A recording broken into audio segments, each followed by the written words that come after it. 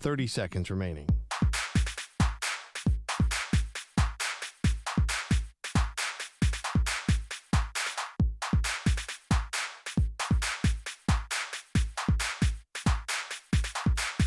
Fifteen seconds.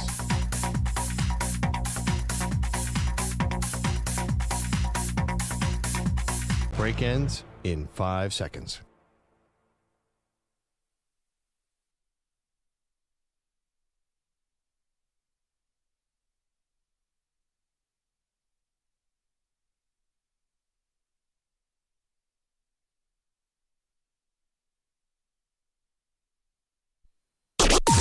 Maggie and Perloff on the Infinity Sports Network. Now we're getting the dirty details. Now it's all coming out in the wash.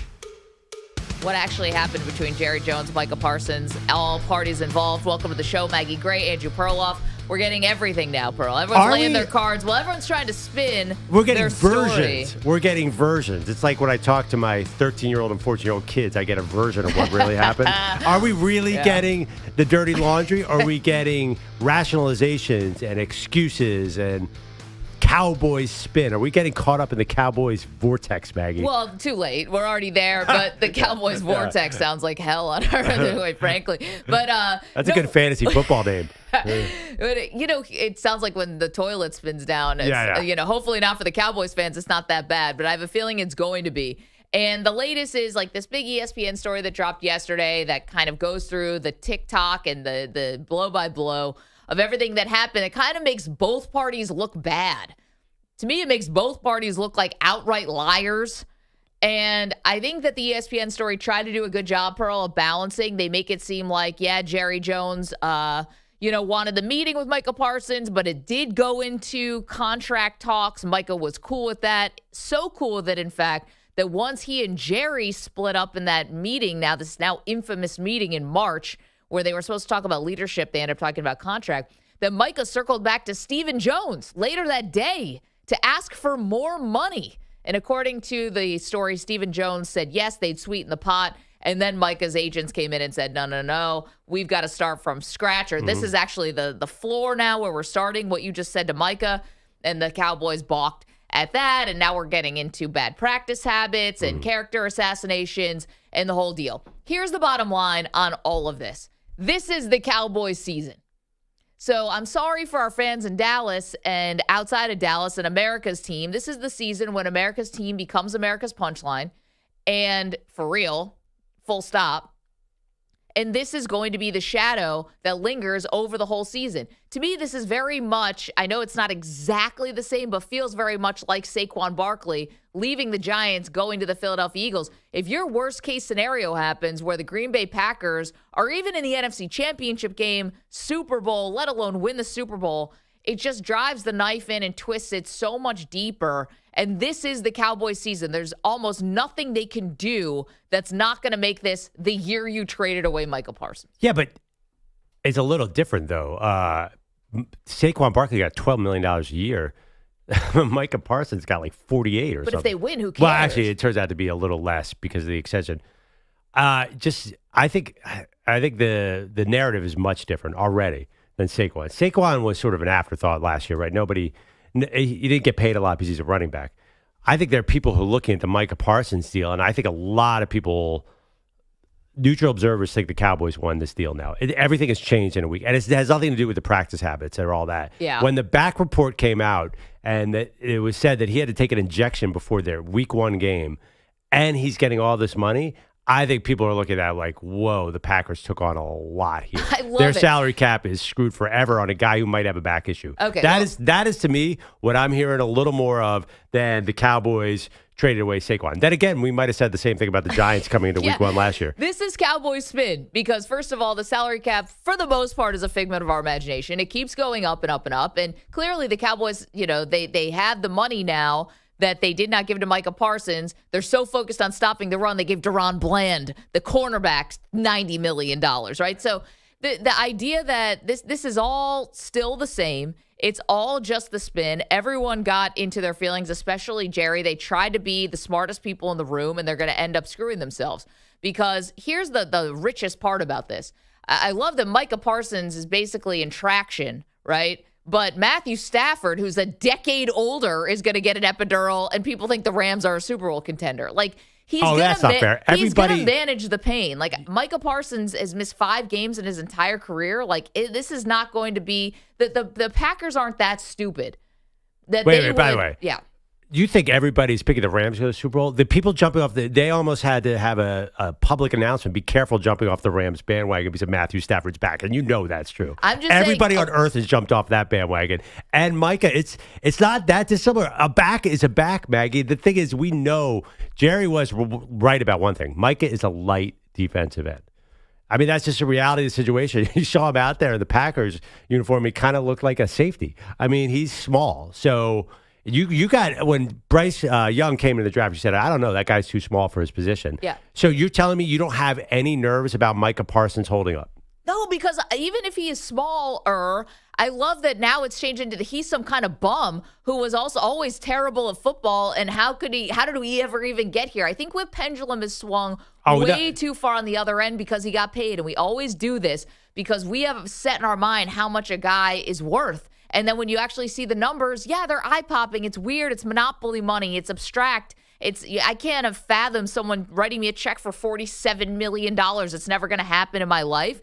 But let's not pretend that Micah Parsons is not a good player or that the Packers are so wildly over their skis here. I think that the Packers understand exactly what they're doing, saw an opportunity, came in and said 2 first-round picks and pay the guy, and we'll have him for the next 4 or 5 years. We will do that 100 times out of 100. Well, here's the thing. I mean, they already paid their quarterback. It's not like Jordan Love is cheap. You're saying the salary cap's not real, but now they have one of the most expensive quarterbacks, one of the most expensive, actually 2 of the most expensive pass rushers. Say paid Rashan Gary, I think. So, I mean, like the formula of you have a cheap quarterback and you build around him and you win.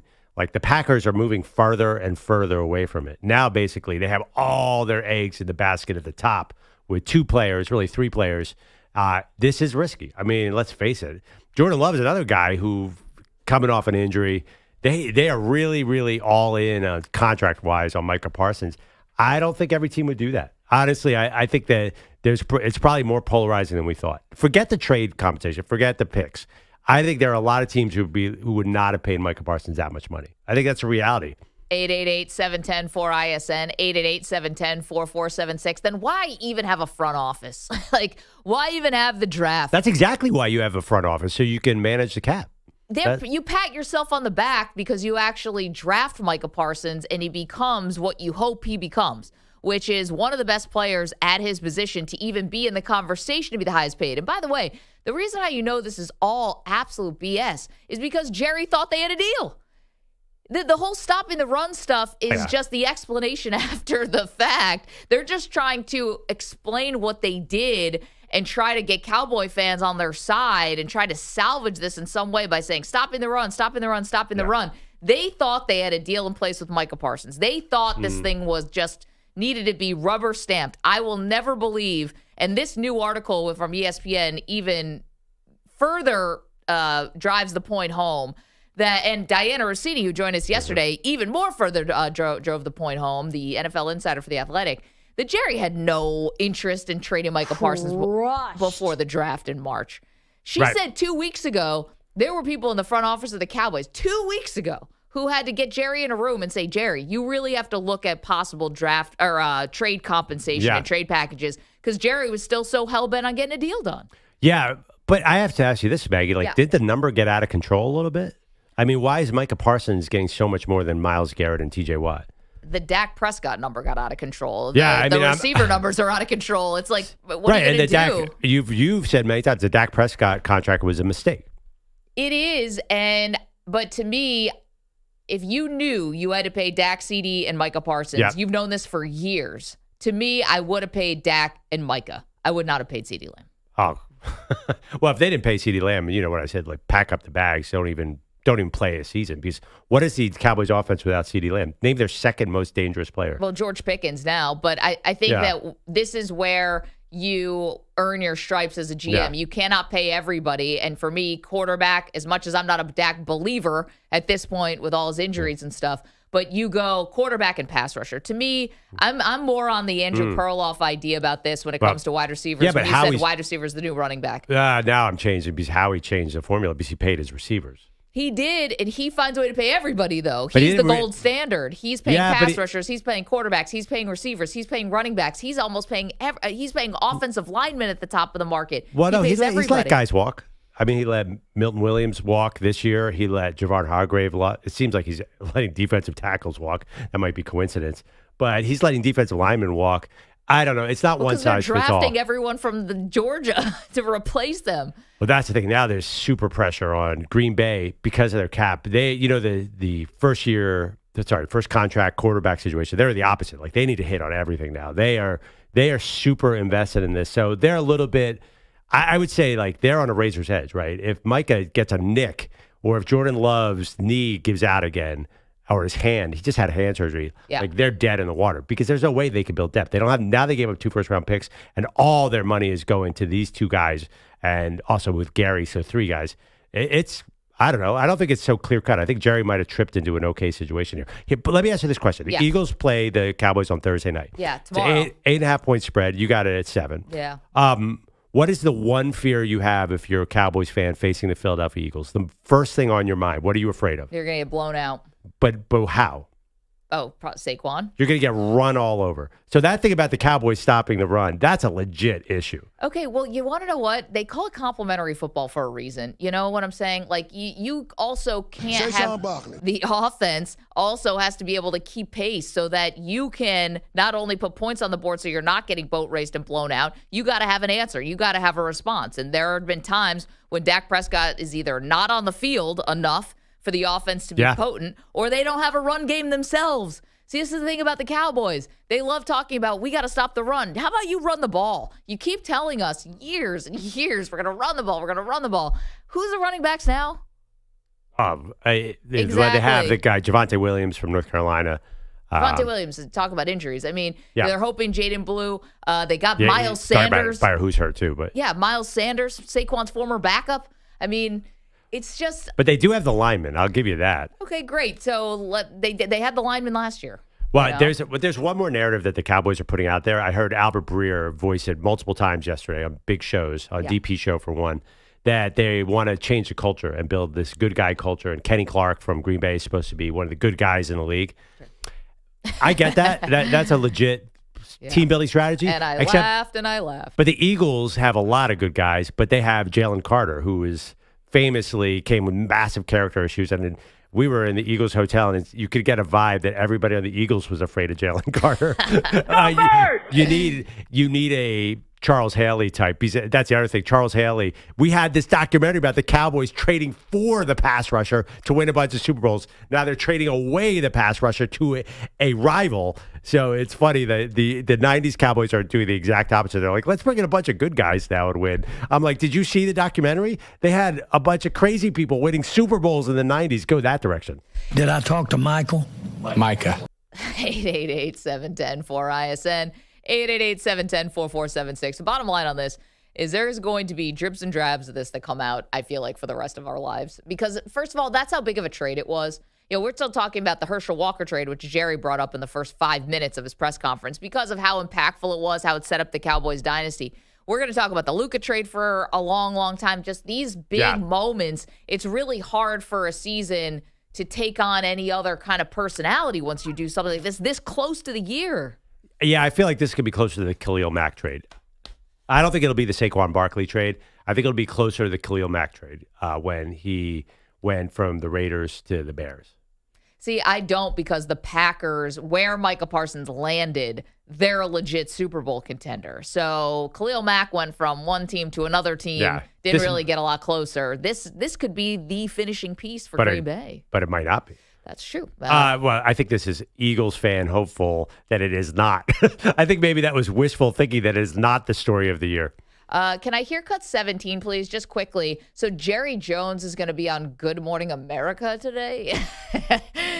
That's where the football fans are. GMA. I don't know his name.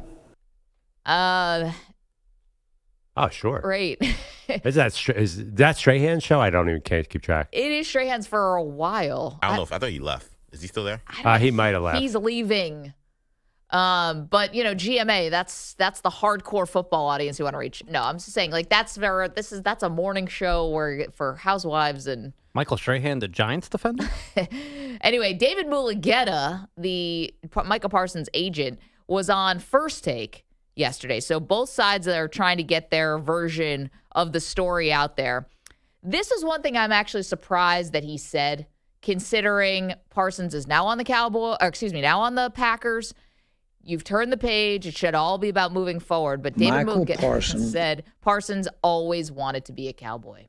I think the most important thing is that Micah wanted to be a Cowboy, right? He grew up cheering for the Cowboys, wore the blue and white at Penn State, wore it in the NFL with the Dallas Cowboys. He wanted to be a Cowboy. And we did everything we could for him to remain a Cowboy. We reached out, and like you said, I don't really do these interviews. We try to keep the negotiations out of the media. But in this case, so much information has been put out there that we wanted to just address a couple of things. But as far as Michael is concerned, he wanted to be a Cowboy. We did everything we could. And sometimes you got to be a little careful with what you read in the media as far as what was offered to Micah. Okay. that sounds accurate. Fair. Yeah, no, that one will back him up on. But these numbers are crazy sometimes. But to say that was like the last thing he kind of said in the interview, Micah always wanted to be a Cowboy. Now, if I'm a Green Bay fan, I'm like, well, yeah, but let's leave that in the rear view. Well, I saw the documentary about Micah's life, and he was very adamant about it. Like, he burst into tears when the Cowboys picked him. He said before the draft, I'm dying to be a Cowboy. So that's all true. But he wore that Packers-colored sweater and looked awesome, though. Seems like all the Instagram videos, he has transitioned very well. He's expressing a lot of excitement to be in Green Bay. Like, he seems thrilled to get out of there. He should be. He just got a lot closer to a Super Bowl. Well, he did, like, you bring up a good point, though. He did leave the team that he always wanted to be. By the way, if you want to see a contrast in styles, Jerry Jones talking gibberish and David Mulugheta getting on camera and just being so rational. I'm like, I understand why the Cowboys don't put Jerry Jones in the same room with David Mulugheta. That should be a policy for life. Like, he will wrap Jerry around his finger. 888-710-4ISN, 888-710-4476. Let's go to the phones. Why not? Early, often. You guys want to talk about this? Let's do it. JK is in Fort Worth. JK, what do you see in this Micah Parsons trade? Yeah, I called in a couple of days ago. I told y'all the fans in Dallas-Fort Worth, we are not Michael Parsons fans like that. And you're probably right. Jerry backed into a lucky deal. It's an old saying: don't throw good money at bad money. Just because he messed up and signed Dak and CD to all that money, don't mean he's supposed to pay Michael that much money. And y'all keep comparing him to Khalil Mack. Khalil Mack was a complete linebacker. Micah is an undersized defensive end. It's two big differences in situations. No way around. Can I ask you this question? So you never could I go back to your friends, your coworkers, and say, "Hey, did JK always think that Micah Parsons was a bum?" And they'd say yes. Like, did you think that then? I'm not saying he's a bum. Okay. I'm not saying he's not a good pass rusher, but he's not a complete player. And when you pay a person that much money, you have to have a complete player. It's no way in between it. You locking up a lot of money towards the salary cap. Yeah. And I understand you saying the salary cap is fake numbers, but we have a lot of players that are coming up for contract. And if we sign him to that much money, we'll be letting other role players go. And we still got a whole team we got to build. Before the Michael Parsons thing even came up, people were speaking about Green Bay as a Super Bowl contender. Yeah. That's good for Green Bay. The Cowboys are nowhere close to being a Super Bowl contender. Right. A high-priced defensive end is a luxury. I got to be honest, and I get what you're talking about, and you're making a lot of sense.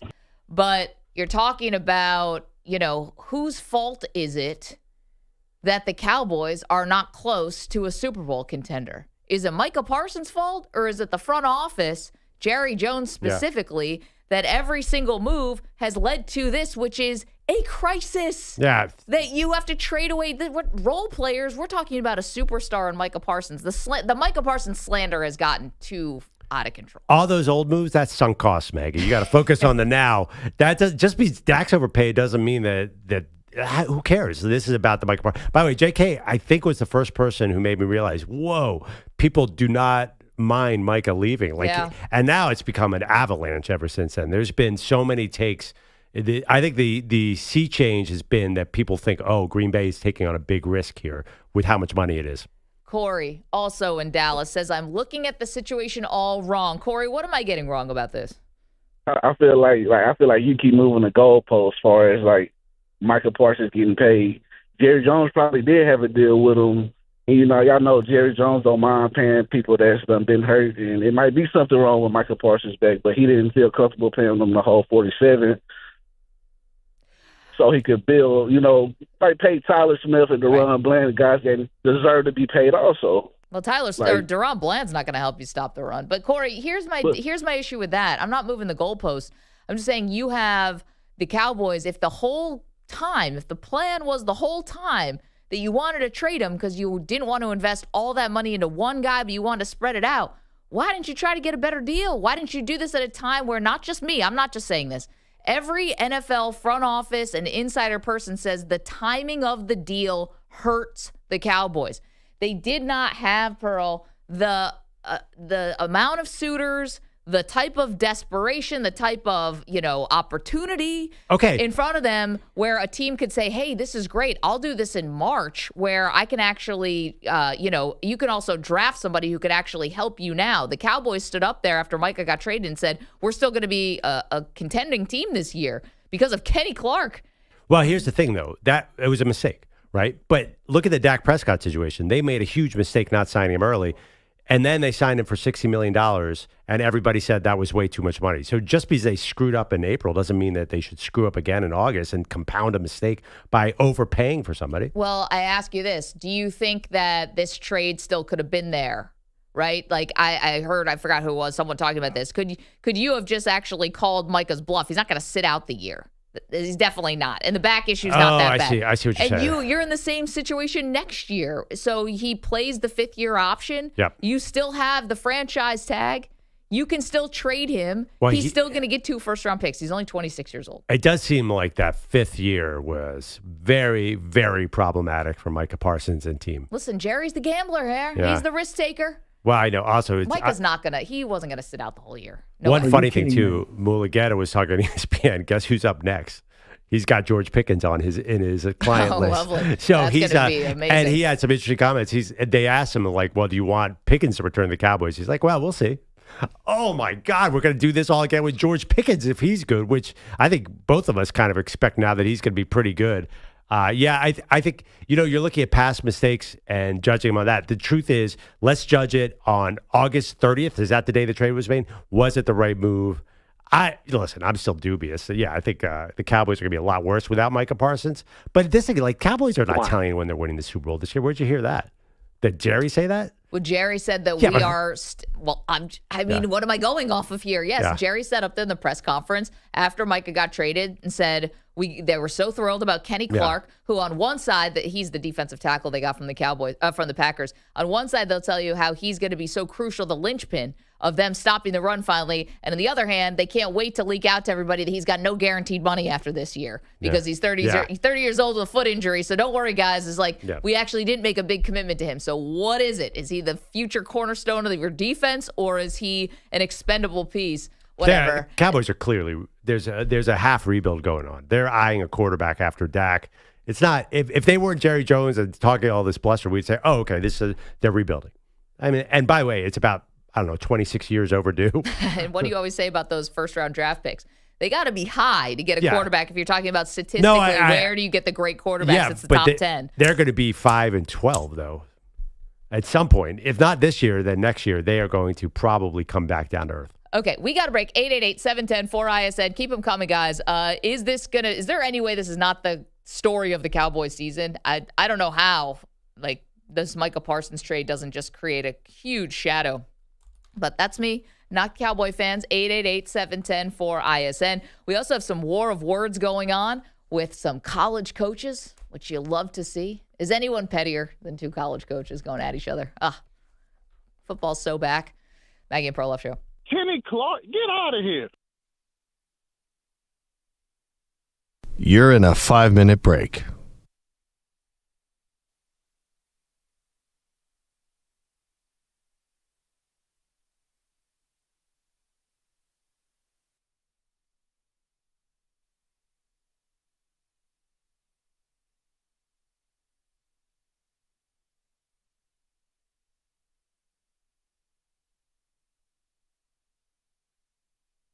4 minutes, 30 seconds remaining.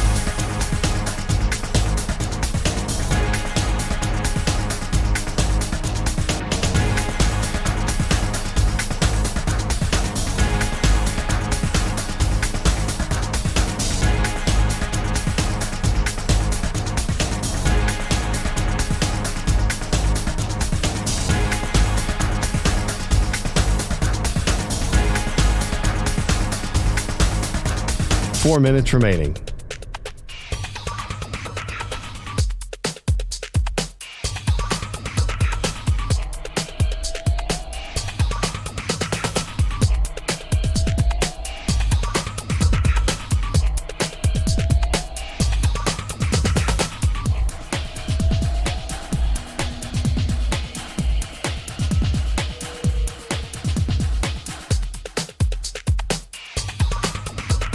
Three minutes, 30 seconds remaining.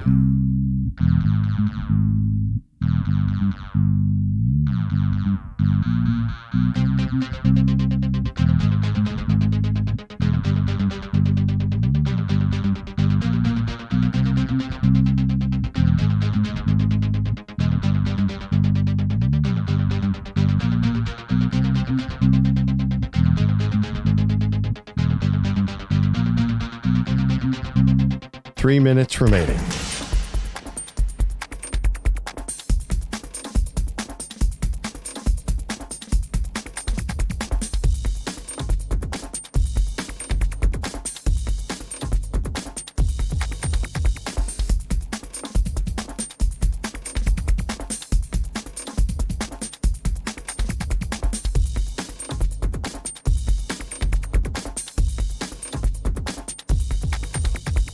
Two minutes, 30 seconds remaining.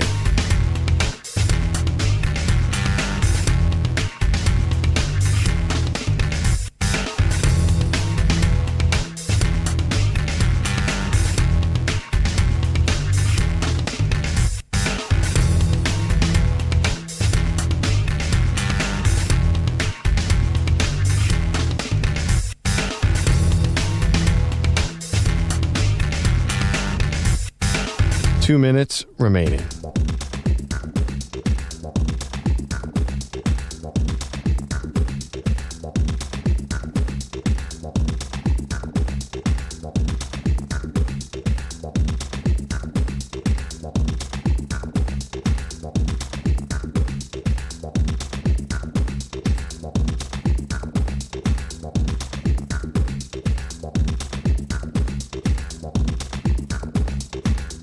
1 minute, 30 seconds remaining.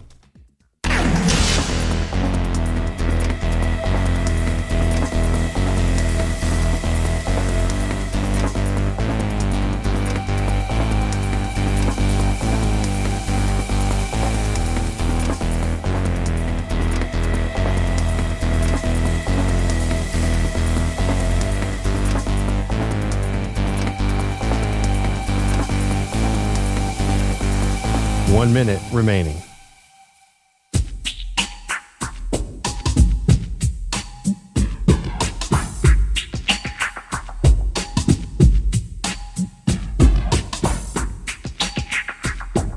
.45 seconds remaining.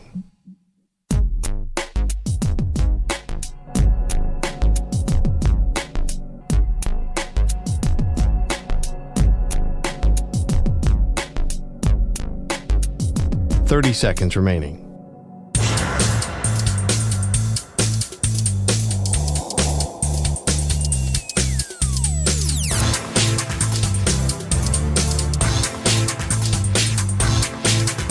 .15 seconds.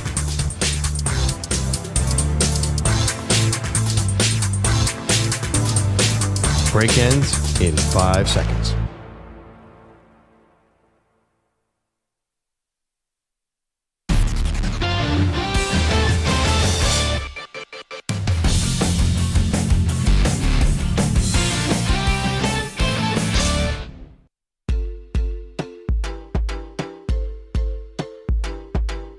Welcome back, Maggie and Perloff show.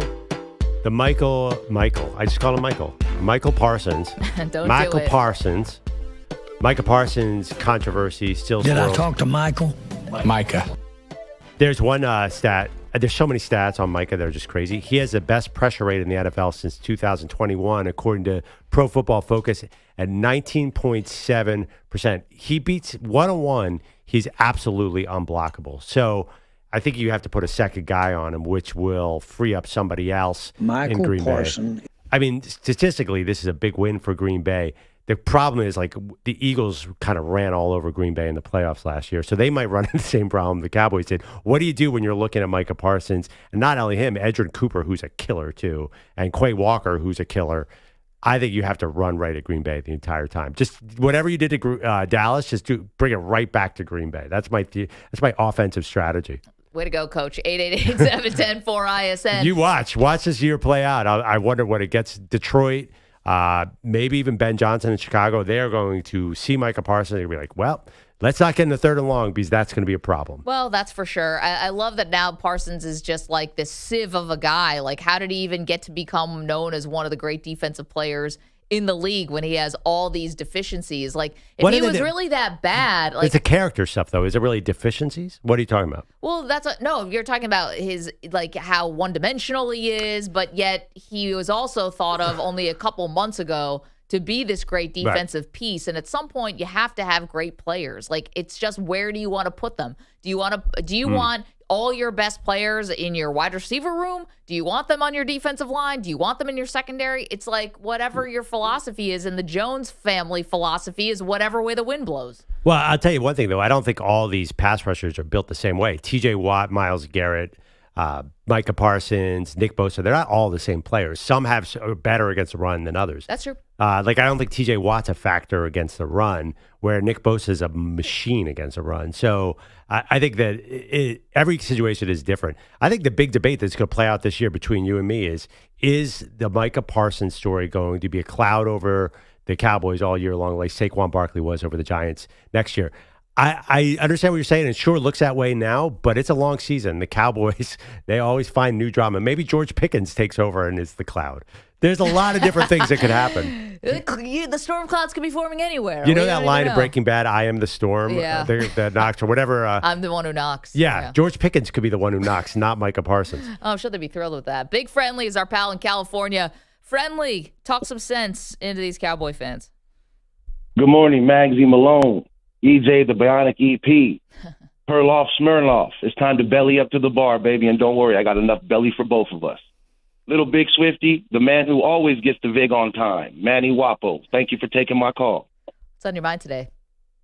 Now, Maggie Malone, when I come to your table, I come with respect and I come with facts. And I'd like to apologize for my last phone call. It was brought to my attention. My facts were off. Now, Maggie, about this Micah Parsons trade, after my crying game shower scene, I had to understand. Whoa. This hate, when I seen what the Packers gave up for Micah Parsons as a mandated reporter, why has not somebody filed a claim against the Packers for elder abuse and elder manipulation? It's not right, Maggie. But the hate that Micah is getting, to you Cowboys fans, it's understandable that you guys just watched probably one of the greatest DNs in his era walk out of your door. And Maggie Malone, the problem is Jerry Jones, not Micah. Yeah. What did Micah do? What did Micah do wrong, Maggie, that Dak Prescott did, that CeeDee Lamb did, that Zeke did? What did he do wrong? What? I'm saying, nothing. Didn't Zeke ask for money? Oh, yeah. Didn't Dak ask for money? You want to know the difference? I'm sorry. I was waiting for the finish. The difference is that, and we found this out yesterday, again, this ESPN article that kind of had some of the details from both sides. I thought it was actually a very balanced article. Is the fact that they did this hot boxing thing with Dak Prescott, too. Yeah. Where Jerry Jones got Dak Prescott into a room without his agent and tried to do the whole deal. And Dak actually did agree to stuff, but he says no figures, but agreed to a structure of a contract. So Jerry was trying to do this with all the big stars. Yeah, I mean, it's funny. Okay, now, but by the way, the Zeke contract was like the worst contract ever. They signed it for $50 million. They produced zero. I understand that. But the difference between Micah Parsons and those guys, he was not willing to sell his soul on the Cowboys casting couch. That's the difference. So when Micah stood up like a man and said, listen, I'm not taking this. This is what I'm worth. This is what I'm expecting. Now, if you don't want to give it to me, there's other teams that will. And Green Bay stepped up and said, you know what? We'll give you the money. And that's where we're at. So you Cowboy fans, I understand and I can respect your animosity, but don't hate Micah. You need to start looking inwards at Jerry. Oh, I know. But I think, Big Friendly, thank you for the call. Great call as always. I think that they have no faith in Jerry. Now, to your point, Perloff, could Jerry have backed into maybe the right move here? Because let's not forget, he thought he had a deal with Parsons. Yeah. Well, the funny thing, I mean, listen, Big Friendly, you know I love you, but to say the problem with the Cowboys is Jerry Jones, like, yeah, no duh, Captain Obvious. Like, we've been saying that for a decade. Yeah, people are defending him now because it feels like Micah's taking the shrapnel. People are saying Jerry might have tripped into a good deal. Like Mr. Magoo, he couldn't find the sidewalk. Nobody's saying Jerry was brilliant here. I mean, listen, the problem with the Cowboys, what's been the consistent factor since 1995? There's only been two people, Steven and Jerry, who've been in that building the whole time. They're obviously the problem. Let's get to Andrew Bogusch, who's got the latest headlines for us. Sorry, the crying game thing also threw me off there with Big Riley. I've actually never seen that movie, but I know what the plot twist is. It was the casting couch analogy, which was perfect, that got me off. That one is also very dark. All right, Bogusch. Guys, good morning. Your headlines are sponsored by Prize Picks. Don't miss any of the action this football season with Prize Picks, where it's good to be right. Download Prize Picks and use code PRIMETIME and get a $50 bonus credit instantly when you play $5. Must be present in certain states. Visit prizepicks.com for restrictions and details. Who needs Brunson? Apparently, I need Jalen Brunson in my life because I've had enough of this. Big spot here, trying to build on this 2-0 lead. Pitch to Grisham. Swing on, hit to left field and deep. Going back Altuve. And it is gone! A grand slam! Another one for Trent Grisham. A 6-0 Yankee lead. That's his third slam this season. My Instagram feed is now Dave Matthews clips, barbecue tips, Emily Ratajkowski, and Manny sweating Trent Grisham. Texas Trent tanks, baby. That's what I live for. No Jennifer Aniston there? Anne Hathaway? No. Aniston's not an Instagram player. Anne Hathaway, EJ can have Hathaway. I'm not going to step on that territory. But Manny gets Trent Grisham. Thank you very much. Manny gets Trent Grisham. Anne Hathaway, you get Emily Ratajkowski. Yeah, I win. Dave Sims at the highlight there, Yankees Radio. Grisham's grand slam just getting us going, though, in Houston last night. 2 pitches later, Astros lefty Framber Valdez put a fastball into the chest of his catcher, Cesar Salazar, who seemed to be expecting something off speed. So, was the cross-up just an accident, or was it on purpose because Valdez was frustrated with his catcher? Salazar did try to get him to step off before throwing that pitch to Grisham for the grand slam. Here's Valdez's answer through a translator when asked if he did it on purpose. It was not intentional. I called for sinker, and that's the pitch I wanted. There was a lot of noise, and I thought that was what he wanted me to throw, but no, it was not intentional. So that sinker sank all right. Yeah. Cross-ups happen. The old pitch calm excuse. Yeah, cross-ups happen. I don't remember fastballs hitting catchers in the gut, and there is literally no reaction from Valdez. No, oh my God, what just happened? He throws this pitch, and he turns around and walks away as if he is angry at the catcher, which I think is what's fueling everyone's suspicion that it was real last night. Yeah, it was definitely on purpose. Well, and he can't come out and be like, yeah, I meant to jack him with a 98-mile fastball. Yeah, right down the pike. No, he can't admit it. No, but they can fight later in the clubhouse, which is what they probably did, or in the parking lot, something like that. I'd always pick the catcher, by the way, in that situation. I don't know. Framber's on their TV right now. Oh, he's got some heft to him. Yeah, he's girthy. Yeah, but catchers are tough. Yeah, you're not wrong. But they're not fast. You could run away from one of them. I feel like they're always the toughest guy on the team. I mean, look what they do. They crouch there and get hit all day. I know, but their knees are all messed up. By far, pitchers and catchers are the most wild people on a baseball team. Yeah, definitely. They are all like you've never met a normal pitcher or a normal catcher. Yeah, They're it's all like out of their hockey minds. goalies. Oh yeah, it's like especially bullpen guys too. bullpen. So much time on their hands. Yeah. That was definitely on purpose. Picturing Bruce Bochy, former catcher, right? Like, sure. nobody's beating that guy up. I don't care how old he is. Like, not with that head. Johnny Bench. Yeah. Oh, Johnny Bench. Are you kidding me? He had his hands were the size of, I don't even know, boxing gloves without having boxing gloves. He would kill anybody. Joe Torre, sure, yeah. Can you put that on the Joe poll? Torre, he probably back in the day. Oh, yeah, back in the 1960s, 70s. Oh, yeah.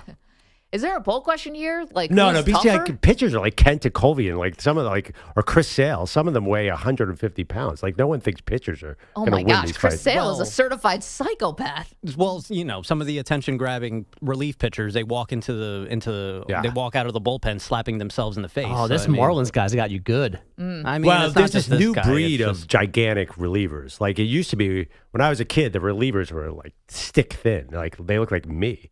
Yeah, like these. I don't know. And Yeah, but sometimes those thin guys are the craziest ones. Like you're talking about Chris Sale. That guy took a pair of scissors and cut up everybody's uniform in the clubhouse because he didn't like the alternate jersey. there isn't a catcher in the league who couldn't beat up Chris Sale. Chris Sale weighs less than you, Maggie. I'm just saying, you got to factor in the psycho. There's like a psycho tax. Put up the bowl. Are those actions of a normal person? No. I don't like these alternate jerseys, so I'm going to grab a pair of scissors from the trainer and cut up the sleeves. Do you think there's a single pitcher in the world who can beat up JT Realmuto? I doubt Yes. it. That dude, are you kidding me? There's That guy no is a Framber Valdez. rock. That guy is, Valdez, he would probably. destroy Framber Valdez. Oh, no way. You were Taijuan totally Walker wrong. would give it to JT Realmuto. Catchers are Even so on your much tougher team. than pitchers. No. Put the poll out. I think is it tougher or is it who would you less want to be in a fight with? Because you're talking like Nolan Ryan. Yeah. Punching Robin Ventura just Robin square in the Ventura face. was hardly a catcher. He was a pretty boy.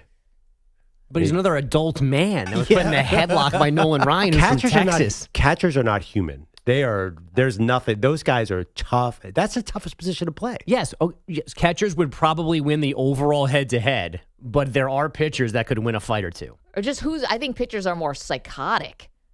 Wasn't John Rocker a pitcher? Mm-hmm. Yeah, well, he he's seems got kind of nuts. Lots of issues, that dude. I'm even thinking like a Kyle Farnsworth. Oh my God. Former Farnsworth. Yankee. How about this? Farnsworth ended up becoming like a football player, like a minor, some semi-pro under 40 football league. player. Yeah, and you'd think pitcher, he would be a quarterback. Right. Dude's a linebacker. Yeah. Oh. Jonathan Papelbon choked out Bryce Harper in the dugout once in Washington, D.C. You remember Although that? Bryce is a pretty boy too. Well, I mean, but still, that's still a relief pitcher putting his hands on another man's neck. You guys, honestly, you've all never been more wrong on a topic in your entire lives. Catchers are, forget it. You could punch a catcher as hard as you want. It's not going to make the slightest difference. They're catchers. Okay. First of all, they're question. wearing the pads all day. They got all the padding on. They have masks on. Who's more psychotic, pitchers or catchers? It doesn't matter who's more psychotic. Catchers are the toughest human beings on the planet. They're Except like Jason NFL Varitek. centers. Except for Jason Varitek. He decided to put his hands in A-Rod's face when he had his mask on. Tough guy. Won that fight, though. He did. All right. Well, that's where we got to leave it, Bo. Thank you for bringing up this very important story about Framber Valdez and possibly throwing a ball at his own catcher to send a message. Not possibly. Possibly, definitely. All right, coming up, did Arch Manning lose the Heisman on Saturday? Got that next. You're in a 5-minute break.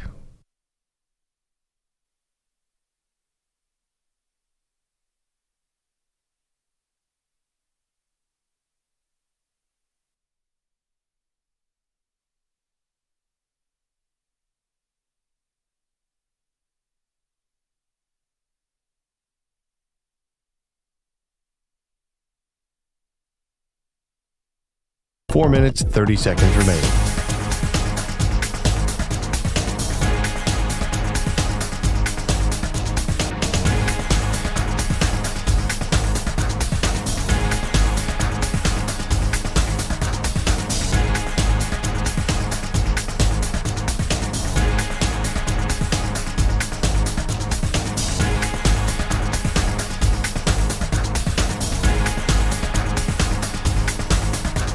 Four minutes remaining.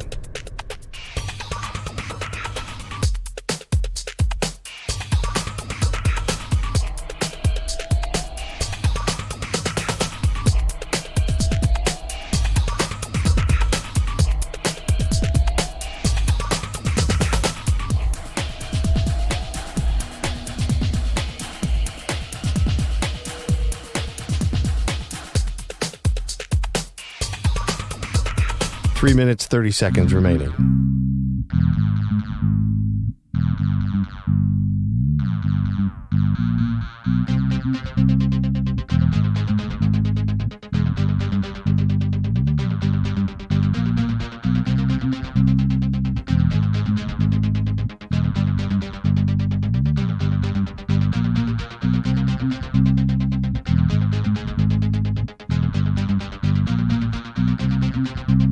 Three minutes remaining.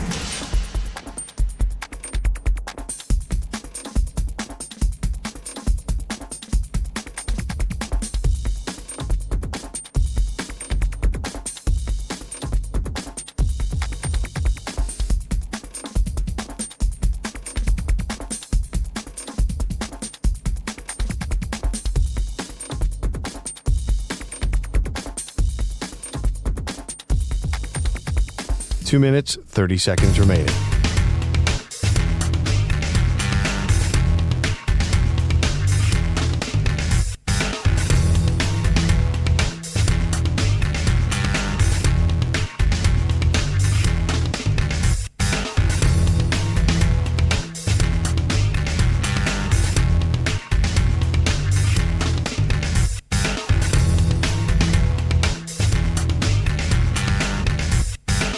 Two minutes remaining.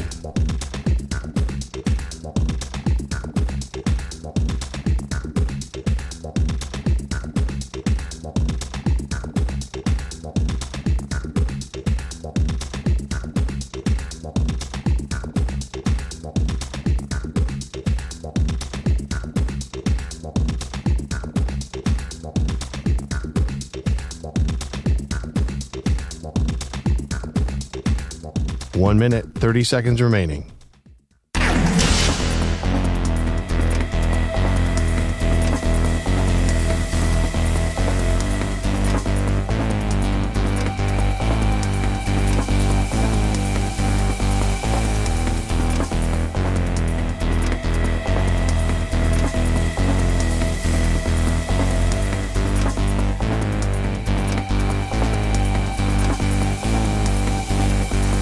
One minute remaining.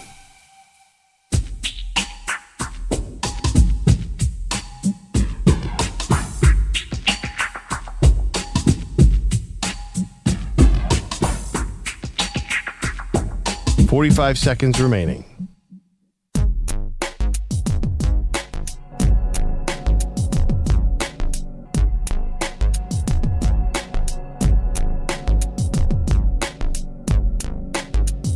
$30 seconds remaining.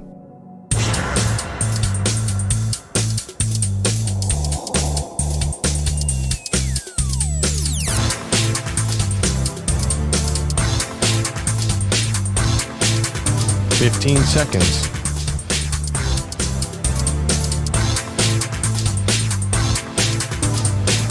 Break ends in 5 seconds.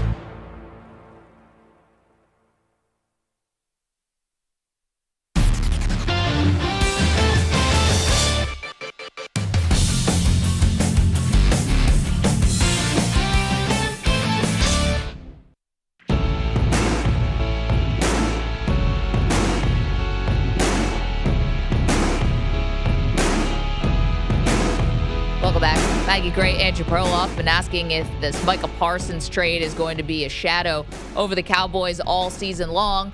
Also got into a conversation about who are the more psychotic and tougher baseball players. Is it pitchers or catchers? Yeah, I am strongly in the camp of catchers. Not psychotic, but who would win in a fight?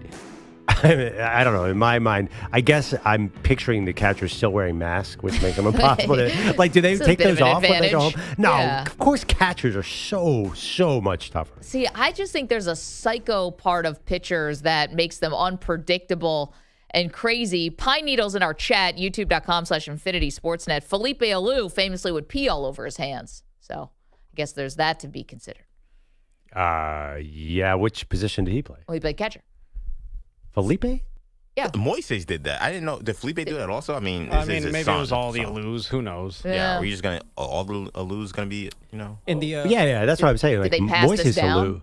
Moises Alou was not a catcher, was he? No, Moises was not the He's the one who peed all over his hands. Yeah, he was the one that said that. I don't know if he got it from his dad. Jorge Posada also used to go relieve himself on his hands. I don't want Jorge on my catching team. Like, I don't know if he's a tough fighter, though. Wow. He was more of a... He was more of a... What's that? No, Jorge was crazy. Yeah, but he was more... Felipe was a first baseman. I was not a catcher. Pardon. Yeah, Moises... And I don't know that Felipe did the thing on his hands. Jorge was more of a hitter, though. Like, he played catcher, but I always thought, like, oh, man, if he should be a DH. So I don't want him on my catcher team. I want a defensive-oriented catcher in these fights. In our show group chat, I mean, I just sent a picture of Fernando Cruz, who's a reliever for the Yankees, and he nearly busted a vein because he gave up a hit, and it was just a measly single. And he was very frustrated by giving up that single. And, again, this is why relievers are psychos. I think so, too. Rich is in California. Rich, what do you think? Who is the tougher position on the baseball field, pitchers or catchers? I can think of a couple of pitchers that come to mind that might give a catcher everything he wanted and then some. One would be a guy by the name of Jeff Samardzija. Dude was a wide receiver. Jeff Samardzija, really? That's a pretty boy. Samardzija's the first guy who comes to mind, not like Randy He was a Johnson tight end. or something? No, he played receiver at Notre Dame, didn't he? He was a tight end at Notre Dame. I think he was in the X or the Y. I don't think he played tight end, dude. But double check that. I remember him being a receiver. And he's a pretty boy. He's got that long flowing hair. He was big, though.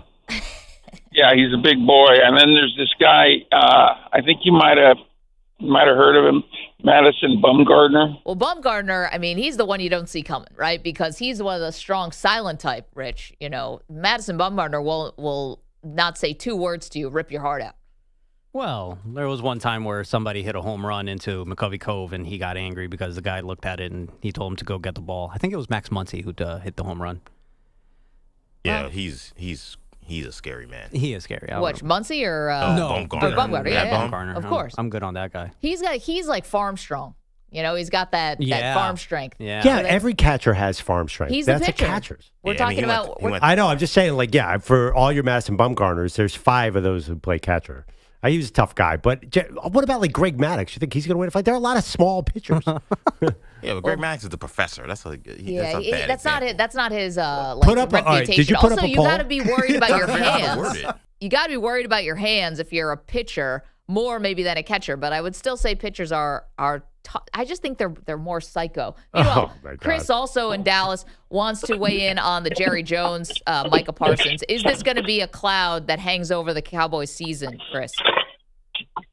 Good morning. No, I don't think this is going to be a cloud or hangs over the Cowboys season because the Cowboys are bigger than Micah Parsons. To start off with Jerry's biggest flaw is that he doesn't rebuild. That's the issue we have with Jerry Jones in Dallas. Now, that being said, he didn't have to pay Micah that money. He could have kept Micah for 3 years. That's why you get a report that he had to be convinced to trade Micah Parsons. But Chris, that's a ton of drama. If they were going to keep him on franchise tags, he's not Dak. He would be really loud. Okay, but here's the difference between Micah and Zeke and Dak and CeeDee Lamb that other people that another caller brought up.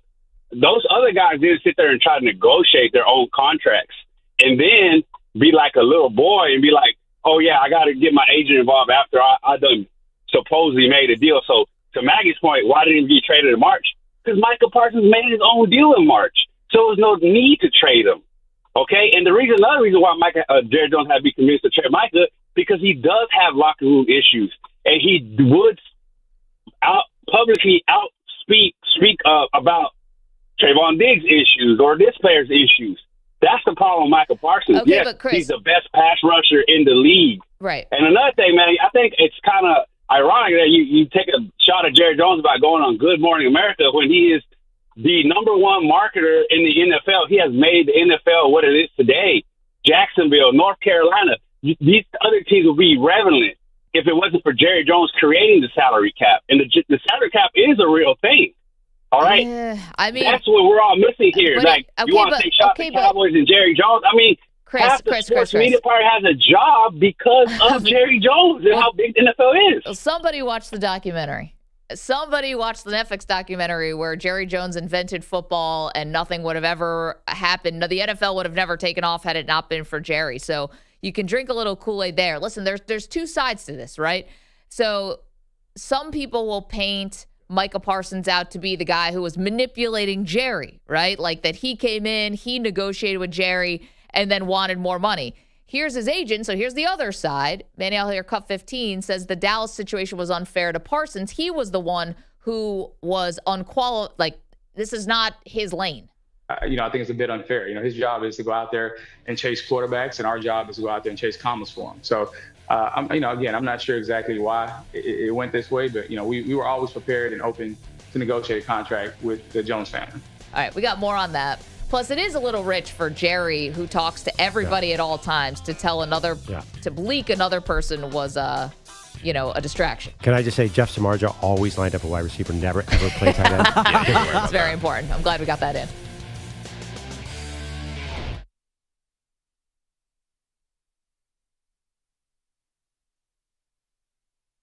You're in a 5-minute break.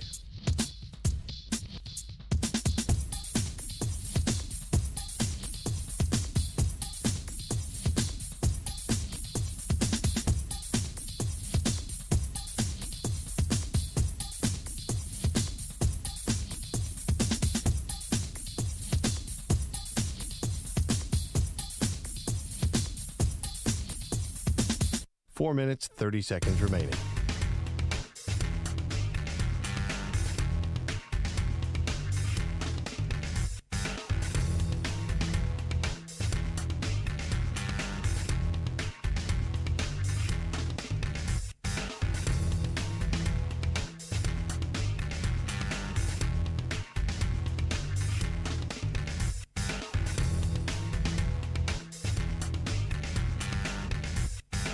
Four minutes remaining.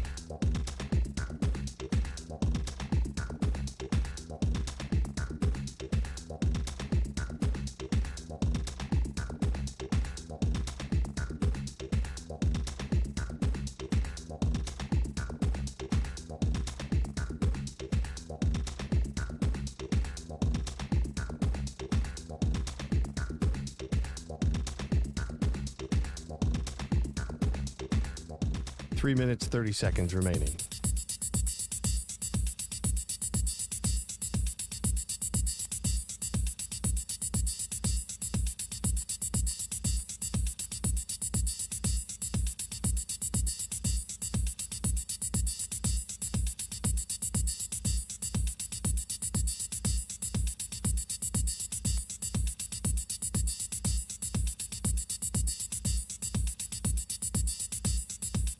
Three minutes remaining.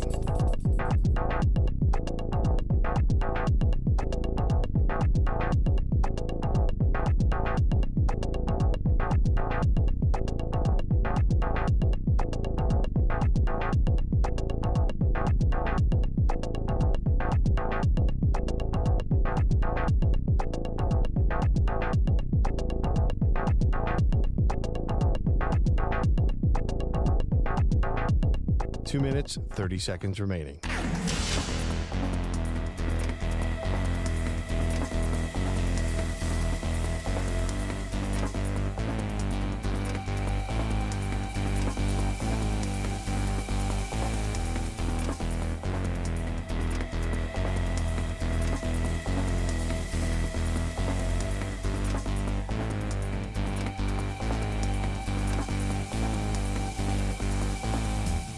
Two minutes remaining.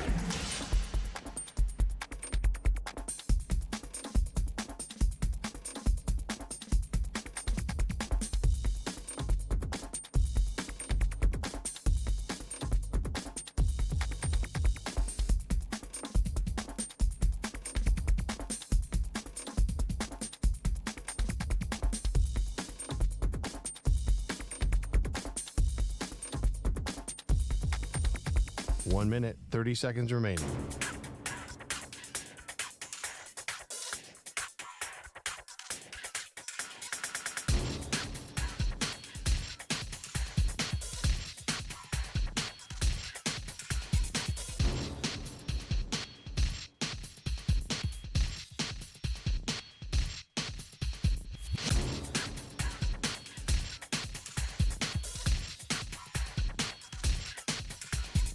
One minute remaining.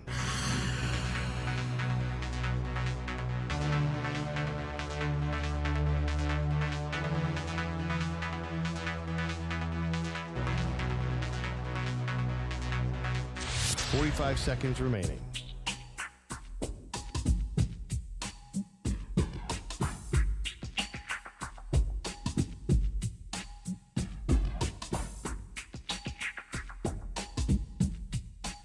Seconds remaining.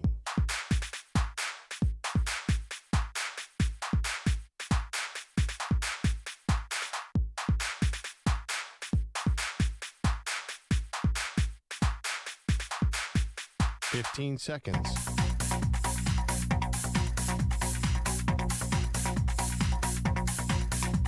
Break ends in 5 seconds.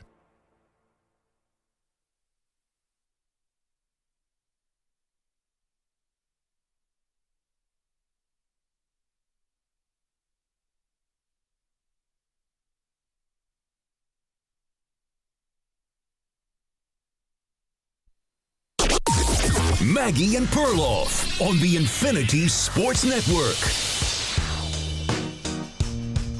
NFL season kicks off tomorrow. Welcome to the show, Maggie Gray, Andrew Perloff. Plenty of college football on the slate today, but for a moment, Pearl, let's pause on the NFL because your Philadelphia Eagles kick off their title defense against the Dallas Cowboys. Talked a lot of Dallas this morning. We're asking you if the Micah Parsons trade is going to cast a shadow over the entire Cowboys season, which you can weigh in at 888-710-4ISN. I say yes, Perloff says no. But meanwhile, the Chiefs are boarding a flight today, and the Chargers, to head down to Brazil. We're doing this again. Friday night, Chiefs, Chargers. I kind of hate that this is a division game. Like, this could be very important in the AFC West, and you're playing down in Brazil, which, you know, is obviously just massive travel implications, and it's a tax on your body. Yeah, but look what happened to the team that played in Brazil last year. Your Eagles you can't all say, the way to the Super Bowl. Yeah, they won the Super Bowl. So you can't say the Brazil trip is an unfair disadvantage because the Eagles went on. I mean, they actually started off kind of slow, I think partly because of the Brazil trip. But you can't say that. It was not a good thing. But it was obviously a good thing because they won the Super Bowl. Maybe you bond on the trip. I don't know. But you can't say it's an excuse for either the Chiefs or the Chargers that we had to play in Brazil. I do hope that they all come out of that game and that field totally healthy because we saw in the Jordan Love injury, like that field is choppy. Yeah, I was going to say, I don't think the Packers feel quite the same way that this was a fun trip down to Brazil or that it set them up for anything because in the final play of the game, basically, Jordan Love got hurt and then missed 2 games rather. So, okay, Chiefs, Chargers, down to Brazil. We're doing this whole thing again. Meanwhile, we have one big question about Patrick Mahomes. It's great for the NFL that you have great quarterback play. Finding the right quarterback can change your franchise forever. Can you throw it like a quarterback third in the lot? 32 teams, each with just one signal caller. It's my quarterback. Maggie and Perloff answer one big question about the quarterback. All right, so we still have the AFC West to get to before the season kicks off. So, EJ, what's our question about Patrick Mahomes today?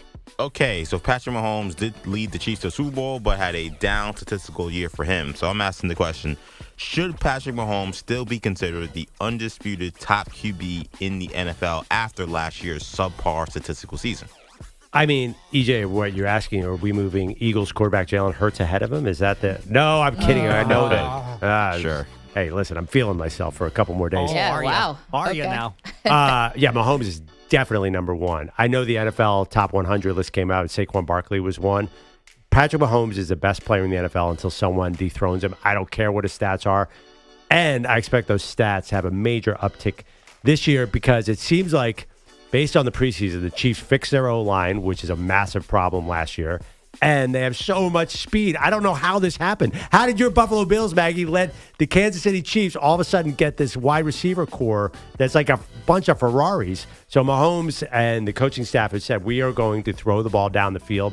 And I'm taking them at their word. I think Mahomes is going to have a much better season. It's so funny because Andy Reid, who won't give an inch, right, has never said anything meaningful in a press conference ever. All of a sudden, they're being very open about the offense and about how much more explosive it's going to be, even though they've continued to get to the Super Bowl. Listen, I'd be sour grapes if I said that it was anyone but Mahomes who should be the undisputed top of the mountain because no matter what his stats say, Pearl, if he's taken over the Tom Brady mantle of drive for your life I want Patrick Mahomes and the referees. I'm just kidding. I want Patrick Mahomes. I'm kidding. No, hey, I'm it's kidding. part of the discussion. I want Patrick Mahomes on the field more than I ever want my own guy on the field, Josh Allen, right? You have to say that he is the one person you would trust currently playing right now, the one person you would trust if your life was literally on the line and you needed a touchdown. He's shown it before. Now, what I thought was very curious, and I don't know if you guys saw this,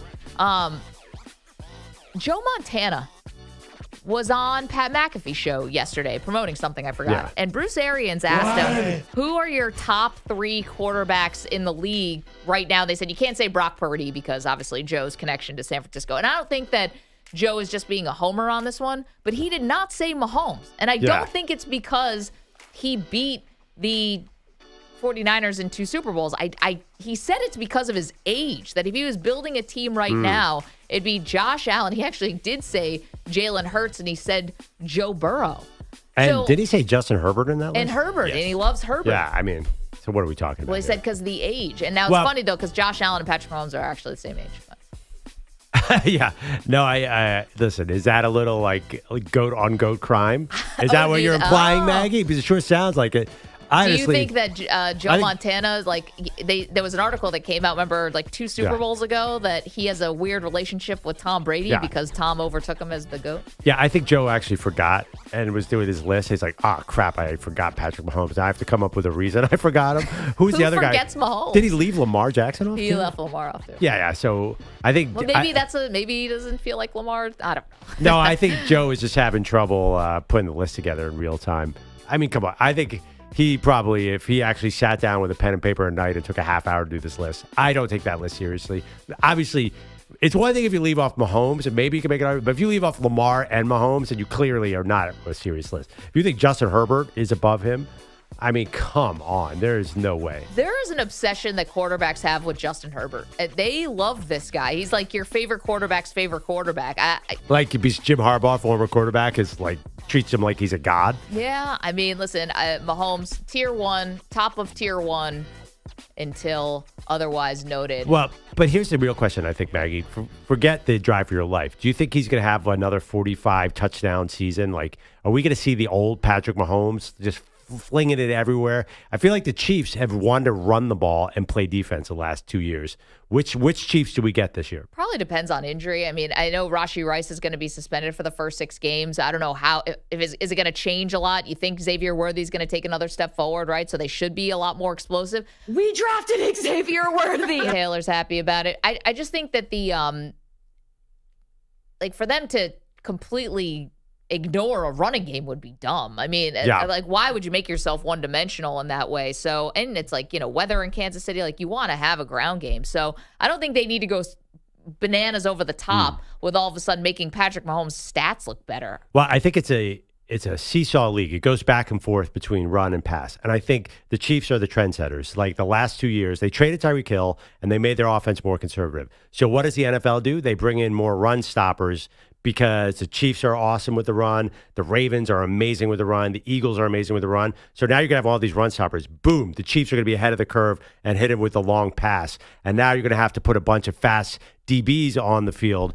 Like, that's the thing. It's always a balance. Run, pass. How do you play them? Do you put a bunch of nickel guys on the field, nickel and dime packages, or do you have big guys up front? So I think the Chiefs want to keep you off balance. I think it's intentional. You mentioned Andy Reid keeps talking about this. I think he's trying to send a message like, hey, whatever you saw last year, we're going to keep on switching it up and keep on innovating. And that, I think, is his greatest strength about Andy Reid. Yeah, we're asking, should Patrick Mahomes still be considered the undisputed top quarterback in the NFL after a subpar statistical season? He was 10th in EPA per pass last year, 17th in passer rating, and 26th in yards per attempt, only 6.8 yards per attempt last year for Patrick Mahomes. Everybody knows the quarterback. The other part about it, I think what Andy Reid is trying to do, Pearl, like Mahomes had to pull some things out of his you-know-what last year. I mean, they had those one-score games. I know they went 15-2, and so the record was gaudy, but there was some major heroics that had to happen. Maybe they're trying to make it a little more comfortable for him. I don't know. Yeah, that definitely could be. I mean, listen, it wasn't even Mahomes. I mean, they got a missed field goal in Denver. They let Carolina, of all teams, sneak back. Yeah, here's the question, too, is like, what is Travis Kelce? Like, is he a weapon anymore? Is he just sort of a complimentary piece? We didn't even mention him in this conversation. I mean, I think you and I disagree about this. I think they need Travis Kelce to be shades of the old Travis Kelce in order to win. Or they just hold him for the playoffs like they've been doing. It could be. I don't know. They use him as a decoy and a blocker more than – and the funny thing about Travis Kelce, Mr. Star, he's like, yeah, sure, I'll block. I don't even care. He's a really interesting guy like that. I like these receivers. I originally was wrong about Xavier Worthy. Remember you went into a near panic attack when the Bills traded the pick that ended up being Xavier Worthy? Not near. Yeah, it was a full panic attack. Yeah. Yeah, well, that instinct was right on, Meg. Thank you. Thanks. I appreciate that. Good job. This was one quote that was given to The Athletic by a defensive coach with an AFC West, who's been in the AFC West.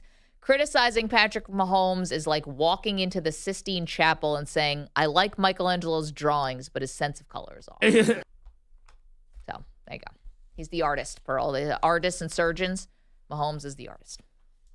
Yeah, I mean, I want to see the old Mahomes. Remember the game where Mahomes went up against Jared Goff? It was Chiefs-Rams. It was 54-51.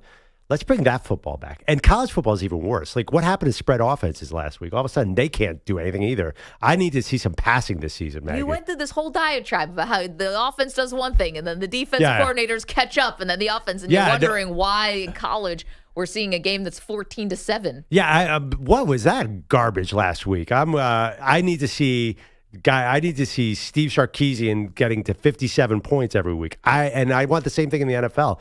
Let's face it, run game was the story of last year. Saquon Barkley, Derrick Henry. I mean, it is changed, and the Chiefs. And by the way, you've noticed it's not just Andy Reid. I want you to notice one thing. Matt Nagy is out there a lot speaking.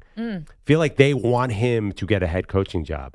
Maybe because they want him out of the building. I don't know. I thought he was going to take over for Andy at some point. I think so. Well, maybe that's what's happening because they're really presenting Matt Nagy as the architect of this high-flying plan. And I can tell by your look on your face that makes you dubious, former Bears coach. I would say, no, that's the Bills fan in me is like, let's get Reid out right now. Bring in Nagy in? Then maybe my team actually has a chance because Sean McDermott cannot beat his mentor Andy Reid in the playoffs. It just will never happen as long as I'm alive. I'm convinced. 888-710-4ISN, 888-710-4476. Thoughts on the Kansas City Chiefs and Patrick Mahomes. Still the undisputed number one. We're also talking Cowboys with you, asking if the Micah Parsons trade is going to be a shadow over the entire season. Andreas is in Chicago. Andreas, what do you think, pal? I think the Cowboys and the Packers deal, the trade's done. Why are we still talking about it? I know it's America's team. Both sides got personal. I'm glad he's not with us anymore. He's a great player. He wanted to take a hometown discount. He mentioned that in the past. I believe there was a deal with the Cowboys in place. It was more than what the Packers are going to pay him. And this just frees up our team to play other players on our team. That's all I have to say. Yeah, Andreas, good luck with that strategy. Appreciate you calling in. But, I think there's a reason why some guys are role players and some guys are stars and some get paid like that because they do have this talent that everybody recognizes, including one of your biggest rivals, the Packers. So I don't know. I think this is just going to be something that follows the Cowboys all season long, bro. Yeah, I mean, I totally understand what you're saying. It could definitely be the storyline, but the Cowboys have a unique ability to generate storylines. I just think their number two receiver is going to be worth keeping an eye on. Well, not in a good way, though. George Pickens has not had positive headlines in the past. I think it's going to be a good and a bad. I think on the field, I expect him to be very good on the field, which would be a huge story. And then I expect him to, I don't know, I guess I'm not sure what the word is, but he's got this contract coming up. So I expect him to play well and then start to make noise about his contract. So it's going to be excellent on-field production and drama. Can I say one other thing about this Cowboy situation? Because this is what I'm picking up from our callers in Dallas and all over the country who are Cowboy fans. I think that we got to understand where the fatigue actually was. Was the fatigue actually with Micah Parsons and the back and forth with him, or is it just because you did this last year with Lamb and then you did it the year before with Dak and you did it 2 years before that with Dak? It's like the buildup. If you had not had all this contract nonsense for years leading up to it, maybe you wouldn't feel as like Andreas was just saying, like, get him out. Like, everyone just seems sick and tired of it. But I just want to remind people, like, part of the reason why you keep going through these contract things is because of Jerry. Like, he drags his feet on stuff. So, like, is it just, you know how sometimes it's not even so much about Micah. It's just like you're fatigued from years of off-season turmoil. I mean, has it really been that much? You know, you say that, but how many guys are we talking about? We're talking about Dak Prescott, CeeDee Lamb, Micah Parsons, Ezekiel Elliott. That's a lot now. But, I mean, the reality Zach is, Martin weirdly had a holdout. Like, you just had it's year after year. We say this about the 49ers, too, yeah, by the way. like, but a lot of solid franchises have these issues. I mean, Pittsburgh's as stable a franchise as there is, and they had a disaster. I mean, TJ Watt posted goodbye on Instagram, and then now Cam Hayward, their most veteran player, is apparently furious about his contract situation. They said he might not play against the Jets on Sunday. And the Kansas City Chiefs had Chris Jones sitting in the stands for Week 1 2 years ago. So I don't know that you say just because you have contract disputes means you're not a good franchise, because a lot of good franchises have good players who are unhappy about their contracts. No, I'm not saying it doesn't mean you're a good franchise. I'm saying the fans being fatigued about Micah Parsons. Are you actually is this buildup from the past 2 contracts? Because even Jerry said that the chance for pay CD were louder than the chance to pay Micah. Like, the fans have been doing this. Yeah. It's almost like when you get in a fight with your spouse.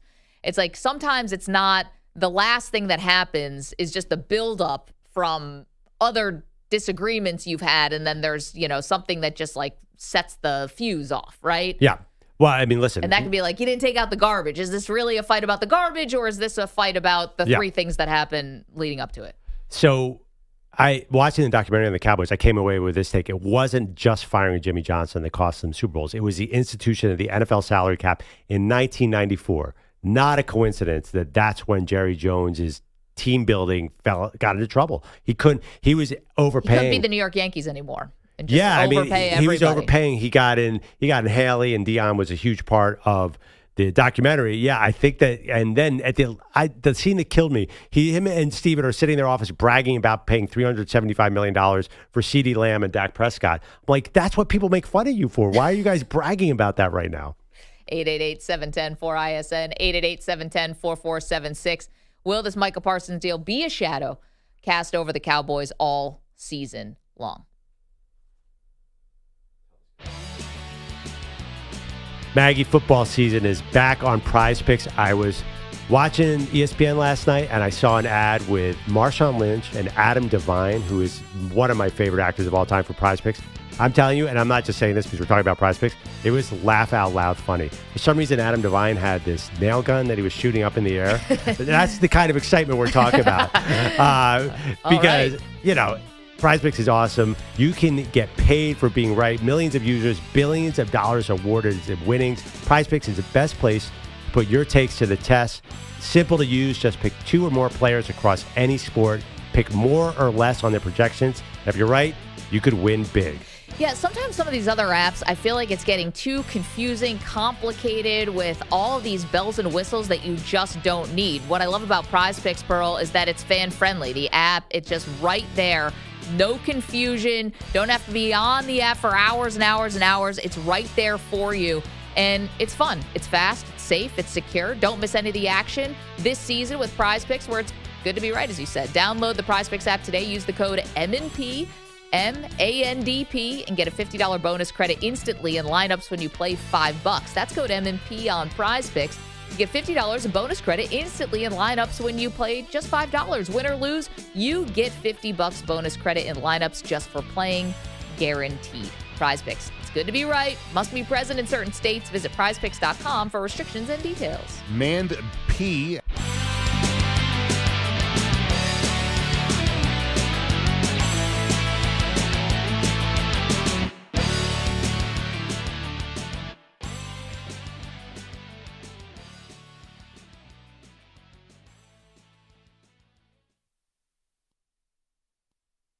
You're in a 4-minute break.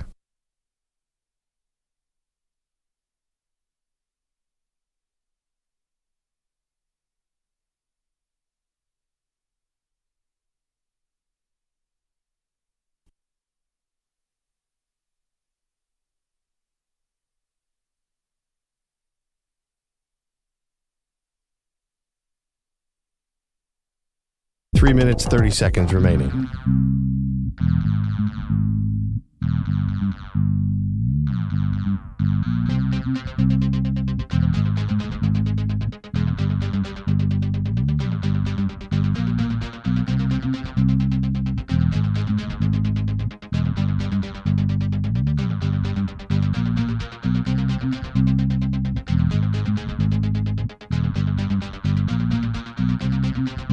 3 minutes remaining.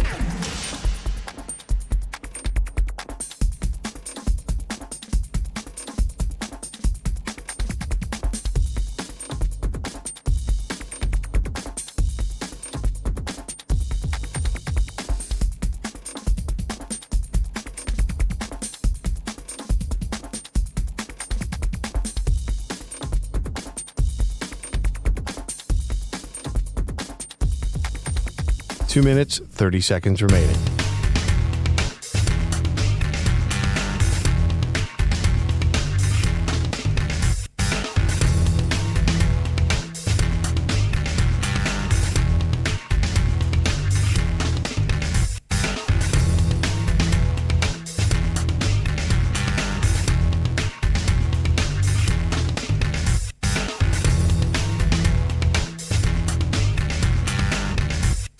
Two minutes remaining.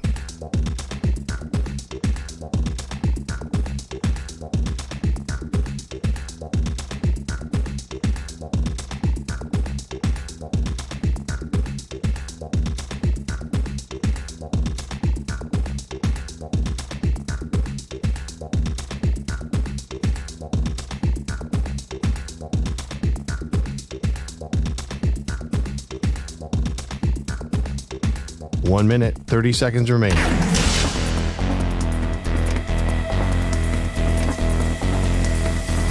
Yes, Big Friendly, I love your poems and would love to go on a date with you.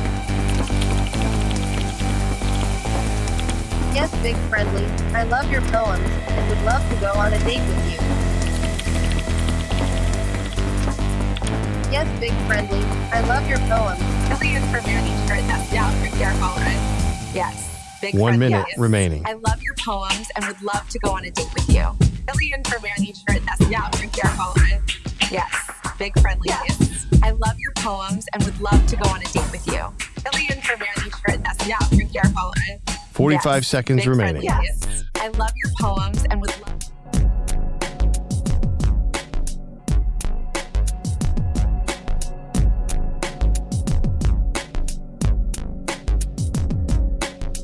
30 seconds remaining.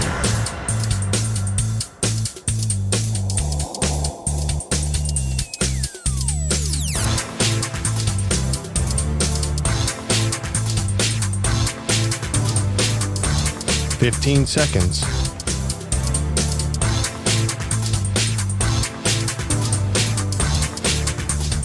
Break ends in 5 seconds.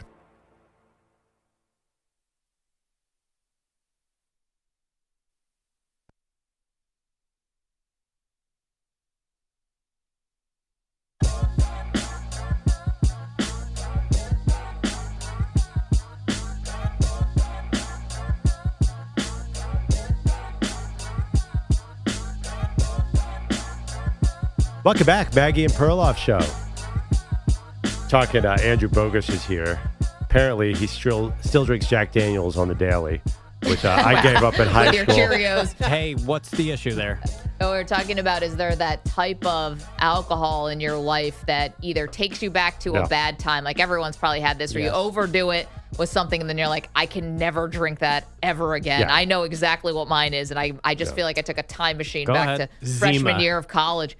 No, 99 bananas. I actually don't even know what that is. I didn't even know that was a thing What? until Wait. I was on the floor. Is it like, Just kidding, Mom. what is it? A rum, a liqueur? What is it? That's a great question. I can see the bottle, but I I've don't know never what heard it of it. is. I know Bacardi 99. Is that what it is? That's rum. Yeah, like 99 means it's huge proof. 99 bananas is a schnapps liqueur. You can still get it, Maggie, if you're thirsty. I just bringing it up makes me want a bag. Yeah, I mean, for most people, it's tequila, right? Like, that's the one drink. With That's the one that I smell nowadays, and I immediately start to gag, which Yeah. stinks because I'm Mexican. Yeah. That is tough. Yeah, Yeah, because we all grew up drinking the cheapest tequila known to man. Now they make like high-end tequilas that are probably... You know what I think a lot of people have also? I'm sorry, I didn't mean to cut you Yeah, off. no, go ahead. It's like we're talking about the alcohol that you had one time, you overdid it, and you can never drink it again. I've heard this a lot where people wake up after a night of drinking, think that the glass next to them is water, and it's actually vodka or something, and then you can never drink vodka again. Yeah, we would drink in high school Jack Daniels and Southern Comfort, and it was so Separately, nasty. Yeah, separately. But That's yeah, we what's had in no the idea. jungle juice. Like, why would you drink those dark liquors with all that sugar in it? Nasty. Well, you just don't know any better. That's why. Apparently, Bogusch. Although, or if you're into Bogusch, you're in your 40s. You're still. Shh, let me be. No judgment from me. Wait, Enjoy so responsibly. You gonna drink all that, by the way? When you go to a bar, is that your order? A Jack and Coke? Yeah, more times than not that I go to bars. Like the things we go to now are like breweries, so I'm having beers at that. But like an actual go to a bar distillery? drink, yeah, Big beer guy. When you order a Jack and Coke, does the bartender say we also serve men's drinks, or is that not a thing? Wow. So Jack and Coke, That's man Perloff. up, dude. Coming from the guy who doesn't drink. Jack know. and Ginger is the. Hey, listen. Don't disparage my little Jack and Ginger. And I'm a big, girly drinker. Like big daiquiri guy. Yeah, something frozen. You throw an umbrella in there. I'm drinking it. This is terrible, and I don't drink. I stopped drinking a long time ago. But I think there's certain drinks manly men should not order. Like what? Jack and Coke is not on that list. Jack and Coke. I don't accept that. Dark and that's a stormy, and woman's pretending drink? it's not a ginger ale, and calling it dark and stormy, which is just I've ginger ordered ale dark and and rum. stormy. Yeah. Malibu and Coke is obviously. Oh, come on. Yeah. But what's the difference between Malibu and Coke and Jack and Coke? Significance. Okay. Jack Daniels would kill Malibu. This is going to hurt you. Margaritas. I don't think you're a man and you saunter up to the bar and say, I'll have a margarita. There's I'm going to call HR. I think there was an HR violation just now. Why? What if you're on vacation with a margarita? Right. You're at a I just beach think it's bar. kind of a girly drink. Cancun. I don't What about know. tequila makes you think it's a girly drink? It's a margarita. I don't know. Because that's what Manny calls me. Because my wife is like, calls her friends and like, hey, let's all get together and have margs. It's marg night. You shouldn't call it a marg, probably, if you're 35-year-old me. Can I actually just make one thing about margaritas? Go ahead, Margs. You can't have the mix. What do you mean? Like the margarita Yeah, mix, it's so disgusting. Just get the triple sec and the lime. It's like, it's not that big of a deal. I just think sweet drink. My dad drank whiskey sours. Delicious, Oh, yeah. Kind of soft. Yeah, that one's fair. I'll accept that one. Did he put a cherry in it? Yeah, A that's what I'm maraschino? talking about. Like, what happened to a whiskey sour. Manhattan or an old fashioned or a martini? Old fashioned's All right. delicious. All right, Don Draper. A martini? Yeah. Martini's also, that's also a little girly drink. Hey, girls, No, we're gonna no, go James out and get Bond some got teenies. martinis. No, going out and getting some teenies nowadays is a thing. Yeah, if you get it. They call them But teenies martinis now. are loaded with booze. Like, that's the one that'll Yeah, it's just sneak a up on you. It's just a cup Cup of of vodka, alcohol. a Yeah. cup of gin, whatever you're in the mood for. Oh, okay, so, all right, maybe I'm being a hypocrite. I don't know. What is a man drinks beer? A vodka martini. How many hours is that? Moonshine? A moonshine. 81. Bacardi 151. Is that the one that they light on fire at the bar? Just give me grain alcohol, ethyl alcohol. Might as well just drink diesel fuel. Wait, what's your go-to drink, Maggie? I don't even know. I mean, I'm a woman now in my Just stop there. north I'm a woman of- now. I'm a mom now, guys. So, So white wine? 90% of my body is some grape. Zinfandel.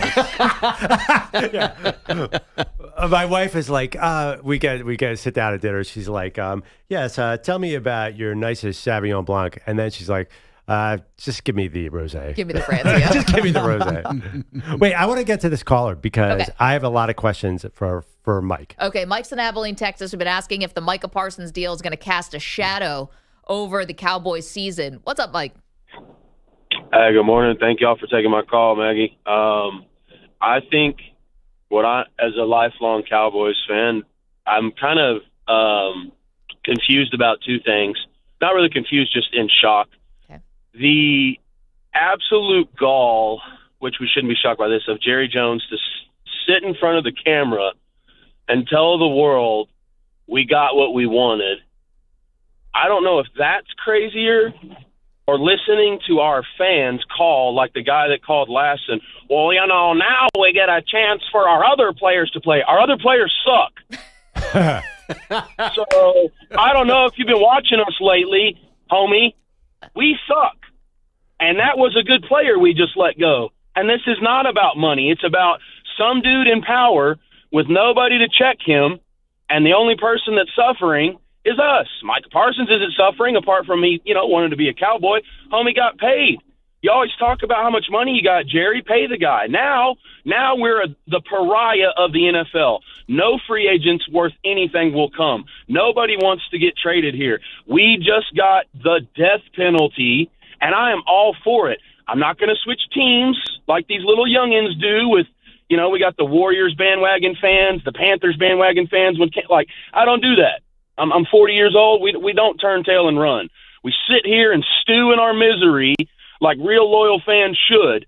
But this is just a whole new level of just disrespect to the fan base and just no, we didn't get what you wanted. We didn't get what we wanted. We didn't get anything.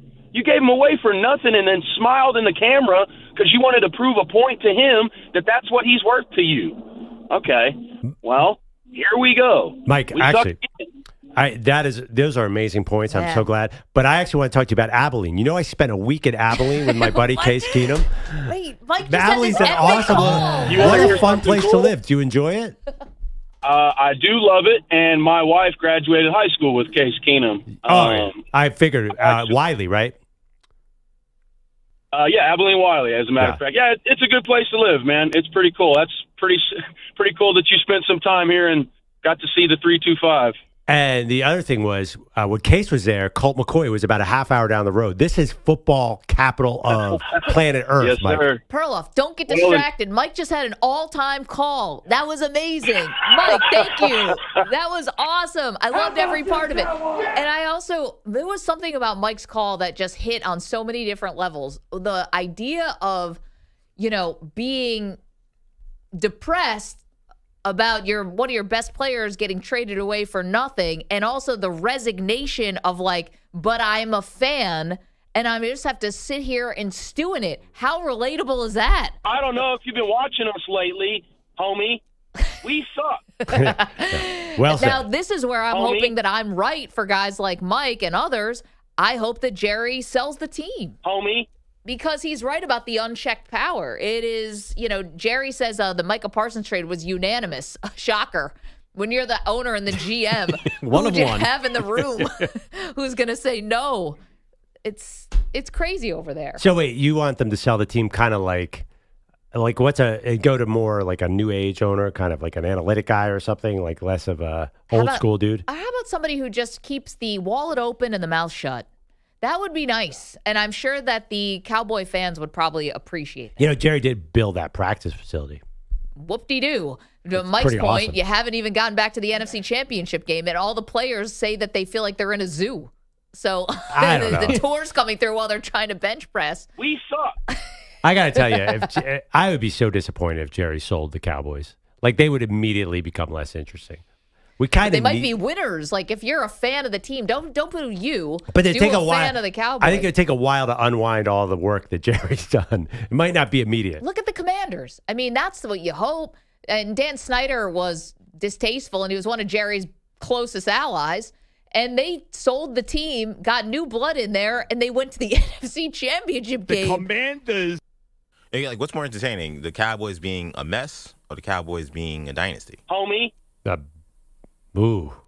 I think you need both to work hand in hand. Me personally, I like them being a circus. I also wanted to ask Mike, by the way, I made an argument that at least have high school football, and you cannot argue in Abilene, Texas. I've never been there. Oh, my. It's Friday Night Lights. It's basically Friday Night Lights. Yeah. Is this West Texas, Abilene? Forgive me. I don't know if it's called West Texas. It's where the oil is, and it's man, you. It's like it's really like the Billy Bob Thornton show, Landman. Sure. Man, you watch that show? Oh yeah, big. Yeah, the Billy daughter. Bob. I assume you're a fan. I love Billy Bob's new commercials for that phone company. You're basically watching Abilene, Texas. And high school football is massive. It's a suburb of Dallas in Fort Worth. Well, not exactly. It's not that far. No, it's not that. But I feel like kind of far. I know, but I think the thing about it looks like it's actually halfway between, this is Google Maps, between Dallas and Odessa. Odessa is actually where Friday Night Lights took place. Yeah, it's right. But they play Midland and Odessa and all those areas. Yeah, it's very the much. The thing is about Texas, people there, I know one of my best friends is from Dallas. People are just so used to driving. Driving long distances is just not a thing. It's it's 3 hours away. That's just like a jaunt. Abilene is in the middle of nowhere. I mean, nowhere. And it used to be, these are oil towns. This is where that Legend of Texas football came up. And it's crazy how many quarterbacks are from right around there. Anyway, Micah, but obviously they love those Cowboys down there. You are right. Like the Cowboys, I was kind of saying, well, at least you got University of Texas and you got high school football. And look what happened there. I jinxed them. Yeah, thanks. And then all of a sudden, Texas goes to Ohio State and loses 14-7, and the Sarkisian in the red zone is a total disaster yet again. Baylor loses, who was a big score in that area, and then A&M is a little bit of trouble this weekend. We suck. Yeah, it could be. SMU's good. Does that count for something? Let's get to Bogusch. She's got the latest headlines for us. What's up, Bogusch? These headlines are sponsored by Progressive Insurance. Your small business keeps you on the go. Progressive Commercial Insurance keeps your policy within reach with our easy-to-use mobile app. Learn more at progressivecommercial.com. I'm a woman now. A pitcher maybe hitting his catcher on purpose with a pitch was not the only baseball drama last night. Devers swings and drives it high and deep, right field, on its way. It is gone. A towering blast off the bat of Rafi Devers, and now words being exchanged between Devers and Freeland, and the benches have emptied.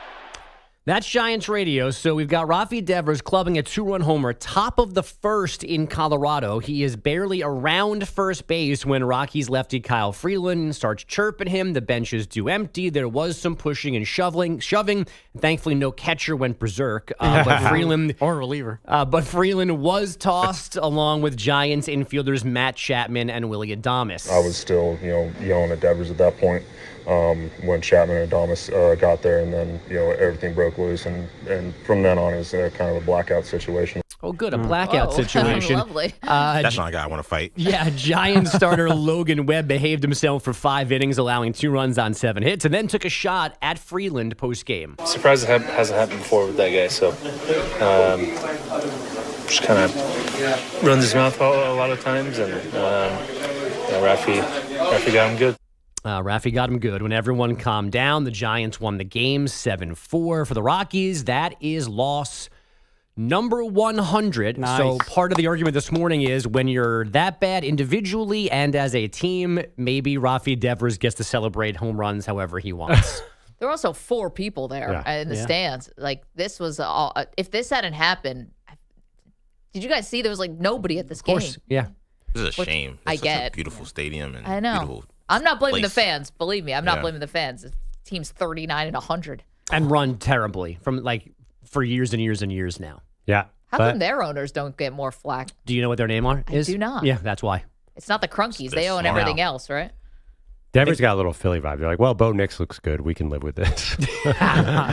Broncos are going to be fun this year. Did anyone predict coming into this season that Rafael Devers would be one of the players we talk about more than anybody? Like, this dude is kind of finding the spotlight. Yeah, it is bizarre. It is weird. But, I mean, he wanted this? I mean, he definitely wanted out of Boston, right? He definitely Is he a hothead? This seems to be the first year where we've dealt with him being anything except a Yankee killer. Well, he's the victim here, no? Yes. Yeah. Big Freeland time. was crazy. Yeah. There's no reason to do this. Go get the ball, Kyle, and maybe don't give up a 95-mile-per-hour cookie right down the middle. By the way, I just looked at early poll results on which player would you least want to get a fight with on a baseball team. Mm-hmm. 95% catcher, 5% pitcher. I think a lot of people are believing like you. Does the catcher still get to wear all of his equipment? No, I think pitchers are skinny nerds like me until recently. Like catchers, of course catchers are tougher. You think Bob Gibson was a skinny nerd?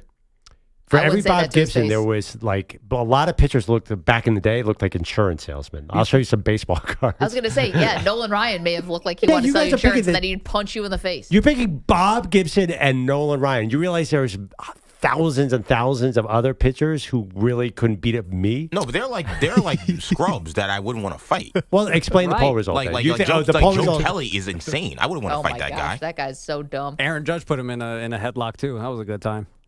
Catchers are short, stocky, and tough. That's the last guy you want to fight. You know who I wouldn't want to fight? 2003, Roger Clemens. That's some guy. Ooh, that's a good one. Yeah, that's a good. Could you maybe not name a top 5 pitcher of all time?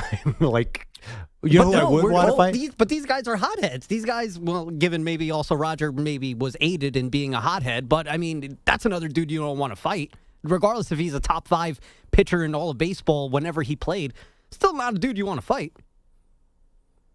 I guess the 5% poll is you guys. Are you It's taking crazy. Will Smith of the Dodgers into a fight against a pitcher? I'm more of a hitter who happens to be catcher. Okay.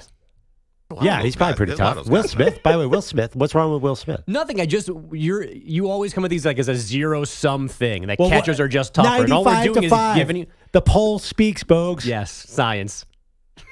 Science And binding. Of course. Polls I are mean, come on. binding. You This can isn't a vote real. at Maggie By the way, and Pearl. I know you guys are just countering me, but you guys don't really believe that the average pitcher could beat up the average catcher, right? No, we're just defending pitchers that they do have some tough guys in their general population. Amir Garrett charged Yes, at that's the a good one. Pirates bench just because he got taken out of a ball game or whatever. That's another crazy dude. Aroldis Chapman, I wouldn't want to get into a fight with him. He's like 6'5", 200 and some pounds. And he'll shoot a gun at you. That is also maybe a part of my fears. Why we're getting into this because Framber Valdez threw a fastball at his own catcher. Allegedly.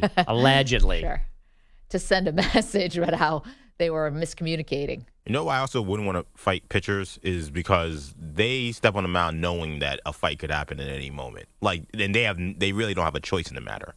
Like, they throw a pitch that isn't meant to hit somebody or even be close, and a hitter having a bad day could just decide, I'm going after it, and they have to be ready.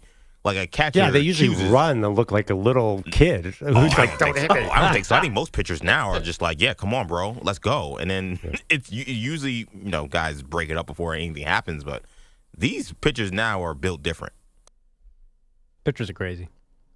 I mean, Ryan Helsley, he can't get anybody out, but I mean, you see the shoulders on that guy? Can we get him beat up, actually? Would that help, maybe? Can't hit the ocean, but wouldn't want to fight him. He'd swing and miss.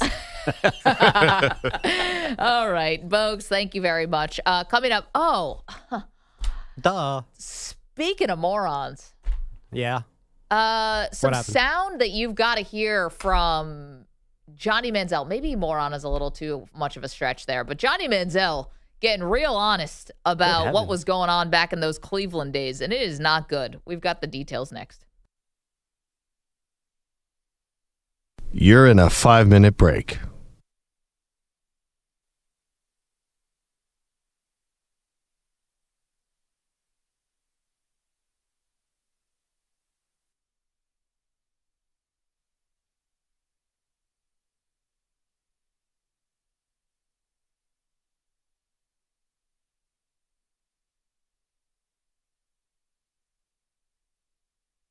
Four minutes, 30 seconds remaining.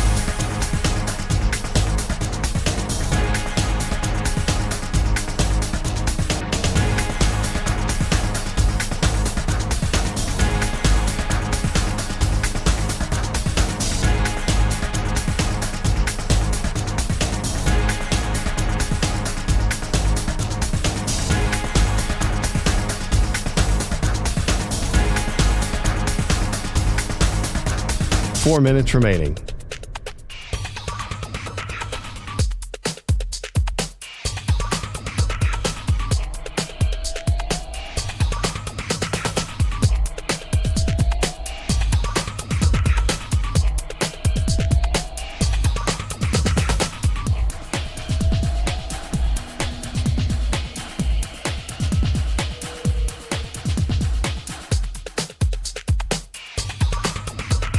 Three minutes, 30 seconds remaining.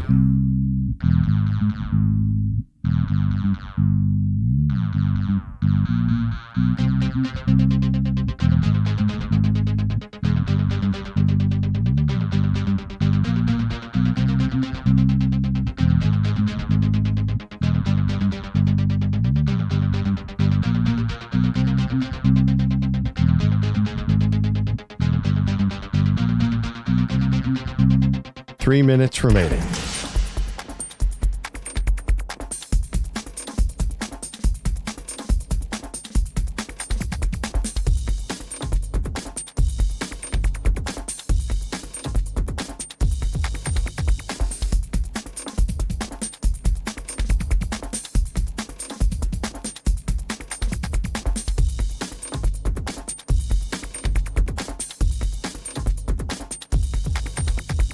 Two minutes, 30 seconds remaining.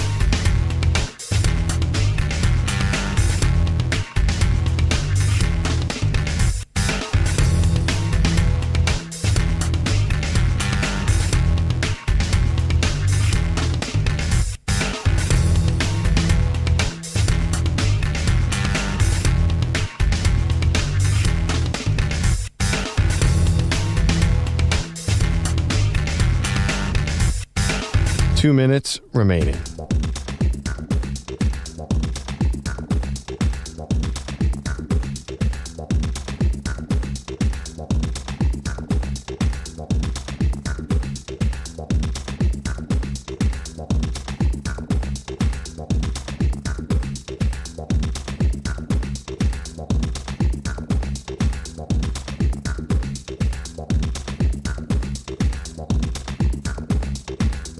One minute, 30 seconds remaining.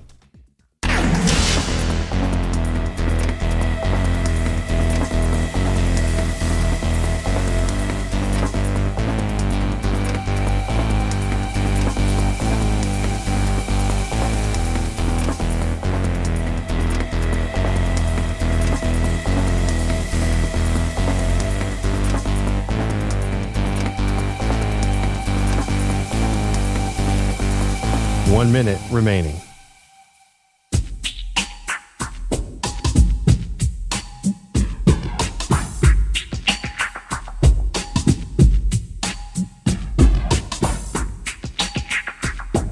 $45 seconds remaining.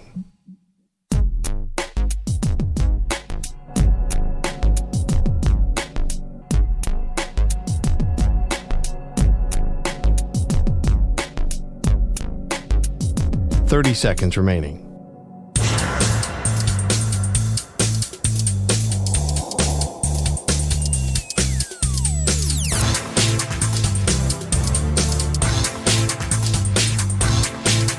$15 seconds.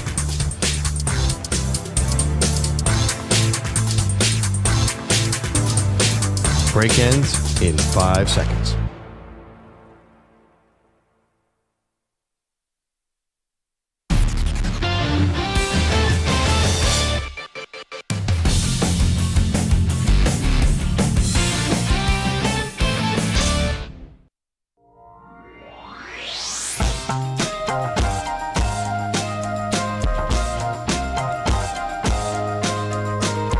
Welcome back. Maggie Gray, Andrew Perloff. It is Wednesday, so top of the hour, we will do the great debate. Today's something inspired by the week's news. Yeah. A little teaser for you. We stumbled upon a funny topic, though. No. Who's tougher? Who would you least want to get into a fight with, a pitcher or a catcher? Major League Baseball. Yeah, I mean, I feel so strongly about this for so many reasons that the catchers are the toughest guys on the team. Not just pitcher, outfielder, infielder. They have to crouch for 9 innings. Like, that takes incredible mental toughness. Also, if it's a fight, low man wins. I mean, these guys are squat. Like, they'll come at you. They're like Joe sumo. Frazier. Yeah. The pitchers a lot of them are built like power forwards. Like, they're coming with their long arms and swinging wildly. They just get underneath you and bang. Yeah, I guess why I see this as the pitcher is because, yes, I'm not going to say that catchers are not tough. They're extremely tough. Yeah, they're insane. But, like, when I think of a fight, I don't want to fight the crazy person. Yeah, pitchers are not crazier. I'll give you that. Crazier. I don't know what they're going to bring. No, I picture, and I'm going to go to our friend Pete Pilotti's favorite manager, Bruce Bochy. Like, that's like old man strength. Like, those guys are just born tough. Like, out on the frontier, like, I picture them, most of them as former farmers growing up. Like, those guys are just, they won't say anything. They'll just get in a bar fight, drink beer and whiskey, and beat you up.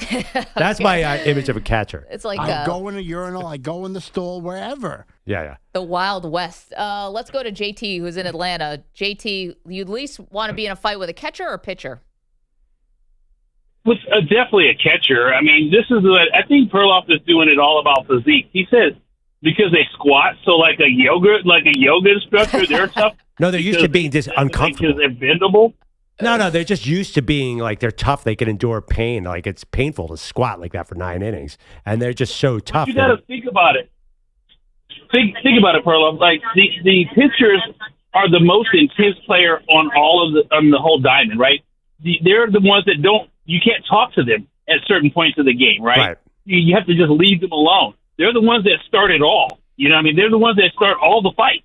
Just that one clip that we just heard. It was the pitcher that was, starting the fight. Hideo Nomo trying to do a roundhouse kick on somebody. I mean, Bruce Lee was skinny. Bruce Lee was small. Just because you're small or slender built doesn't mean that you're not about that business. And it's clearly the pitchers are the wildest, most insane person, intense on that whole diamond. before the game, you don't talk to them. They're like getting worked up in their own little corner, like a wild mongoose, and then you just let them go on the field. Like the pitchers are the worst, and you don't want none of that smoke. I think the history of baseball more, and recently the pitchers have gotten massive. I'll give you that. But generally, the pitcher, they're dangerous because they have the ball in their hand and they're throwing it 95 miles an hour at the guy. But once the ball's out of their hand, they're a lot less dangerous. And typically, you beam the guy and then the pitcher's sort of pretending and trying to get out of the way because that massive outfielder is coming at them and going to kill them. Like, I generally feel like pitchers, in the way fights have gone, maybe now it's a little different because they're so gigantic, but generally they run away from the batters. I mean, come on. I mean, I would say 90% of the fights in baseball with pitchers are involved. They're the ones that started. Yeah, they want by that beating smoke. the guy, and then that's not how it works. They're like, bring it on. We got to get a baseball. I'm calling Verducci. JT, thank you for the. Oh, I'm sorry. I thought you were done. Thank you for the phone call, JT. No, I think that the pitchers understand that you being somebody, you are getting the smoke. Maybe your catcher helps you and tries to hold them back a little bit and stuff like that, but you gotta want it. And I think JT's got a good point. The pitcher is the only guy on the team you literally cannot speak to at certain times. Yeah, that's all true. They're so crazy. They're totally crazy, but a lot of them are, before this year, were tiny. I mean, you think of the best pitcher. You guys brought up Roger Clemens, Randy Johnson. Oh, you didn't even say Randy Johnson. I did say Randy. For every one of them, there's a Greg Maddux and a Pedro Martinez and like the greatest pitchers. Pedro Martinez weighs 148 pounds. You know what happened when Don Zimmer came to him? That guy's he also gave him psycho. all the smoke. That guy's also crazy. But do you think he could have taken Jason Varitek? Yes. Catchers catchers don't even need masks. You could punch them, and they're like hockey goalies. They're insane. Like, they are so tough. They get hit all the time with the baseball. Pedro has small man strength. It's a sneaky strength. I've met Pedro. Pedro could not take even a backup catcher. Like, there's no way that dude's winning a fight. Mm-hmm. See, I think you're disqualifying the Pedro. want to, you know? Like, the poll is 95 to 5. I'm guys. surprised by that. I'm surprised. Really? I don't know what you guys are talking about. I'm totally mystified by this. 888-710-4ISN, 888-710-4476. All right, I do want to get to Johnny Manziel, but we just don't have enough time here because he's got so much good sound. But we will get to that later on in the show, I promise. Let's put up a poll, EJ, about this Micah Parsons thing, too. Will the trade cast a shadow that lasts throughout the Cowboys season? I mean, where I feel like I think I'm right here is because I felt like the Luka trade really cast a shadow over the Cowboys season. Now, there was a shock. You mean the Mavericks season? The Mavericks season. Yeah. Now, there's a shock to the Luka trade that didn't necessarily exist with Micah because there had been this long, prolonged holdout or hold in or whatever.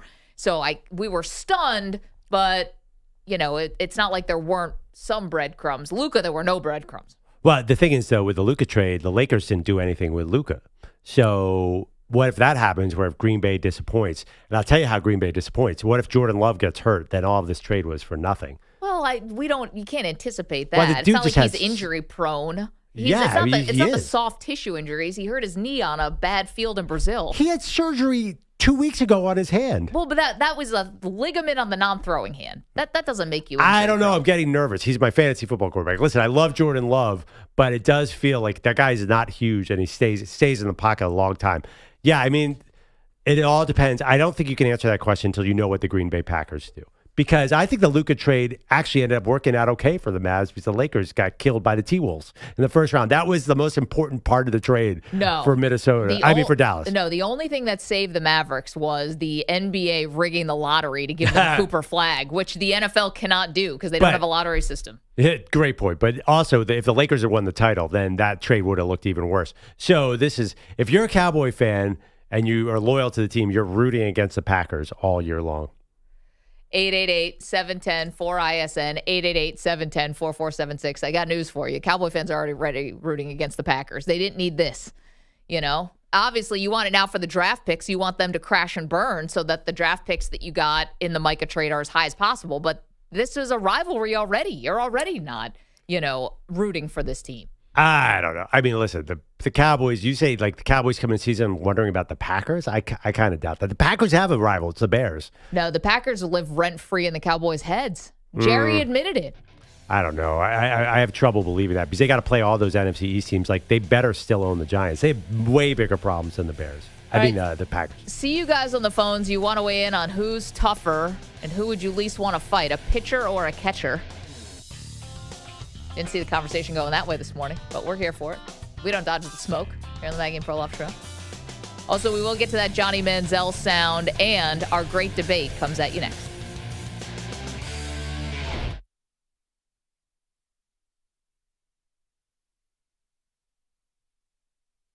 You're in a 5-minute break.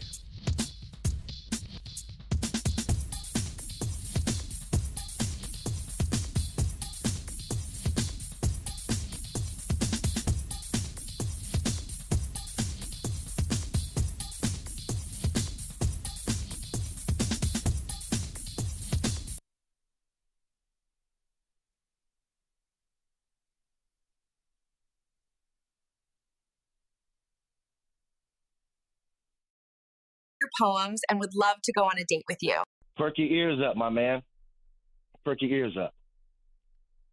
I'm a little older, but my swing is the same. Ask the ladies, the females, and all the dames. Here's some medication, Kaplan. I think you're going insane. I'll treat you like little shop of horrors. Feed me, Seymour. You're easy to consume. Kronos and Zeus get nervous when I enter the room. I pull a full court press. Have the papers reading Andrew Kaplan. May he rest. I take low brow, low budget AI using rappers and send them to the deepest, darkest depths. I don't need AI to have my back. I'm a north side cat with 5 deuce tact. At this age, I'm trying to chill and relax and just lay back with senoritas and margaritas, but I can come out of retirement for one more sack. Slow down. You're not the head of the class. That AI scoring got you thinking you're moving to the head of the class. I'm the king of the ring. I see you pull the muscle. You're not running too fast. And you done messed around and got big friendly on your... No AI there. All right, friendly. Now I'm willing to squash it now, Cap. I know you're sitting back with your little finger.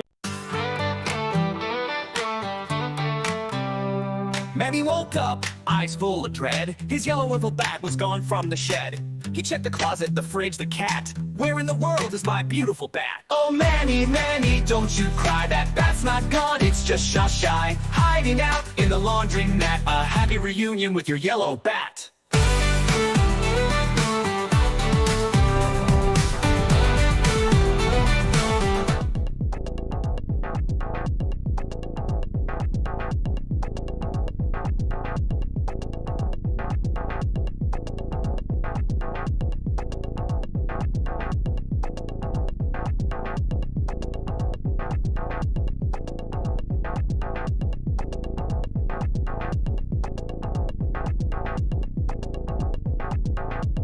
2 minutes, 30 seconds remaining.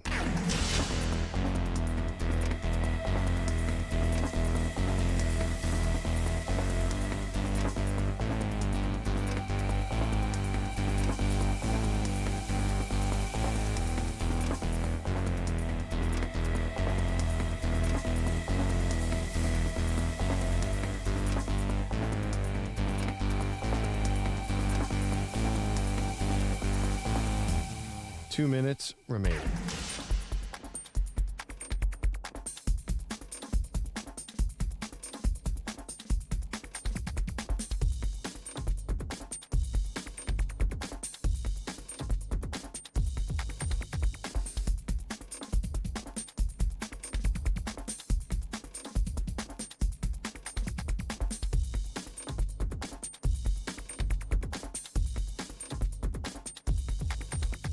One minute, 30 seconds remaining.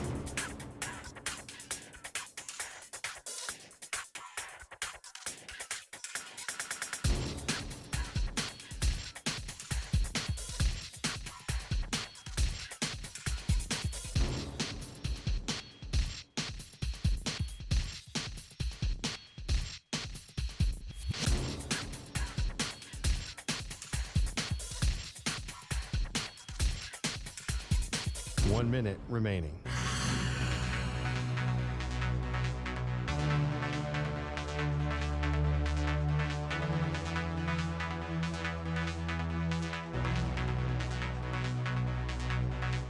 Forty-five seconds remaining.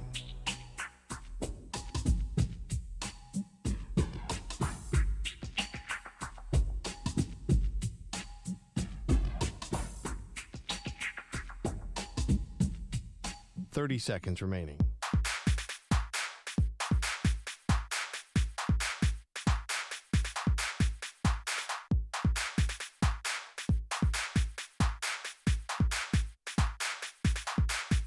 15 seconds.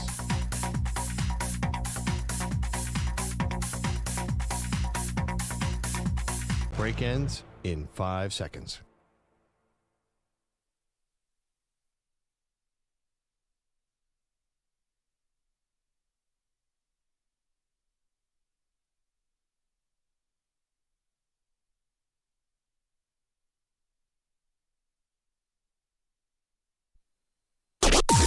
Maggie and Perloff on the Infinity Sports Network.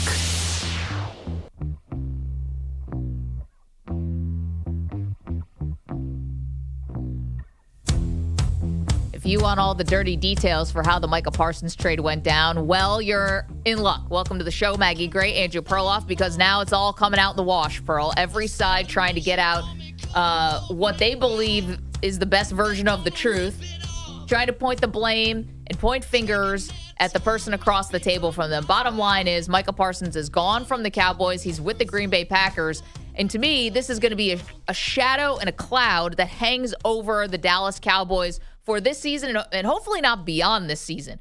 But if the Green Bay Packers go on to win the Super Bowl, which is going to be tough, but they were already one of the teams that people were high on. They're young. They're up and coming. I think people believe they have a good coach and quarterback. Then this is an all-timer. This is the exact opposite of the Herschel Walker trade, right? The Herschel Walker trade built up the Cowboys into a dynasty. If you hand Micah Parsons the finishing piece to the Green Bay Packers, you are forever a laughingstock. Well, I mean, I disagree with that because Micah Parsons wasn't leading the Cowboys to anything. Like, where was that going? Was that his fault or was that the Cowboys' fault? Regardless, I mean, that's the thing. Like, it wasn't like they're trading away a piece that was going to get them over the top. Like, there's no, and Jerry Jones and the Cowboys are putting this narrative out. There was no path with Micah Parsons to lead this team to a Super Bowl. It just wasn't happening. So they have to rebuild and start over at some point. If they had paid Dak Prescott, CeeDee Lamb, and Micah Parsons, like, there's just no way they're building a roster that's going to win a Super Bowl. Okay, but I ask you, is the reason for that Micah? Was he the weak link? No, if you're talking about all the top three guys who are getting paid, is you point to Micah Parsons as the reason why the Cowboys haven't been able to get back to the NFC Championship game? It has nothing to do. Yeah, it's not his fault at all. But just that doesn't change the reality of the situation the Cowboys found themselves in this offseason. I mean, to be honest, if we had known the final number coming into this whole discussion about Micah Parsons, we would have said, Dallas, you should not sign him. That would have been the common take. That's just too much money. It is. I don't. It's huge. $46 million. Like, we were shocked when Myles Garrett got $40 million. That's Myles Garrett. Well, because the Cleveland Browns may be careening towards the number one pick, and they are not paying a quarterback. Like, right now, I think for Dallas, you're sending every signal to your fan base. We have the highest paid quarterback in the league. We have the highest paid receiver. By all indications, you should be going for it. The Browns are going for it, just hoping to avoid embarrassment. You know, the Cowboys fancy themselves in a different station in the NFL than the Browns do. But I think it'd be unrealistic if the Cowboys said they were all in and thought they were going to win a Super Bowl with this roster. I don't think that would be the right expectation for this team from the front office perspective. Yeah, to me, they did not seem to be getting any closer to Super Bowl. In fact, it's the opposite. The Green Bay Packers are now closer to Super Bowl. And much like what happened last year with the New York Giants, not to pick on them, but Saquon Barkley leaves, goes to the Philadelphia Eagles, and what happens? He leads them to a Super Bowl. Yeah. It goes down as one of the all-time blunders in the history of New York Giants football. Yeah, but in 5 years, are you sure we're going to view it that way? Because let's face it, they got two pretty good draft picks this year. Like, they actually might have found a way out of this. So I'm not sure that story's been totally written too. Just because Saquon was awesome with the Eagles, what was he going to do with the Giants last year? What lead him to 7 and 10? Again, but that's the Giants' fault, right? Like, the Giants, It's not one player's fault that the team they left, didn't either know how to build the team around them or had missed on so many other draft picks, including quarterback, that they found themselves in this bad spot. Now I'm talking about the Giants. It's not Saquon Barkley's fault, right? To the victor goes the spoils. Like, you are the Philadelphia Eagles. You get that championship forever. No one ever takes that from you, and you look like geniuses because you paid all the people you needed to pay and found a way to fit in Saquon. Right, but this specific decision on Saquon Barkley with the Giants looks worse because the Eagles won a Super Bowl. But the reality is they might have found a way out. And if they had kept Saquon, who knows what happens? They certainly don't go to the Super Bowl with Saquon last year. I mean, who was their quarterback last year? Daniel Jones. Well, that's what I'm saying. But, yeah, find a way out. But they let him go for nothing. My point is, all the past mistakes are still there. Just you can't judge. Just because they screwed up 9 other things doesn't mean they should have kept and paid Saquon. Maybe it was the best deal at the time. And I got to tell you, and this is you, people are excited about the Giants. They might have something in Jackson Dart. That guy looked like a beast in the preseason. So in 5 years, if they're competing for a Super Bowl, nobody's going to care about Saquon not being there.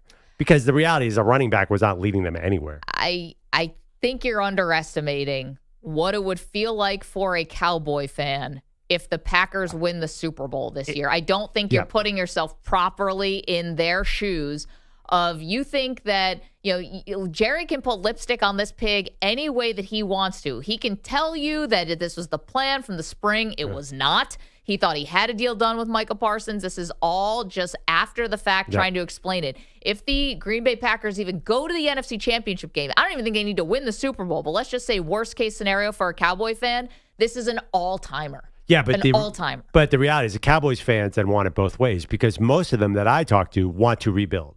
They're like, what are we doing? We're just on this path to, at best, 12-5. Nobody thinks the current regime is headed towards the Super Bowl. So everyone's like, let's pull the Band-Aid and start over. This move helps them do that. The reality is, hey, if in 5 years you're going to look back at it and say, this is the beginning of the end for Dak Prescott, probably a good deal.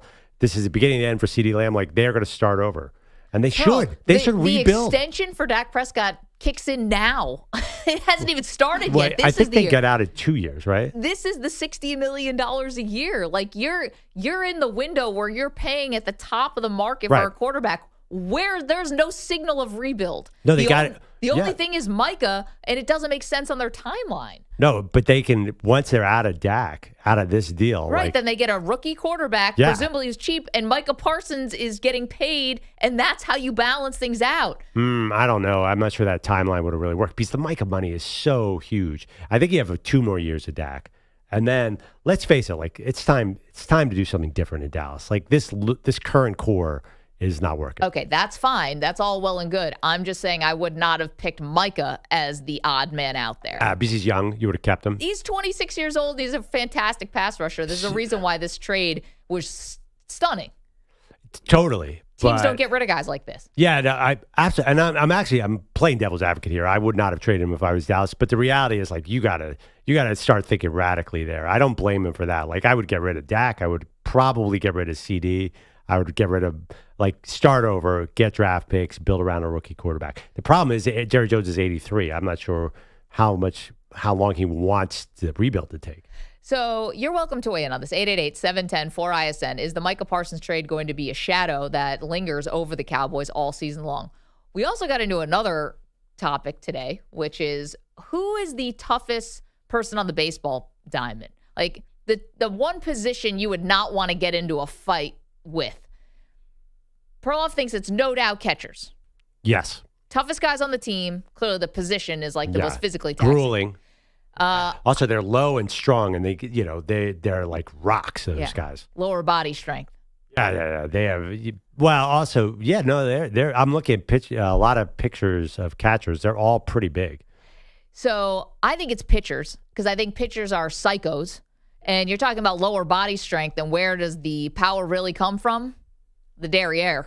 Yeah, but there's no skinny catchers ever. There's tons of skinny pitchers. So your guy, Benito Santiago weighed 110 pounds. What's that? Benito Santiago weighed 110 pounds soaking wet. Hi, Bogusch. Yogi Berra is one of the strongest human beings I've ever met in my life. But he's smaller, right? But he's not skinny. You said skinny. He's the opposite of skinny. Yogi Berra could beat up anybody. I'm telling you, if Yogi Berra was my representative, he would have beaten Joe DiMaggio, Mickey Mantle, and Lou Gehrig up so easily. How about pre-steroids Pudge Rodriguez? Very skinny. I'm just saying. Pre-steroids, I think that pitchers, to me, the psychotic nature, catchers have to be a lot more stable. This is why catchers make good managers. Pitchers are just insane. Yeah. But, listen, Zach Wheeler's not beating up anybody. There are a lot of skinny pitchers. Your catcher's is not JT fat. Realmuto is a beast. But he's a beast of a man. But he's not fat and pudgy. No, but he's the opposite of skinny. That guy's one giant muscle. Zach Wheeler's in shape, too. He would kill Zach Wheeler. Taiwan Walker beat the what out of JT Realmuto. Did he really? He would. He could. Oh, I thought you said he did. Okay. No, but he could. There's not JT Realmuto. Nobody would beat him in a fight. He's a man's man. Jeez, bro. I see Bryce Harper. I see Bryce Harper. Like chopping wood. Yeah. Like Bryce Harper's doing all these shenanigans and these coconut drinks, and then you see JT Realmuto that just says nothing, but he's just like, I am tough. You think Realmuto can handle Kyle Schwarber?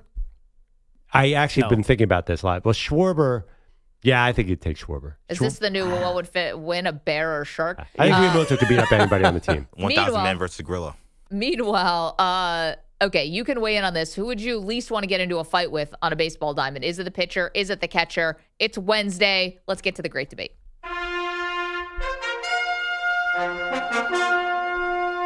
The Great Debate Series.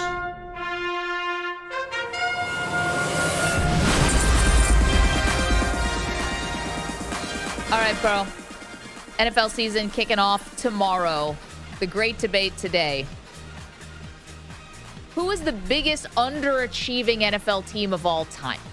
Now, you can take this a couple different ways, but as we're here on the eve of the season, the way that I took it as a team people are excited for, a team that people wanted to, see have success, who fell flat? Yeah. Who do you have? Well, okay. I took it a little differently. We're talking about underachieving teams. So, to me, the ultimate should have won was the 1986 Chicago Bears, because no team won a title more convincingly than the 85 Bears. So the fact that they came in the next season, they lost Buddy Ryan, which was not good, but they should have all the talented players. There's no reason at all that they should have not gone on to win another Super Bowl.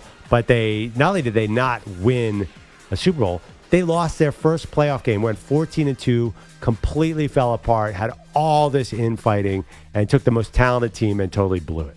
What do you say about the year of the Chicago Bears? They had distractions. They had all kinds of problems. They had some big injuries. This place looked like the deck of the Titanic about the middle of the fourth quarter as these fans began exiting Soldier Field. And then, of course, the straw that broke the camel's back when Lou Barnes fumbled down near the goal line, and then the sky literally around us, or I should say the fans around us erupted. You could hear, I thought I was on the forecastle of a tramp steamer. Yeah. No, I mean, listen, I win the great debate just based on how awesome that guy's voice was from 1986. That's how you do it, people. That was amazing. Of a tramp steamer. And what also happened, which happened to Buddy Ryan and my Eagles, like Joe Gibbs was just a mastermind. You guys have no idea what it was like to go against that dude. Anyway, so I went with the 1986 Chicago Bears. All right, we're asking who is the biggest underachieving NFL team of all time. I'm going to go a little more recent. I'm going to go with your 2021 Jacksonville Jags. If you guys will recall, this was Trevor Lawrence, maybe one of the most hyped college prospects ever, generational talent, the whole deal. Goes to Jacksonville. They win them. They decide to bring Urban Meyer in. What could go wrong? Well, everything. Started in the preseason, bringing questionable people into the building. They signed Tim Tebow as a tight end. I had forgotten about this until I looked it up. It had been 6 years since he had played in the NFL. He was cut after the first preseason game. Things got so much worse, including starting 0-5. After 0-4, a loss to the Cincinnati Bengals, you may remember Urban Meyer had to stay behind, not fly home with the team because he wanted to see his grandkids. Turns out he was hanging out with one young woman, probably young enough to be a grandchild. Turns out somebody else's granddaughter. It was someone else's granddaughter. She was blonde, she was pretty, she was very young, and she was basically giving Urban Meyer a lap dance in full view 99 bananas. His restaurant. There was one video that emerged. He had to apologize for it. Then a second video emerged. You guys will remember the second angle. Anyway, he called his assistant coaches losers. Trevor Lawrence's rookie season went into the toilet. He was sued for kicking his kicker along with the team. The entire thing lasted 11 months. It was a disaster. I just apologize to the team and staff and for being a distraction, just stupid. And so I explained everything that happened and owned it, and just stupid. Should not have myself in that kind of position.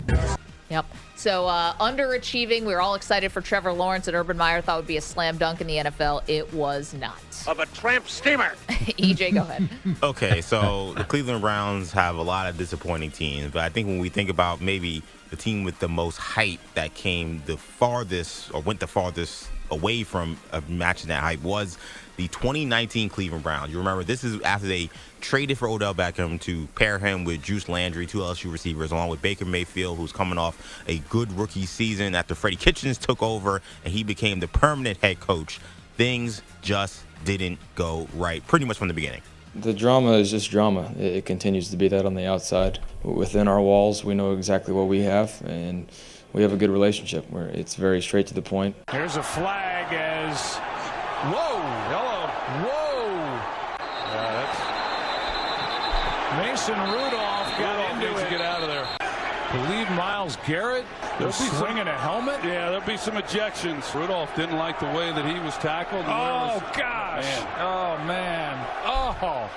I mean, Baker Mayfield and Odell Beckham going back and forth. Odell wanted out. Baker wanted out, or at least was trying to piecemeal that thing. Then it kind of culminated in the end of the season with the Myles Garrett helmet swing, cracking Mason Rudolph over the head with his own helmet. I mean, it was just a disastrous season. 5-11, no Super Bowl at all for a team that had Super Bowl expectations. Just an absolute disaster of a year for the Cleveland Browns. So they are my most underachieving team of all time. The most underachieving NFL team. That's today's great debate.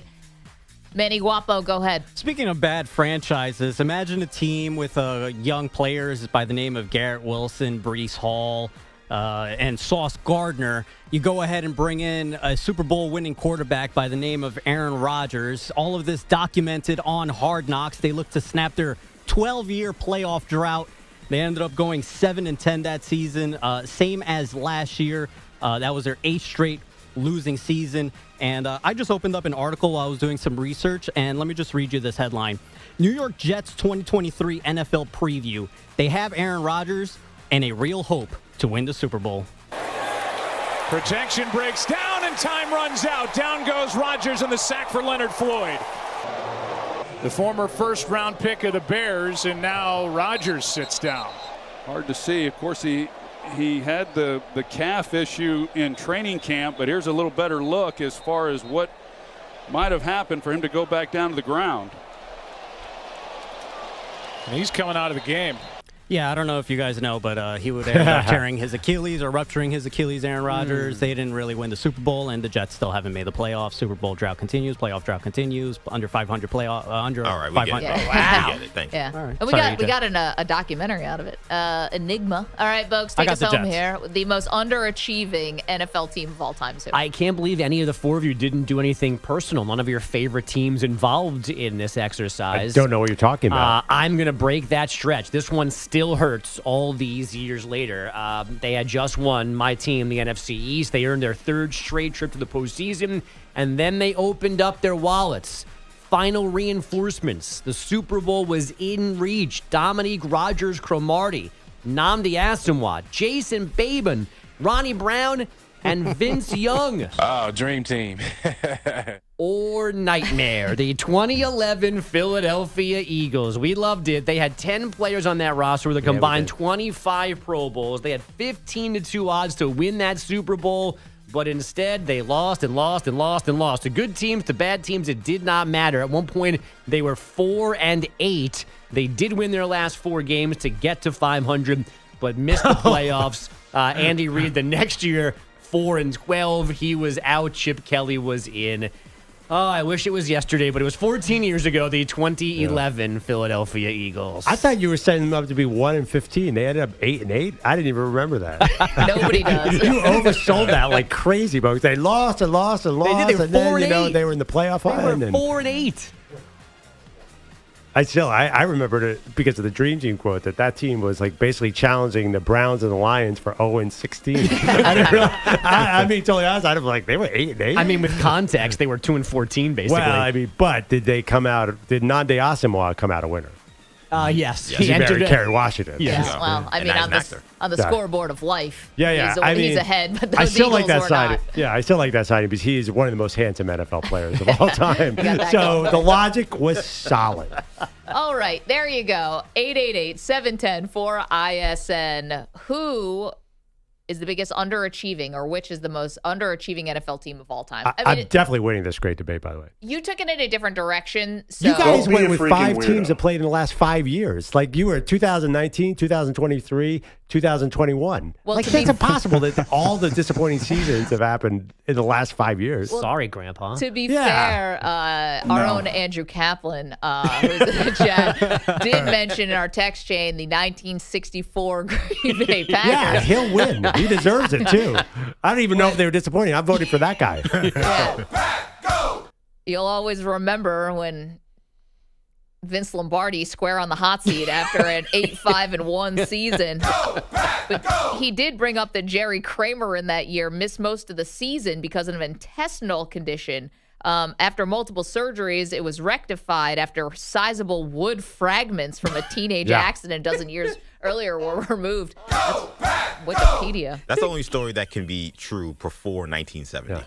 Yeah, because MRI would have found but like a person having wood in their intestines and living for 20 years afterwards, that's like oh, my great-great-grandfather, he had wooden teeth, and they had to pull it out because they realized it wasn't working anymore. Think about doing the first surgery and not finding the sizable wooden pieces in your intestine. How did he go to the bathroom?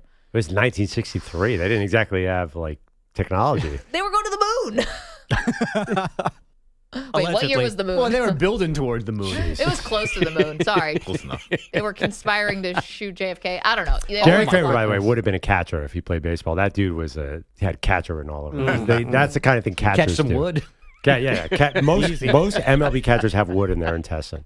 Sorry. The moon landing was 1969. It was 4 years later. Did you just have to Google what year the moon landing was? I don't even understand. Look at her on this one. Everyone else knew. You Well, Manny might spent didn't. half your free time studying fake landings on the moon and that conspiracy. It was either that 68 one- or 69 in my head. That one I want to believe is true. So I haven't done the deep dive. Allegedly, we went to the moon. It's like Dumb and Dumber. Sees the newspaper.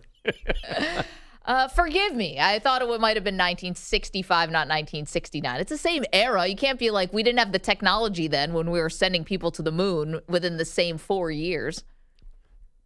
So you're saying that they should have, I don't think MRIs came for many, many years. Well, that's what I'm saying. You need multiple surgeries before you find wooden pieces in Jerry Kramer's intestines. Wouldn't and happen how'd they in- get in there in the first place? Wouldn't happen in the 21st century is what you're saying. I'm just saying. 888-710-4ISN, 888-710-4476, the most underachieving NFL team of all time.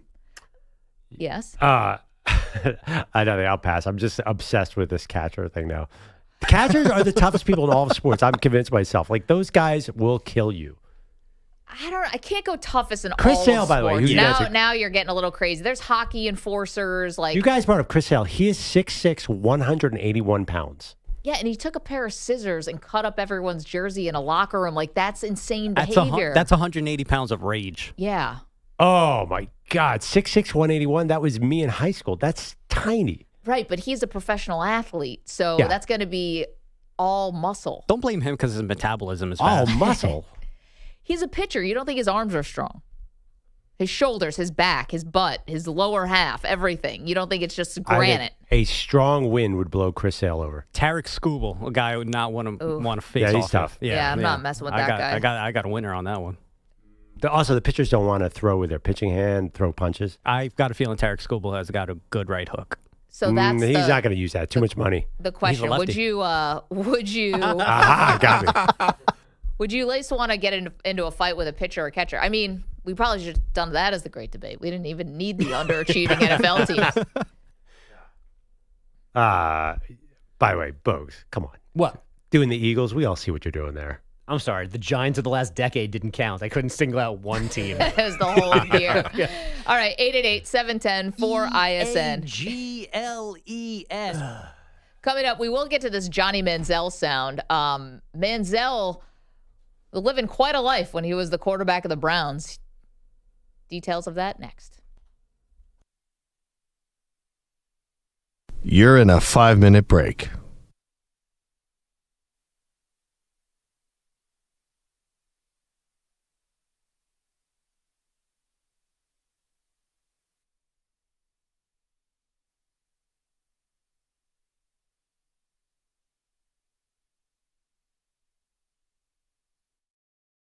line. But Peter Belotti's still wasting time. He's got more sick days than a house cat. Never shows up and still gets a hat. Now EJ better keep his guard up tight. Manny's got his bat and a wild swing of fright. He's calling his shots, he's ready to spat. You're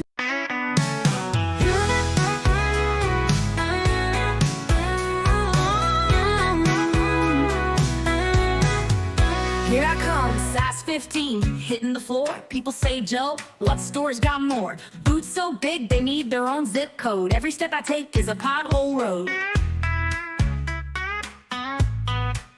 Now I'm a size 9, that's still no small feat. Got sneakers lined up like cars on the street. When I stomp down, the coffee mug shake. Even the ref and Dallas did a double take. They say you can tell a show by the size of the kicks. We're stomping loud while Pete pulls his tricks. Shoes to fill, yeah, we're kicking up dust. When we hit the street, the ground might just bust. But the control room is quiet, that's the real news thrill. Cause people are still ain't showing up for the bill. Maggie called me once, said we're out of lace. I said you'll need a mile to wrap this base. But I'd trade these clompers just one day, you see, to find out where the heck Peopleati might be. I'm not a 15, but my 9 still kicks. And I'm here every day while Pete pulls his tricks. He's more MIA than a Bigfoot in snow. Only difference is, we actually show. Cinderella tried, but she's free, no way. These ain't slippers, that's a sailboat bay. And Pete's at home, yeah, doing who knows what. While we're wearing our souls and busting our butts. Big shoes to fill.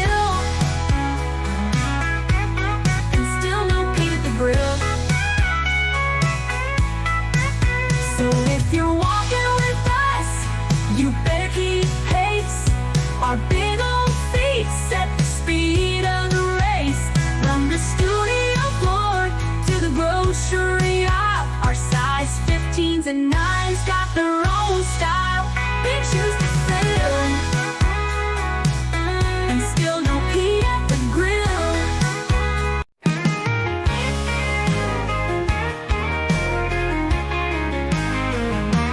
Trouble Sam took the mic in sequence, and Shame said, I'll win this contest, you'll remember my name. But the teleprompter froze, he pulled out a cheat sheet. Lip sync and turn back time with 2 left feet. Oh, the crowd they booed, the DJ cried. Even Cher herself would have run to hide. If he could cheat in karaoke, he'd be the champ, but it's all hokey.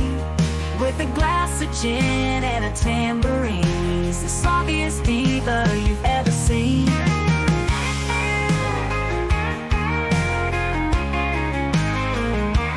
Meanwhile, at the station, the chaos goes on. Belotti's working, but he's still not gone. The phones are ringing, the bosses scream, but Pete's still ghosting like it's part of the team.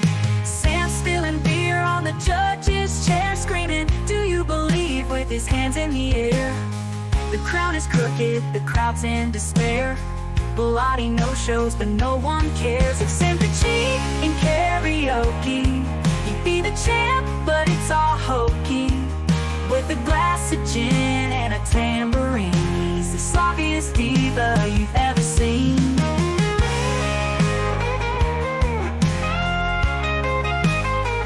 Remaining. Meanwhile,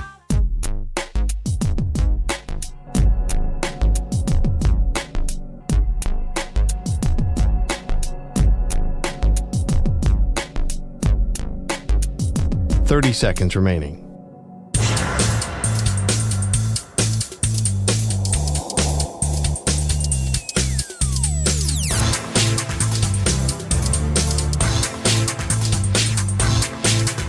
Fifteen seconds.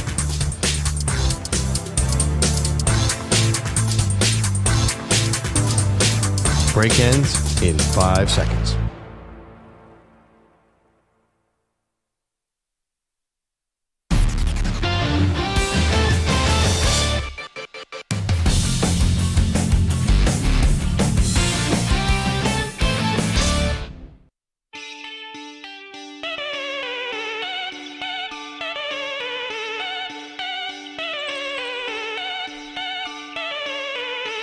Welcome back. Maggie and Perloff show. Great debate Wednesday. Most underachieving NFL team of all time. We're kind of all over the map, so you can nominate yours. And if you want to talk about who's going to underachieve this year, hope it's not my Philadelphia Eagles. We're also debating who's the toughest player on a Major League Baseball team. I say it's a catcher by a mile. Everybody else in the room, as usual, teaming up against me and thinks it's pitchers, which is insane. Pitchers are crazy, but they're skinny, so I'm going with the big guy. Because when you're growing up, the kid, like the chunky, thick kid who can't run, that guy goes and plays catcher, but you don't want to fight that dude. The great Hambino. Yeah, Mike Moses was our guy. Like he was like a house. And of course you're going to line him up as catcher because he's not going to play outfield. So I say catchers are always the toughest guys. 888-710-4ISN. The Great Bambino! Ed is in Pittsburgh, California. Ed, who do you think? Would you rather get into a fight with a pitcher or catcher? By far, I'd rather get into it with the catcher. And the reason why I state it is because, I mean, you guys already mentioned the Robbie Ventura, Nolan Ryan incident. Mm-hmm. But I have to go back to, I can't remember whether he was still with the Cubs or with the Cardinals, was Lee Smith. Someone charged the mound with him, and he put that size 18 in his chest. And at 6'6", 260 pounds, you guys are arguing back. I'm not going to say arguing, debating back and forth who was the toughest. You guys got to understand two things dealing with pitchers. Yeah. And it's the dynamic of the trajectory of their arm and their shoulders. So when they're hurling that arm back to throw a fastball, you deliver a 95, 100-mile-an-hour fastball. Just imagine that arm coming through as a full piss and connecting to your jaw or your eye socket or something. So the catchers, they WWE. They like to wrestle you down to the ground and hold you. That's all they're made for. And I'd like to just comment on something that one of the callers called in, the Cowboy fan. Hey, homie, you hit it right on the head with Jerry Jones. You couldn't have put it far better. And the comment in regards to sticking with your team, I commend you. I'm around saying I stuck with mine. But I can't say the same for all the Bang Bang Wanna Gang fans out here in San Francisco. Their nation builds off of the distrust of their team, so they find one that was winning, that they still think they'll get that quest of 6. But other than that, that's what I have to say, and thank you. Ed, appreciate it. I don't know if you've been watching us lately, homie. We suck. That was Mike and Abilene who called earlier. Can I tell you another example of how catchers are tougher? You guys have seen Major League. Yeah. Documentary. Yeah. Jake Taylor, you're telling me that guy, first of all, he was limping around. That guy was the definition of toughness. Now, I understand that Wild Thing was... Rick Vaughn was in the California Penal League. Yeah, but Rick Vaughn was... But at the end of the day, he was a pretty boy. That was just a sequel. I think Jake Taylor was like, that's tough as nails. Like, actually, to be fair, I mean, who really punched Wild Thing in the face? Shock of all shocks, third baseman Roger Dorn. Yeah, I mean, listen, he fell to Roger Dorn, pretty boy third baseman. I don't know. Brad is in Oregon. Brad, what do you think? Toughest guy on a baseball diamond is who? Hey, real quick, thanks for taking my call, guys. Real quick with Jerry Jones, if his lips are moving, he's lying. Yep. Don't lose any sleep. We're not going to trade Micah. We're all in. This guy couldn't tell the truth if he was in church. And Maggie, you're right. This is going to hang over Dallas for years. Nobody knows how good that how he's going to screw up these draft picks that he's gathering up. And this trade should have been brought back in March when you could have got other teams involved. Dallas could have got more than what they got for Parsons. Real quick, you're talking about pitchers and catchers. Guys, there's some pretty good-sized first basemen out there that I would not even want to look at the wrong way to get into a fight with. So thanks for taking my call. Brad, thanks for making it. I had not thought of first baseman as being the toughest guy. Mo Vaughn. As far as the guy you don't want to get in a fight with. Now, Mo Vaughn was pretty nasty. Yeah. But he was also felt like he's kind of lazy, right? I don't know. I think he was just big, thick, and girthy. Yeah. I wouldn't want to get in a fight with Mo Vaughn. Yeah. Ooh, yeah. Yeah, but also man. I feel like there are some tall, skinny first basemen too, because you got to stretch to get the ball. Like Matt Olson? Yeah, to me, the pitcher catcher, basketball Freddie players. Freeman? Know who are not good fighters? 6'8" basketball players. players. Go ahead. What? Charles Oakley was. Hold on. Hold on. You bring up Charles Oakley. Perfect. Like, Yes. yeah, like Stop they're all proving me wrong, EJ. Yeah, but like generally, basketball players are tall and skinny, and they're big targets, and they have to take long swings. Like generally, be like, you guys have been in basketball fights on pickup courts. Like, of course. Like big guys are not super scary in fights because they're so long. Like this makes no sense to you people. You bring up Charles Oakley. It makes no sense because it doesn't make sense. I mean, the average basketball player is tall and skinny. Does that make sense to you, Bogusch? Can your brain wrap around that fact? Aren't most of the enforcers in the NBA the power forwards? Like I feel like those are like that's a nice 6'8" wheelhouse. Xavier McDaniels, noted wimp. Like crazy person. I don't know. I feel like maybe you're talking about NBA guys maybe can fight. maybe 7-footers, like or 6'11" guys. I don't know. Kevin Durant, like he's like a tall, skinny guy. Yeah, like basketball players are tall and skinny with long arms, like pitchers. Like catchers are short and stout. Like it's like Joe Frazier going up against. So in the 80s, would you have spent other time saying how much you miss NBA basketball when they were basically rogue criminals? Bill Laimbeer, Dennis Rodman, those guys are skinny wimps that are not fighters now, but you miss them fighting. What? You love when they fought in the NBA. You love when they fought in the NBA. Just Now like you're saying they're not fighters. Kevin McHale's a fighter. I didn't say I loved it. I'm just saying, like, generally, yeah, but they all kind of like, they're kind of weak, the NBA fights. Except for the Rudy Tomjanovich. Like, they're all like, you think those Bill 80s Laimbeer and 90s, those 80s and 90s fights were crazy. Right. Yeah, I don't know. I feel like there are They tougher were guys. borderline criminal acts, and you more than once said how much you missed it. You wish it was still like, and now you're saying that there were nothing. Yeah, I will take that. I think there are other sports like football players are much tougher than basketball players. Of course, sure. An offensive lineman is tougher than an NBA player. Generally speaking, probably true, yes. But there are also strong, physical, non-wimpy, big NBA players. The 80s and 90s NBA fights were just as brutal as the Major League Baseball benches clearing fights. I mean, Charles Barkley punching Larry Bird while Dr. J's holding his neck. I mean, like these guys. That fight was a nothing. Didn't Robert Parrish go into the stands? The one where Larry and Dr. J. No, that was not like a brutal fight. That was a lot of posturing. Didn't Ron Artest go into the stands and punch dudes? No, didn't happen. Oh, okay. That was a nothing burger too. You guys have seen the video of the Larry Bird Dr. J preseason fight. That was not Rudy T. I know, but you're getting caught up in one moment where it was still guys were fighting. I mean, Barkley was fighting. Yeah, but basketball fights are a lot of hubbub and focus. They rarely, in the real world, result like. I think that's post the Malice in the Palace. I'm going to hell. I mean, I'm thinking about the Suns and Knicks. That was benches clearing and Greg Anthony in a Hawaiian shirt chasing around Kevin Johnson. Those were fights. All right.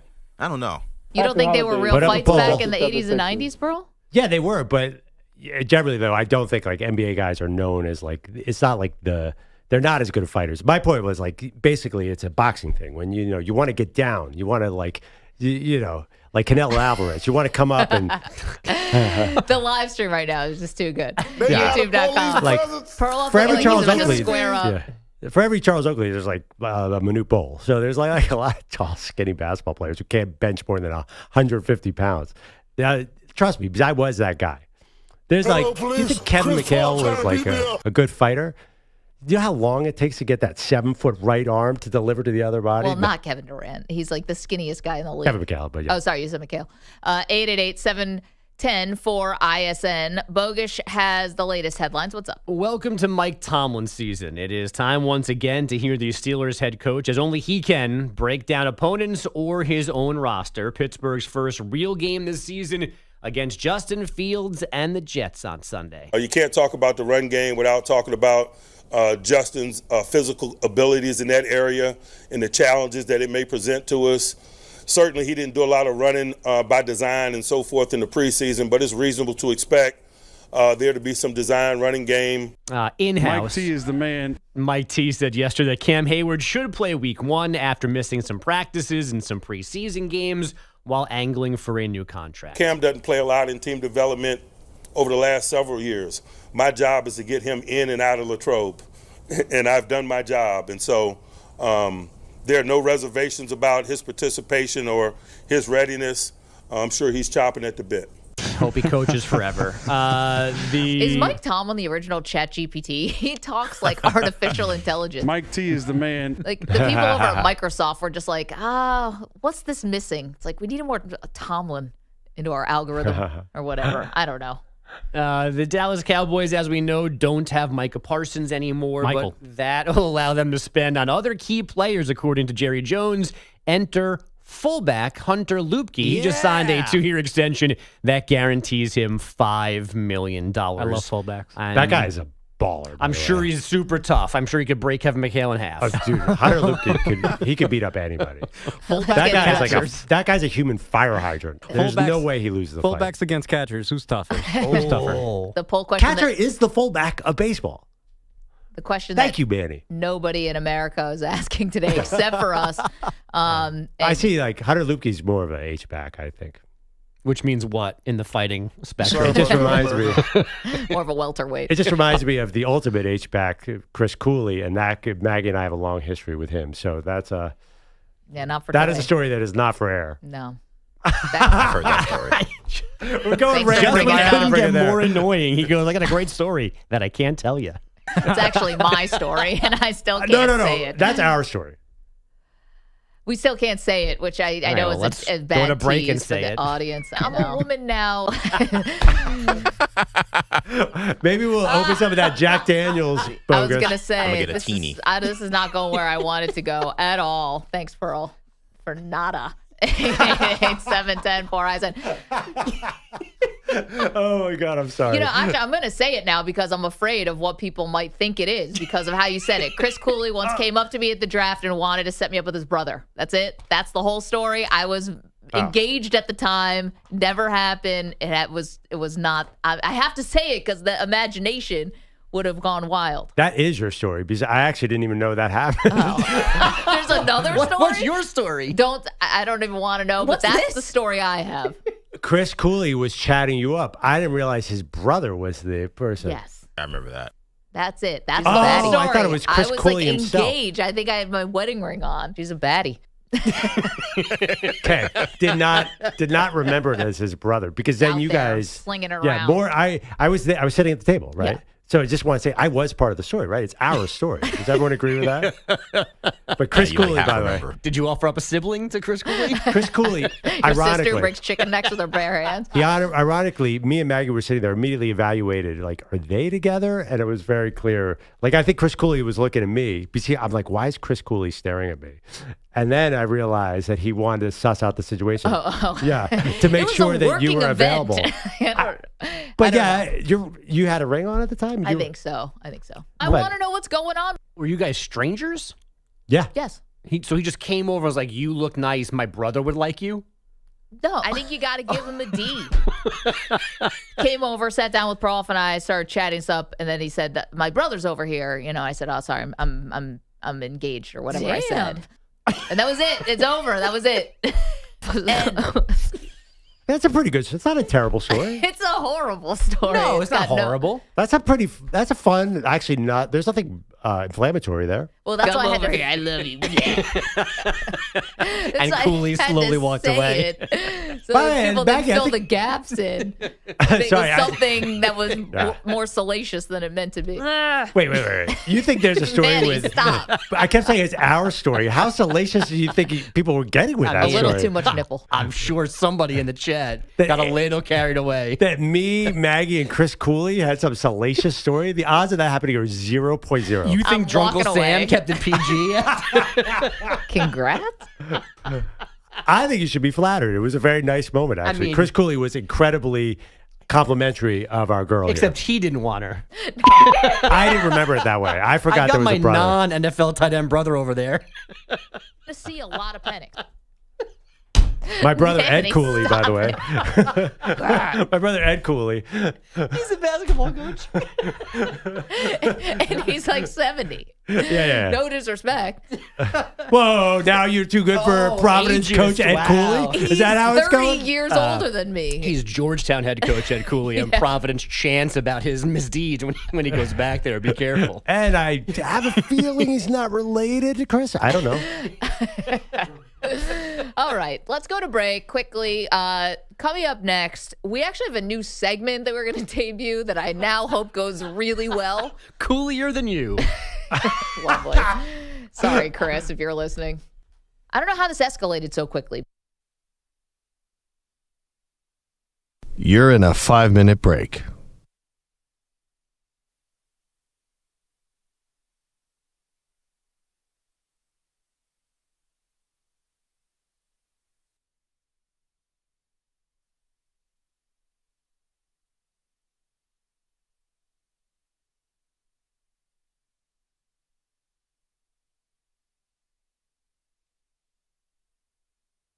4 minutes, 30 seconds remaining.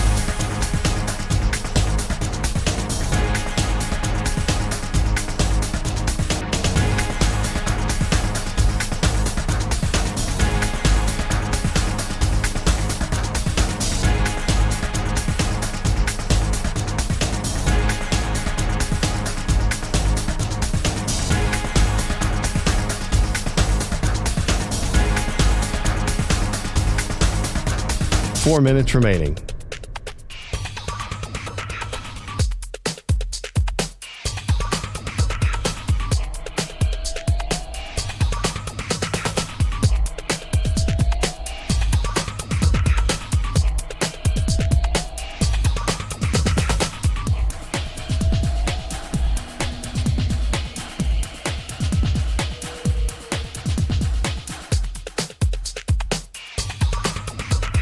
Three minutes, 30 seconds remaining.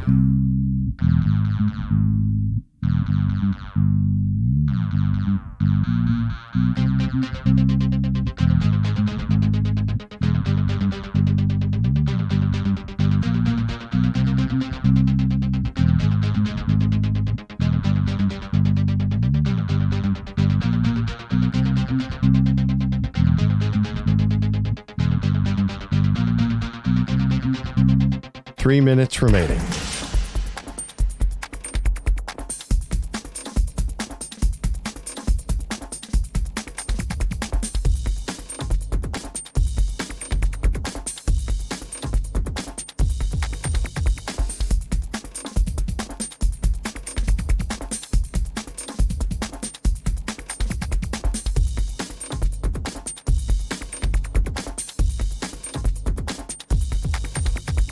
Two minutes, 30 seconds remaining.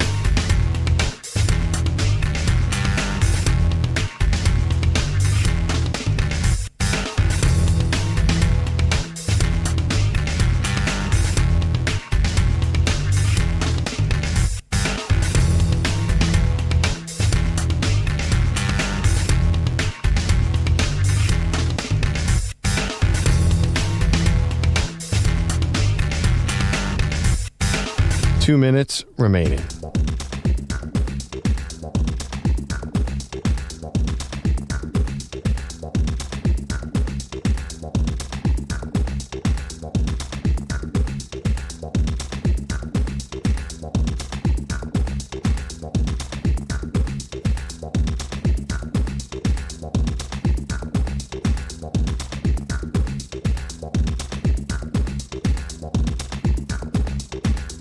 One minute, 30 seconds remaining.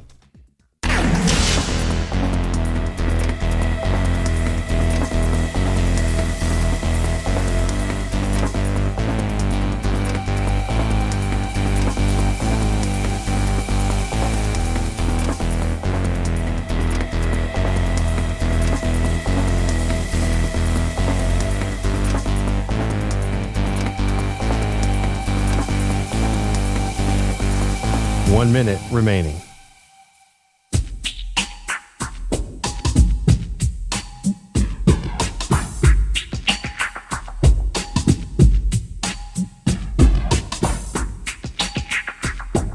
Forty-five seconds remaining.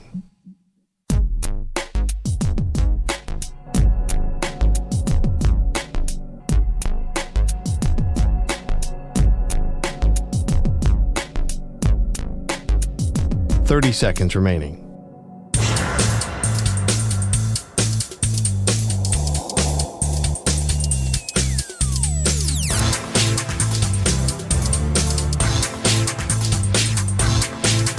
Fifteen seconds.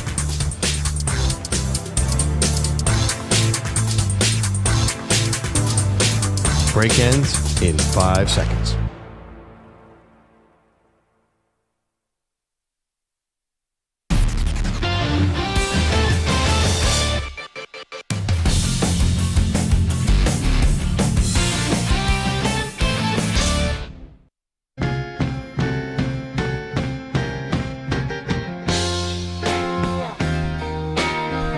Welcome back. Maggie Gray, Andrew Perloff, M&P.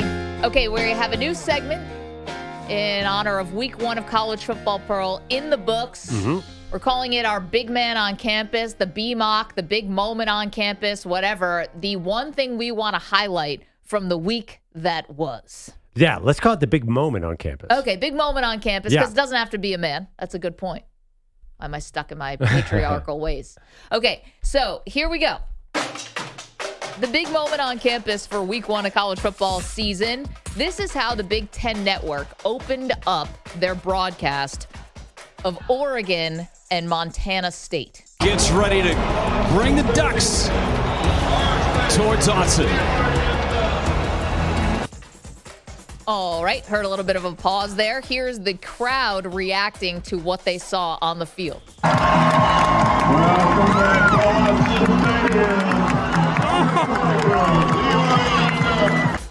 Oh no! What was that? The Oregon Duck mascot, Pearl, losing the head of the mascot outfit, and instead of going to pick up the head and put the Donald Duck back on his head, he ran to the tunnel and left the head so that another person on the cheer squad or what have you picked it up and ran away with it. It was frightening and Kids unsettling. were terrified. It's the worst nightmare when a mascot loses his head. Obviously this happens at Disney World. It's a tragedy. Oh, people get fired, yeah. People get fired, but this was akin to that. That was, a bit of visual, but it was hysterical. Well, I wonder if that's part of the training, right? Is the training, hey, if the worst thing happens, just run for the nearest exit? Why isn't the training grab the duck head and put it back on yourself like nothing ever happened? I didn't understand it. Anyway, that made the cut of the big moment on campus. It beat out some heavy hitters, too.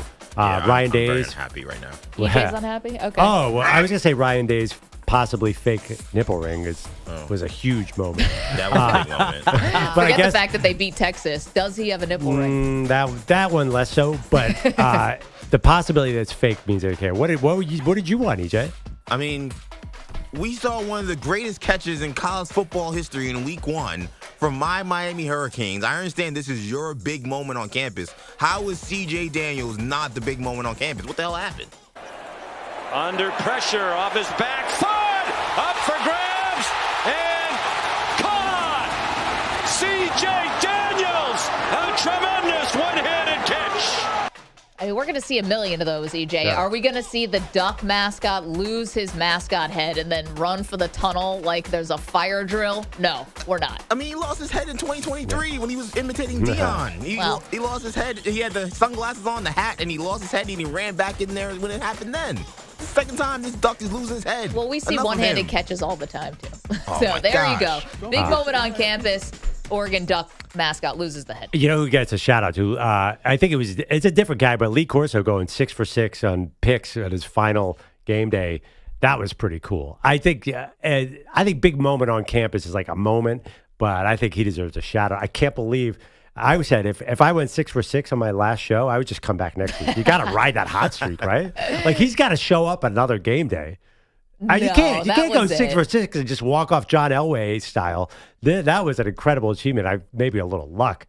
Of course, he was going to pick Florida State as alma mater. That was cool too. Do you think he was going to crash the set and push McAfee off and be like, "I'm back to make my pick"? We'll see. They're in Norman, Oklahoma on Saturday. Again, if you're 6 for 6 and you're feeling it this season, if he's got a real handle, I don't care how old you are, you got to come back. My question is, what do you guys think happened to the duck after he ran up the tunnel?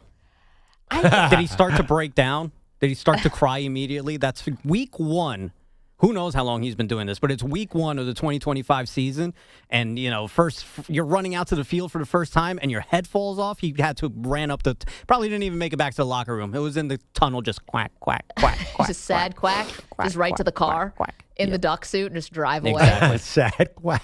I always wonder if there's a backup guy. On week 1? They got a backup in week 1? Maybe it's like North Carolina had to go away from Gio Lopez and bring in Max Johnson. I don't know. You need a veteran. Soft tissue injury during training camp? Couldn't get ready for week 1? I felt bad for the duck. I think he was just doing his marching orders. You lose the head, you got to get the hell out of there. Yeah, but it's still embarrassing. It was also a long sprint. It was like 20 yards. Like it took him forever to get into the tunnel. We saw his head and everything. Not blazing 4 or 5 speed. You run in a duck suit like that. No, I'm good. More like a waddle. Quack, quack, quack, quack. All right, we do have Johnny Manziel sound to get to you, and Perloff and I are making some big predictions for the upcoming season.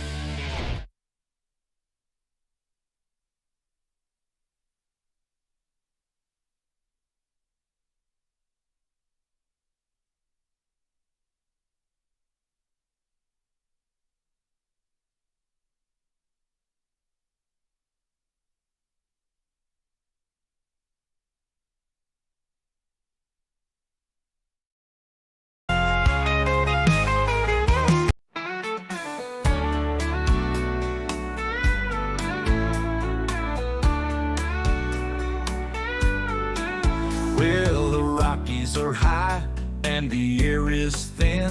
Two men walking in with a fire to win. Daly's got his racket, Rubenstein's got his pride. Tomorrow in Denver, it's a mile-high ride. The crowd's getting louder, you can feel that spark. Every shot's a thunderbolt cutting through the dark. From the city of Denver to the mountain towns, this battle of rackets gonna shake the ground. It's a showdown in Denver under that western sun. One man's leaving standing, one man's gonna run. Crowds will be singing, let the battle begin. It's Daly versus Rubenstein on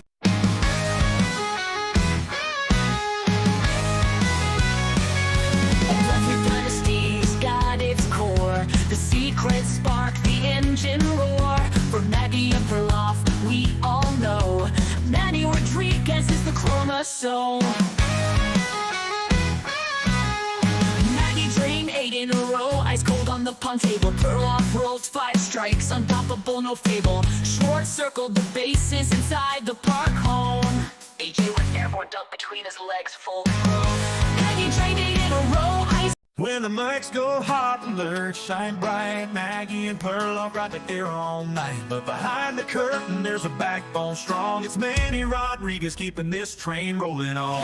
He's a chromosome, the fire in the bones, the steel in the engine, the king of the show. From sunrise to sundown, let the whole world know Manny.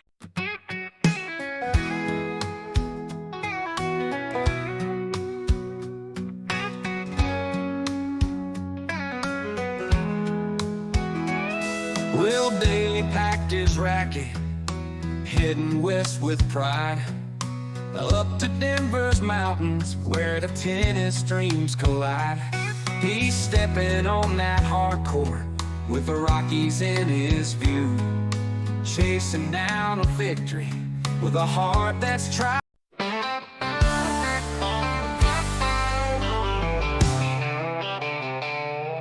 Well, Daly took the court and the crowd got loud. Rube was talking tough, trying to stand proud. But the first big serve cracked like a whip, and Bellotti still hadn't punched his trip. We called his phone, not a single ring. Daly just laughed, well, I broke a string. But 2 new pairs of Nikes are on their way, and Bellotti still.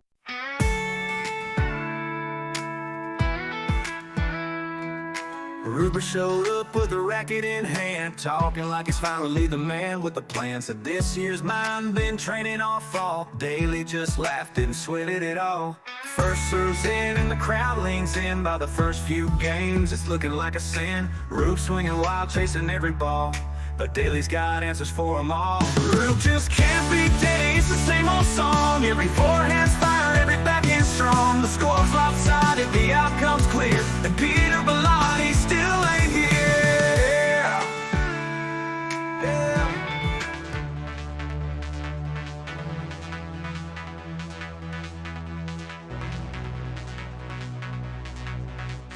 45 seconds remaining.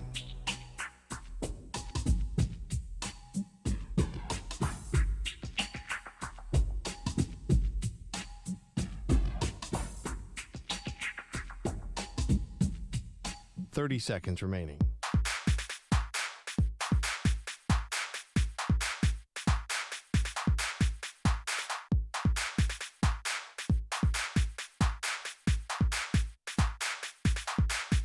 Fifteen seconds.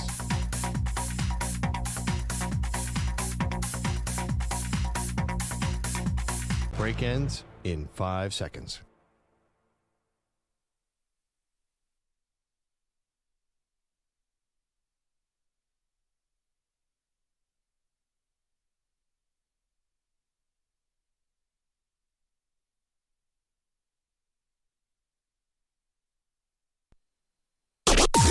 Maggie and Perloff on the Infinity Sports Network. Perloff and I have predictions for the upcoming NFL season, but first, Johnny Manziel back in the news. Welcome to the show, Maggie Gray, Andrew Perloff. You know, Manziel will always have a place, Pearl, in football lore. Literally Johnny Football, one of the great nicknames, what he did at Texas A&M. But obviously his NFL career was extremely forgettable. Oh my, beyond forgettable. Like he probably wants to forget. It was a disaster. I mean, we talked a lot about the Cleveland Browns quarterback situation this offseason. Imagine all that hype and then just nothing to show for it. The former CFL quarterback? Yeah, Johnny Manziel, Manny. So Manziel's doing a little bit of press recently. He was on with Shannon Sharpe. He's got his own podcast. He was talking to one of his former teammates, Braylon Edwards. But let's play a little sound. So first here's Johnny. He's on with Shannon Sharpe and Chad Ochocinco saying that he will hate the Cleveland Browns, the Browns that selected him in the first round of the draft. He'll hate them forever. I sit here today and I go back and forth with, man, am I going to let Cleveland off the hook and just like let it go? Or am I going to sit here with hate and animosity in my heart for the rest of my life? And I finally sit here today and I'm like, it, I think I'm going to be pissed at them and hate them forever. So it is what it is, man. No love for the Browns. I'm rooting for 0-16 seasons every season. Ouch. I mean, it's funny. The setup there is amazing. How you think he's had this real big, like, come to Jesus moment, or clarity. Yeah, of course. Absolutely not. He's going to hold on to the hate in his heart. Why does he hate the Browns so much? Well, he says they didn't do a lot to support him. Was Cleveland the best situation for me to go to? Did they help me knowing all the things that they knew about me? With all the research and everything, did they put me in the best situation? Absolutely not. It was not the right situation for me. But when it comes down to it, you take all of that aside, you throw it away, and you look in the mirror and you say, I've let an amazing opportunity slip. It's on me. I'm the one that has to sit with myself every single night as I watch college football or watch NFL football and be like, damn, I would be in my 12th year. It's funny, Johnny taking a little responsibility there, Pearl, and the regret is, he's expressing remorse. I don't know how much responsibility he's taking. He's basically saying, you knew I was a party animal. You took me anyway and then didn't put anything around me to support me. Well, oh my God, it's so many parallels with Shedeur Sanders. He went 21, right? Like a lot of other teams could have taken Johnny and they didn't take him. The Browns took him, and now he's mad at them. Like, he would have fallen out of the first round maybe if the Browns didn't take him. So it's funny that I saw the documentary with Johnny Manziel, and it struck me that he's not taking more accountability, and this seems like an extension of that. It doesn't feel like he's done wrestling with his demons based on that, because like that's the first thing. Anybody knows the recovery is the first thing is you take full responsibility for everything. You don't focus on outside people. You don't blame others. Right. And, well, he's definitely not in that phase yet. Here's his former teammate, Braylon Edwards, saying that he hated also playing for the Browns and would leave the city after every Monday practice. I think I let the losing, the frustration lead to more partying, more drinking, less focus on the football field, more focus on the things that didn't matter because I was trying to escape bad football. I was trying to escape coaches that didn't talk to me. Shoot, as soon as practice is over on Monday, I'm out. Okay, here's Manziel saying same thing. I had a flight every Monday. Same. Brian Hoyer was the starter, and I was very solidified in the backup role. As I know I'm not prepared, I don't know enough about defenses. He's not coming off the field. I got comfortable in that backup role to where every Monday I was 50-50. It would be straight to South Beach for FDR Mondays at the Delano, or I would go back to Texas and go to Dallas, or go to the Trump Soho. Jeez, guys. Sounds like fun. You name every nightclub in the East Coast and Texas. Okay, last one here for Manziel. This is just how messed up he would get right after that Monday practice on his way to the airport to get to any other city besides Cleveland. I would go to my car every day. I'd have 2 sticks rolled. I'd try to smoke 2 blunts in the 6 minutes it takes to get to the airport, and I would be on a flight. I just couldn't wait to get out of Cleveland or be back and breathe Texas air or walk on the beach. On a Tuesday at 6, 7 p.m., I would be on the last flight out, get back to Cleveland at 10 or 11, and then start the week. I wonder why it didn't work out for him. I'm surprised any air could get into your lungs if you smoke 2 blunts on the way to the airport. Are we talking about like little joints, or are we like kind of what you see on the streets nowadays? It looks like a cigar. Two blunts in 6 minutes is just that doesn't make sense to me. No, it doesn't compute up here. You're taking a blunt as a cigar wrapper. Yeah. You know that you're. Well, I don't have to explain that to the audience. You guys know. The weedos and the coffee drinkers in the chat. I'm not gonna mansplain that to everybody. But this is like the crazy part about the Manziel thing, and just like to bring it to the present day. This is why you're right about the Shedeur Sanders parallels, because nobody trusts the Browns to do right by their own. Now listen, Johnny had tons of problems. The fact that he, I think, is not taking even more responsibility for that, like this is not the behavior of a potential starting or backup quarterback in the NFL to be jetting off to Miami on a Monday because, you need to get your partying in or what have you. Obviously, Manziel's his own worst enemy. But this is how a person turns on their own franchise, right? And even though you're saying, Pearl, why are the Browns getting vilified for drafting Shedeur Sanders?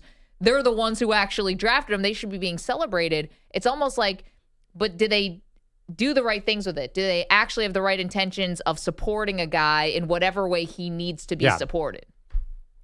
No. Well, I think with Shedeur, they're doing an okay job. I mean, Shedeur is judge on the fact that he went fifth round. He's a developmental quarterback, and it seems like they're developing him just like you would any other fifth-round quarterback. So Shedeur has been, in my opinion, fine. I know a lot of people debate that. Johnny, like the team was definitely a mess then, but there's nothing. He's a full-on addict. Like there's 0% fault on the Browns to me there, because what are you supposed to do? He could have been with the best franchise on planet Earth. If you're smoking all that and drinking all that, like you have no chance, right? He's a garden variety drunk. To me, it's not. How could that be on the team?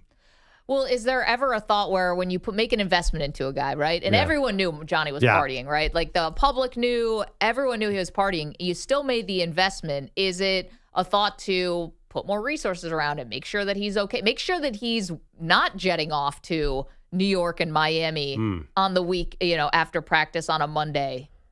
I'm not saying someone has to hold his hand, but you're also not a full-fledged pro when you walk into a locker room your rookie year. Yeah, I hear you, but I think it's very hard to contain an active drug addict. I mean, honestly, and you could throw all the money on earth. Many people have at an addict and an alcoholic. It doesn't make the slightest bit of difference. If that person wants to party, they're going to party. Yeah. Right? Like even if you contain Johnny Manziel, he would have found somewhere else to party, right? So what difference does it make? No, to me, it's a 100-0 thing. As bad as the Browns were, do you think there's any, if he'd gone to a different situation, that it might have been better, like New England with Tom Brady or something like that? Well, I mean, to your point, I guess if you're going to find this, you'll find it in Timbuktu. If you really want it, you'll find it. So I don't have a good answer for you there. I guess what I'm not even saying it's like there's like a moral obligation. I'm saying just protecting your business investment. Yeah, but it's hard with an addict though, isn't it? So that's the other part about this. Johnny says, they did all this research on me, and they still took me with a first-round pick.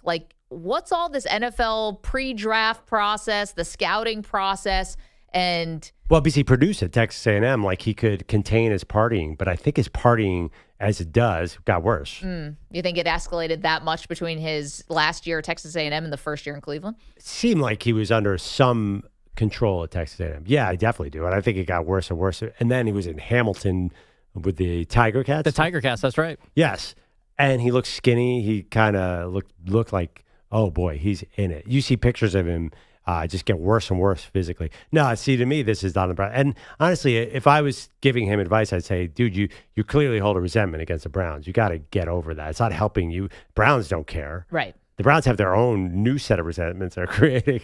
They moved on to new quarterbacks to cause problems with. But they've got a whole room full of guys that are going to have future resentments. I do think there is a thing. If you're drafting a guy like that, first of all, he has to be the right position, and you got to try and milk as much as you can. Like the Patriots with Aaron Hernandez, they knew he was messed up. Yeah. They're like, maybe we could get 5 years out of this. But they gave him a contract extension. Yeah. I don't know how much they knew. Wow.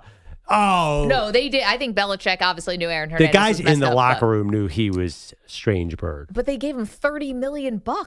Who does that? Yeah, maybe could have. And it's funny too. Lord Saylor totally. You could get certain positions could get away with this a little more. Quarterback, it seems hard. Anyway, so Johnny Manziel, it's got a podcast now, so going to be in our lives a little bit as far as media is concerned, and talking about smoking 2 blunts in 6 minutes on the way to the airport. You know what I fear? I fear this is going to become one of those TikTok challenges. Like when people were eating the Tide Pods and stuff. Like, cinnamon challenge. Remember the cinnamon challenge? That was also a thing. What was that? No, you take a spoonful of cinnamon and try to swallow it. What happened? You wouldn't be able to. You would cough it right up, and it's gross. It's not ideal. No. Remember the crate challenges? Oh yeah. Oh, the crate challenge. Were crazy. What's that? That had to be a psyop. So I don't know why, but it seemed like in every hood they were just putting like a mountain of crates, like milk crates, like milk crates, empty milk crates. And the goal you had to do was almost like Legos. You'd have to try to walk all the way up the mountain of crates and come down without falling. And most of the time, it went disastrous. No, people were getting like 10, 12 feet up in the air, though. I remember that. Yeah, no, these crates were like, I don't know where they got all these crates from. Again, this had to be some kind of operation. The milk store. I don't know. To what end, DJ? Well, I have some conspiracies on the milk crates. You really wouldn't get into it. But, wow. Oh, yeah, there was a lot happening in 2020 that people wanted to be, distracted from. Yeah, all of a sudden, crates came out of nowhere, and people were doing this. Like, when did this start? I'm like, we all spend every waking moment with each other. You got some things about milk crates that I haven't heard yet. God, now you got Maggie. You mentioned the pandemic. No, and oh God. The craziest internet challenges. I think this Johnny Manziel one is going to become a thing. Smoking 2 blunts in 6 minutes. People are going to eat a lot of takeout. I gotta say, I live in Brooklyn. I can walk out on the street any day. Also, weed is so much stronger now. Yeah. Like that is nothing. Well, it's not nothing, but everybody's smoking that anyway. That's called a Tuesday. 6 minutes? 6 minutes is wild. Let me ask you one thing on the cinnamon challenge. Yeah. Sure. Where do we stand on drinking a gallon of milk? Like, there's an urban legend that if you drink a gallon of milk in an hour, your stomach will explode. Have you guys heard that? Yeah, I've heard that. I heard that too. Especially if you're lactose, yeah. But it doesn't seem that hard. You would do it then, Maggie, bro. you've done some crazy food challenges. I feel like you could drink a gallon of milk. I'm not doing that one. And I feel like you could swallow a teaspoon of cinnamon. You trying to eliminate like half the show? What do you having to do these Perloff's crazy like, challenges? You won't jump off that I'm not Grand Canyon. I'm not I engaging. got some milk crates at home. Not engaging in these challenges. So I was with somebody who drank a gallon of milk once. Oh, does it make your stomach explode? It was Kobayashi, the famous And how'd it go? food eater. Food eater? What's he? A famous professional eater. Professional eater. Thank you. Competitive eater. There it is. Even better. He did it. He came to the office and did it. It doesn't even sound different. hard. But that's different. It's like 5 glasses of milk. He's a different animal though. No, I'm saying I think you could drink it. He trains for this. I think you or I or anybody could drink a gallon of milk in an hour. I strongly disagree. Let's get a doctor. How? I don't know. I don't get it. You're not supposed to be consuming lactose. That's the whole point. Like that's a thing. That's not what does it. It's not the lactose. That takes hours to process in your body. This is why I'm not a scientist. I'm trying to look up. The internet's not giving me what I want here. Yeah. Weren't we supposed to do NFL awards, Maggie? Yeah, let's get to it. By the way, AI Overview saying drinking a gallon of milk in an hour will likely result in vomiting. So, sounds accurate. Could have fun. guessed that one. I would do it, but can I do oat milk? No. Why do you always want to water down these challenges? Because that's a lot of lactose. Hey, you just put in my lactose take. Wait. I know. I could do it in the moment, but 3 hours later, it could be pretty manny. And call back on the show when we talked about Jerry Kramer in 1965 had multiple surgeries to remove wooden pieces 63. from his intestines. Your intestines would have to be removed if you drank a gallon of milk in an hour. It would just burn a hole. I don't get it. It seems easy. I'm going to do it. I haven't committed yet, but this seems like one of the easiest food challenges ever. Go ahead. Okay, well, how about if you lose to me in our predictions for these NFL awards, then you can do it. Like I don't win one of the awards? What do you mean I lose to you? Like we can count them up. Like how many did you win? How many did I win? So here we go. Some NFL season award predictions. Let's save the MVP for last, shall we? So we'll start here, Pearl. Who do you have as your offensive rookie of the year? Who's it going to be?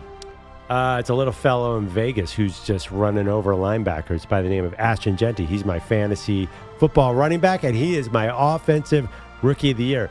Didn't always look great in the preseason, but I feel like Pete Carroll, you know what he loves to do. He loves to run the ball. I think that the Raiders are going to be built around the run game. Ashton Genty. Okay, my pick for Offensive Rookie of the Year is actually going to go to the Green Bay Packers, Matthew Golden. I think they're going to be a team that is good enough to be getting a lot of attention. Obviously, now the Micah Parsons trade put them in even more of a stratosphere. They already get a lot of attention. It's the Packers, for goodness sakes. I think they're going to win a lot of games, and I think of that wide receiver room, it's kind of ripe for somebody to really take the reins. Matthew Golden, Offensive Rookie of the Year. What about Defensive Rookie of the Year? So I went with Michael Williams on the Niners. I think the Niners' defensive line is going to be very interesting. So you have Robert Saleh back. That's like the biggest addition of the offseason. And then you get Bosa coming in on one side and Williams on the other. Seems like an opportunity for a lot of sacks, kind of like Jared Verse last year with the Rams. I look. It's not actually a great defensive draft. So it was not that easy to pick the right guy. I think he's going to slot in exactly like Jared Verse last year and win Rookie of the Year. Mine is going to be the obvious pick. It seems obvious to me. Abdul Carter of the New York Giants. That's already a good defensive line, and he's going to add to it. But I think he's going to end up being a standout amongst those really good players. Now, they're not going to win a lot of games, but maybe. I don't think. I think they'll be okay. They might be. And so for that, I think he's going to be in the running for Defensive Rookie of the Year, even if they're not necessarily a playoff team. Well, my only thought there was they're going to share a lot of sacks because of Burns and Thibodeau. Yeah. And I think he's not going to stand out over Brian Burns. Well, I think that they're all going to get a lot of attention. And you know what happens in New York when people get a lot of attention? It gets thrown way out of proportion. Yeah. I don't even think most people in the country know who plays on the Giants. They don't get it. They're all 2 years ago, their coach won Coach of the Year. There is a New York they got that bump. Giants to the playoffs. It was the first time in a decade. Yeah, I don't know about that. I feel like that line is great. Don't you have to be the standout to get the actual sack? Okay, let's go to, how about Coach of the Year? Coach of the Year. Okay, this one's tough because I'm not 100% sure. We're doing our picks tomorrow that I'm penciling him to the playoffs, but I went with the Patriots' Mike Vrabel. Fits the profile for Coach of the Year. Comes and improves the team. Coach of the Year is rarely like Bill Belichick or the guy who wins the Super Bowl or Andy Reid. It's usually the guy who makes the biggest jump, like a Matt Nagy or a Kevin Stefanski. I feel like Vrabel fits that mold well, and I think people like Mike Vrabel. I think he wins the vote. Yeah, he's won before, so it'd be a two-time winner. To me, I'm going to go with a throwback, but I think it's going to be Sean Payton. You know, last year there was a little wait and see about Bo Nix and whether or not, Sean Payton was going to be able to turn the Broncos around. Obviously, it didn't end well with Russell Wilson. This is Payton's team. Bo Nix looks great. Defense looks great, which is not exactly his side of the ball, but still, defense looks fantastic. I think they're definitely a playoff team, and if they're challenging the Chiefs for the division crown or maybe even winning it this year, then he's going to get a huge bump. He's super media friendly. Sean Payton already won this award once, but it was like a decade ago. Kind of nice story. Yeah. Kind of bookend there with Sean Payton, Coach of the Year. Okay. Yeah. Who won it last year? It was Kevin O'Connell. Oh, okay. Yeah, that's a great. I mean, he could be like Kevin O'Connell, where he takes a medium team and makes him elite. Okay. We had defense play. Let's do comeback player of the year, and then we'll get into you go first on comeback player of the year. Comeback player of the year, to me, I think is going to go to Aiden Hutchinson. Detroit Lions, I think, are still going to win a lot of games. We know that there was a lot of injuries in the Lions defense, but Hutchinson felt like one of the biggest losses for them. We're going to bite a kneecap off. Have not written the Lions off, and I think Hutchinson coming back and being awesome, probably going to get a big payday as well. Looks like a good candidate to me for comeback player of the year. Okay, I like it. I'll try Christian McCaffrey, the Niners, because I'm kind of bullish on the Niners. And they say we're going to run everything through McCaffrey, just like we did 2 years ago. They're not afraid of overwearing this guy, despite the injury history. So McCaffrey was nothing last year, fits the profile, could have huge numbers this year. Okay, let's go to defensive player of the year. Okay, this is where I took my long shot. Okay. How about, and I'm picking Denver Broncos as well, how about Nick Bonito, who you might remember had that pick six when the Colts tried the trick play. He is super fast. He had 12.5 sacks last year. This will has a chance to be the best defense in the league in Denver. And he's going to be the guy with the numbers because he'll get to the quarterback the most. Feel like last year they gave it to a cornerback. I think they're going to want to get back to pass rusher. And to me, all the pass rushers are on flawed teams except maybe him. I think he will lead the best defense in the league. He's 9th in odds at 30-1. Oh, wow. Okay. Yeah. I also, for Defensive Player of the Year, went with a pass rusher because they gave it to Patrick Surtain last year, so I was wondering if they would flip back. Okay. I'm glad we thought the same way on idea. that. Will Anderson is going to be my pick. Everyone's expecting the Houston Texans to have this massive defense and be a sneaky Super Bowl contender. So I'll give my award, or my pick will go to Will Anderson. I think he's going to have the numbers. They're going to have a really good team. He won Defensive Rookie of the Year, so he's already kind of in the pipeline, if you will, the award pipeline. And I think they're going to want to reward the Texans. The voters will, and he'll be the obvious choice. Yeah, I mean, it's got Daniil Hunter on the other side. He might get as many sacks. That's the only. I looked at him, too. That's a good one. Okay, Offensive Player of the Year before we get to MVP. What do you got? Okay. I don't know how good this team is, but Jamar Chase is going to be outstanding. I think Jamar Chase is going to challenge, or probably surpass 2,000 yards and challenge a single season receiving records. Now, there's an extra game, so I don't know what that all means, but that is going to get a lot of attention. And I feel like Offensive Player of the Year, a lot of times they don't give it to the quarterback who wins MVP. They like receivers. I'll go Jamar Chase. Yeah, I thought about Jamar Chase. I'm going to do a weird one here. I'm going to go with Patrick Mahomes. I don't know. He's not my MVP. I've got someone different for MVP, but I think Mahomes is going to have a really good statistical season, and there's going to be this odd anomaly where they want to acknowledge, the voters want to acknowledge that Mahomes had this great year, but they're not going to give him the MVP because I think someone else is going to win it, who we'll tell you about in just a moment. It's almost like how Lamar Jackson got first-team All-Pro, but Josh Allen won the MVP last year. Sometimes these votes weirdly split. And I think that Mahomes is going to be acknowledged just with Offensive Player of the Year, not MVP. It's a little bit odd, but that's what I think is going to happen. Okay. I like it because are we going to get to MVP? Let's go finally. Who's your MVP? Patrick Mahomes. I think we're thinking the same. I think their offense is geared up to be explosive again.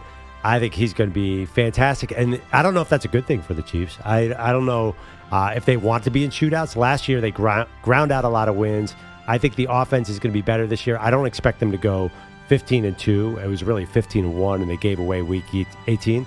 I expect them to be more like 11-12 wins, but Mahomes is going to get back to the 40 touchdown thing. And I think also voters want to reward Patrick Mahomes. Yeah. Just kind of like what you just said. My MVP this year is going to go to Joe Burrow. I think this is the era now we're kind of passing around the MVP. Mahomes has his, Lamar has his, Josh Allen won his last year. Who's the other guy who gets grouped into that mix in this current era of quarterbacks? It's Joe Burrow. Now, until Jordan Love and CJ Stroud and Jaden Daniels all break into that, they still have to break into that super elite tier. So for me, it's going to be Burrow's year. And I also think that the voters, they understand what the defense is, right? So I don't know if the Bengals are actually going to win 13 games or even 12. I think Joe Burrow could win this award with 10 games. Yeah. With 10 wins, rather. With that defense, you're going to need him. Exactly. And I think that's going to become part of the story with Burrow is how much he has to overcome this bad defense, and it's actually going to bolster his campaign. So for me, Joe Burrow is going to be your MVP. There you have it. That'll be fun. Yeah. Which one do you feel most confident about? Okay. Most confident. I'm going to go with Mahomes because I got to tell you that the Offensive Player of the Year is always dicey. It's usually a non-quarterback. Defensive Player of the Year, a bit of a long shot. Ashton Jeanty is my second most confident. Like, listen, it's not going to be Cam Ward. Isn't it funny that neither of us picked Cam Ward? I thought you would pick him, so I changed to Matthew Golden. I mean, well, who was last year? Jaden Daniels. Like, Cam Ward would have to have a winning record to win this award. And I like what the Titans are doing, but I'm not ready to go there. I think he's going to be fantastic. But if they're 5-12, is he going to get Rookie of the Year as the quarterback? Wow, Jaden Daniels. I think Jeanty gets 1,300 yards, boom, wins. Well, how about you? Mine is Coach of the Year. I think it's Sean Payton's award. That is some of Perloff's and our preseason awards picks. We'll put those out on social, and you can weigh in at 888-710-4ISN. All right, coming up, we'll talk to one of our absolute favorites, good friend of the show, Kyle Brandt will join us to preview the NFL season. It's the Maggie and Perloff Show. You're in a 5-minute break.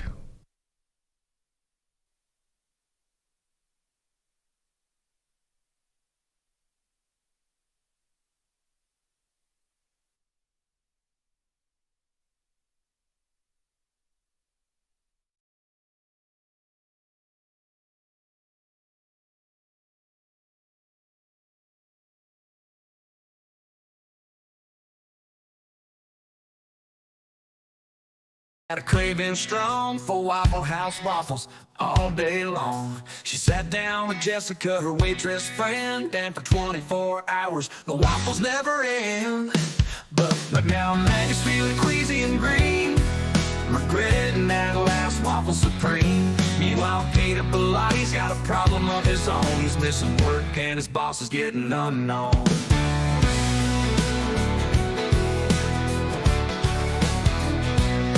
He hit the snooze button, rolled over tight, didn't make it to the office morning light.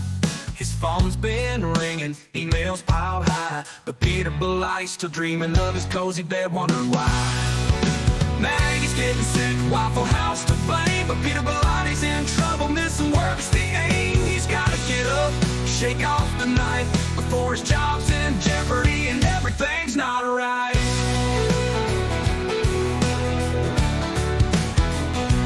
But now Maggie's feeling queasy and green, regretting that last waffle supreme. Meanwhile, Peter Pilotti's got a problem of his own. Peter Pilotti's got a problem of his own. He hit the snooze button, rolled over tight, didn't make it to the office morning light. His phone's been ringing, emails boss is getting on. He's missing work and his boss is getting unknown. He hit the snooze button, rolled over tight, didn't make it to the office morning light. His phone's been ringing, emails boss is getting on. He's missing work and his boss is getting unknown. He hit the snooze button, rolled over tight, didn't make it to the office morning light. His phone's in light, his phone's been ringing, emails piled high. Peter Pilotti's still dreaming of his cozy bed. What a Maggie's getting sick, Waffle House to blame, but Peter Pilotti's in trouble, missing work's the aim. He's gotta get up, shake off the night, before his job's in jeopardy and everything's not right.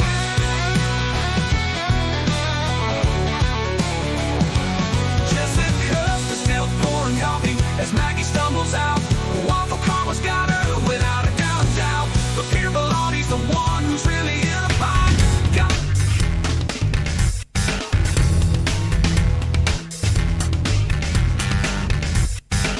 2 minutes remaining.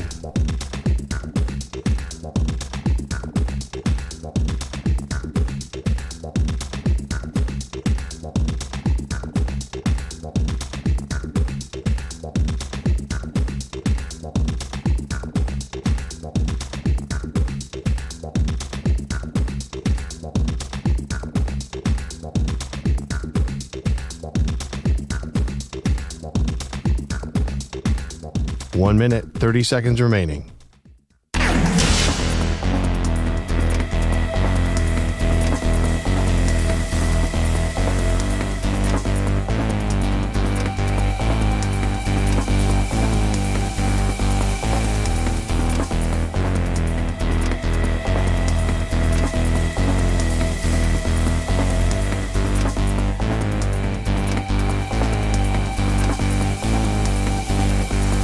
One minute remaining.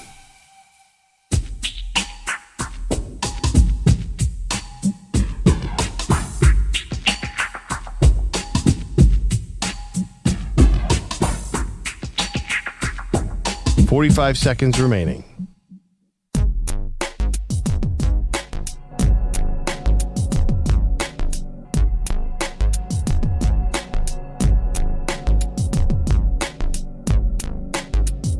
Thirty seconds remaining.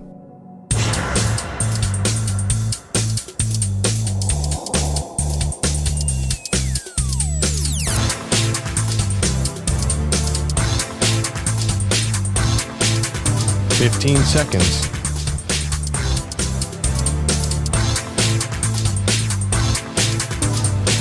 Break ends in 5 seconds.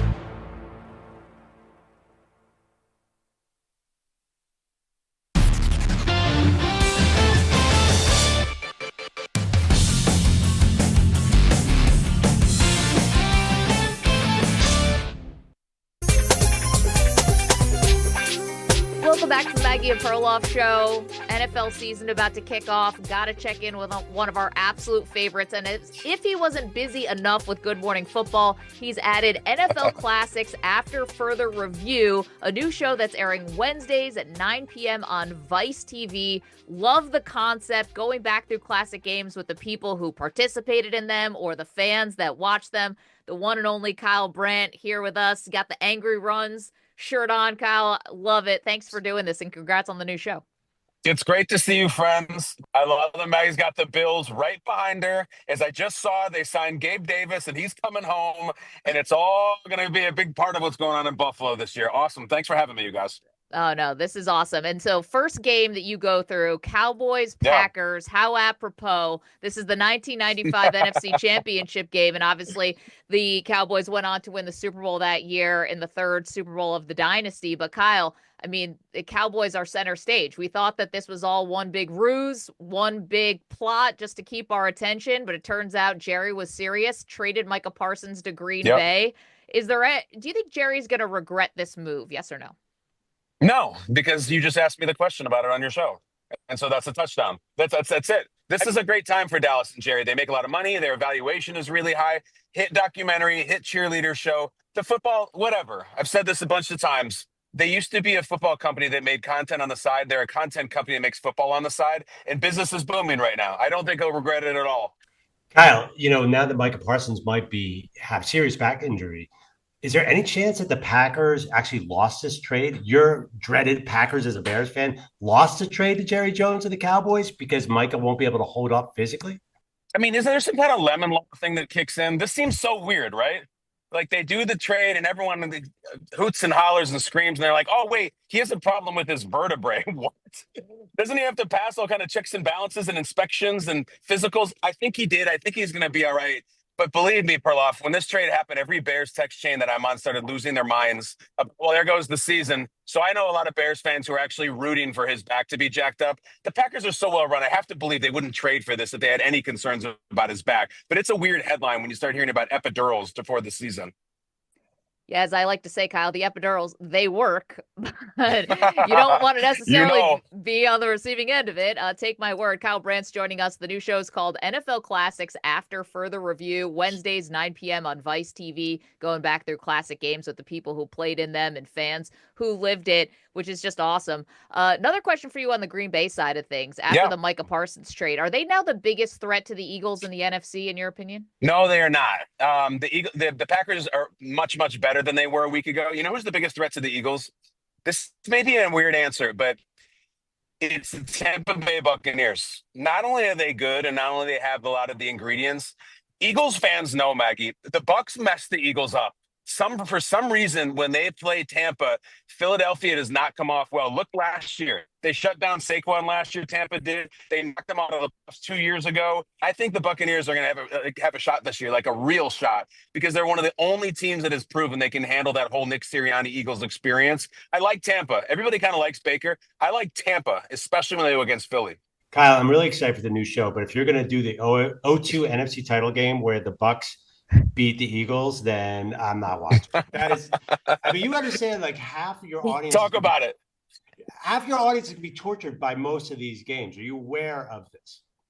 Yeah, it's really fun actually because they're usually like they're really close games, right? It's not like the Manning cast.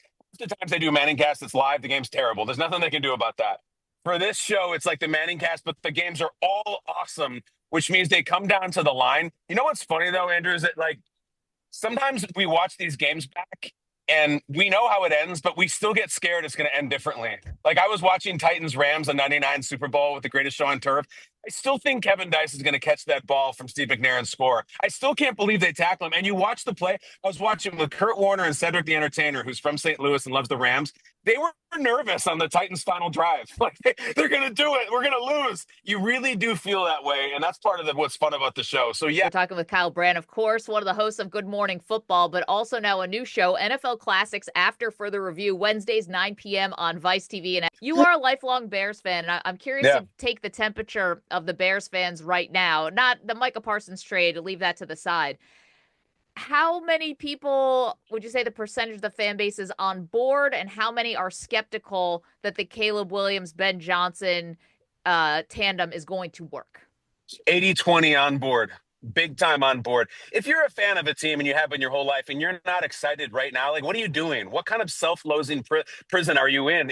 This is an exciting time. The Bears went and got the cool coach. They don't usually do that. They don't really ever do that. I remember Mark Trestman. I remember all of these people that they have brought through here. Like, that's the coach of the beloved Chicago Bears. Maggie, there's two moments when I fell in love with Ben Johnson as Chicago Bears head coach. One, his opening press conference in which he completely called out Matt LaFleur, despite like not having any relationship with him. They're not from the same coaching tree. It's not like two buddies who used to be assistants together. Just completely gratuitous, went outside his lane to call out LaFleur, which was awesome. And the second part was after one of Caleb's first practice under Ben Johnson. There was a clip of him during practice when Ben Johnson was screaming at Caleb, like really, really getting him. He was late on his show. He can't do that. We can't have that in this offense. He was late. It's not acceptable. And I was like, exactly right. Yell at that NIL kid who's had his butt kissed for his entire life. Yell at him. Put him in his place. Every coach that's ever had Caleb, just this halo around him. He's so talented. He's so talented. Ben Johnson's like, I don't give a crap. He was late. You don't be late in my offense. That's when I knew I loved him. Your Aaron Rodgers interview this summer. I know you've probably done multiple Aaron Rodgers interviews. Got a lot of press. I'm kind of curious before the interview and after the interview, like what's your sense of where Aaron is right now? Sometimes he seems almost too relaxed, as if he's not that he's not into it, but he feels like whatever was going on with the Jets, he feels like he's past that to me. What's your vibe with Aaron Rodgers? It's a good question. It's my favorite person to interview in the entire industry by far. The second place is not even close. Honestly, I think part of it is because he's much closer to me in age than most of these guys, but also because the stakes are always high and he's so unapologetic. He doesn't care. He doesn't say one game at a time. He doesn't say we have to execute. He just talks real. And the Jets thing, I think, ended horribly. Like, let's be honest, guys. After he left the Packers and chose the Jets, you would give that time with the Jets, like, I don't know, if not an F, a D-. He gets injured. The second season amounts to nothing. The coach gets fired. The GM gets fired. It was a disaster. It makes it much more pressure-packed now that he's going to go to the Steelers. And, like, if you're Rodgers, arguably the greatest to ever play the position, you can't end with two duds. You can't, like, limp off with, like, two misses, especially now that you're with a team that always wins, and you couldn't win with them. I think he is very excited to be with the Steelers, and I did my playoff picks this morning. I think the Steelers are going to be in the playoffs. I have them as an AFC wild card, as I do every single year. Will they do anything when they get there? I don't know, but I think the Rodgers Steelers will be in the playoffs. NFL Classics after further review. Wednesdays, 9 p.m., Vice TV kicks off with the 1995 NFC Championship game, Cowboys-Packers. The host of Good Morning Football, Kyle Brandt. Kyle, thanks so much for joining us, and have fun this NFL season. We'll talk to you soon. Love you both. Thank you very much for having me. Let's get to Andrew Bogusch, who's got the latest and greatest for us. What's up, Bogusch? Guys, it has become the theme of today's show. Pitchers versus catchers. Who survives? And it all began with Houston lefty Framber Valdez putting a fastball into the chest of catcher Cesar Salazar, who was expecting something off speed. No flinch, no surprise, no apology from Valdez.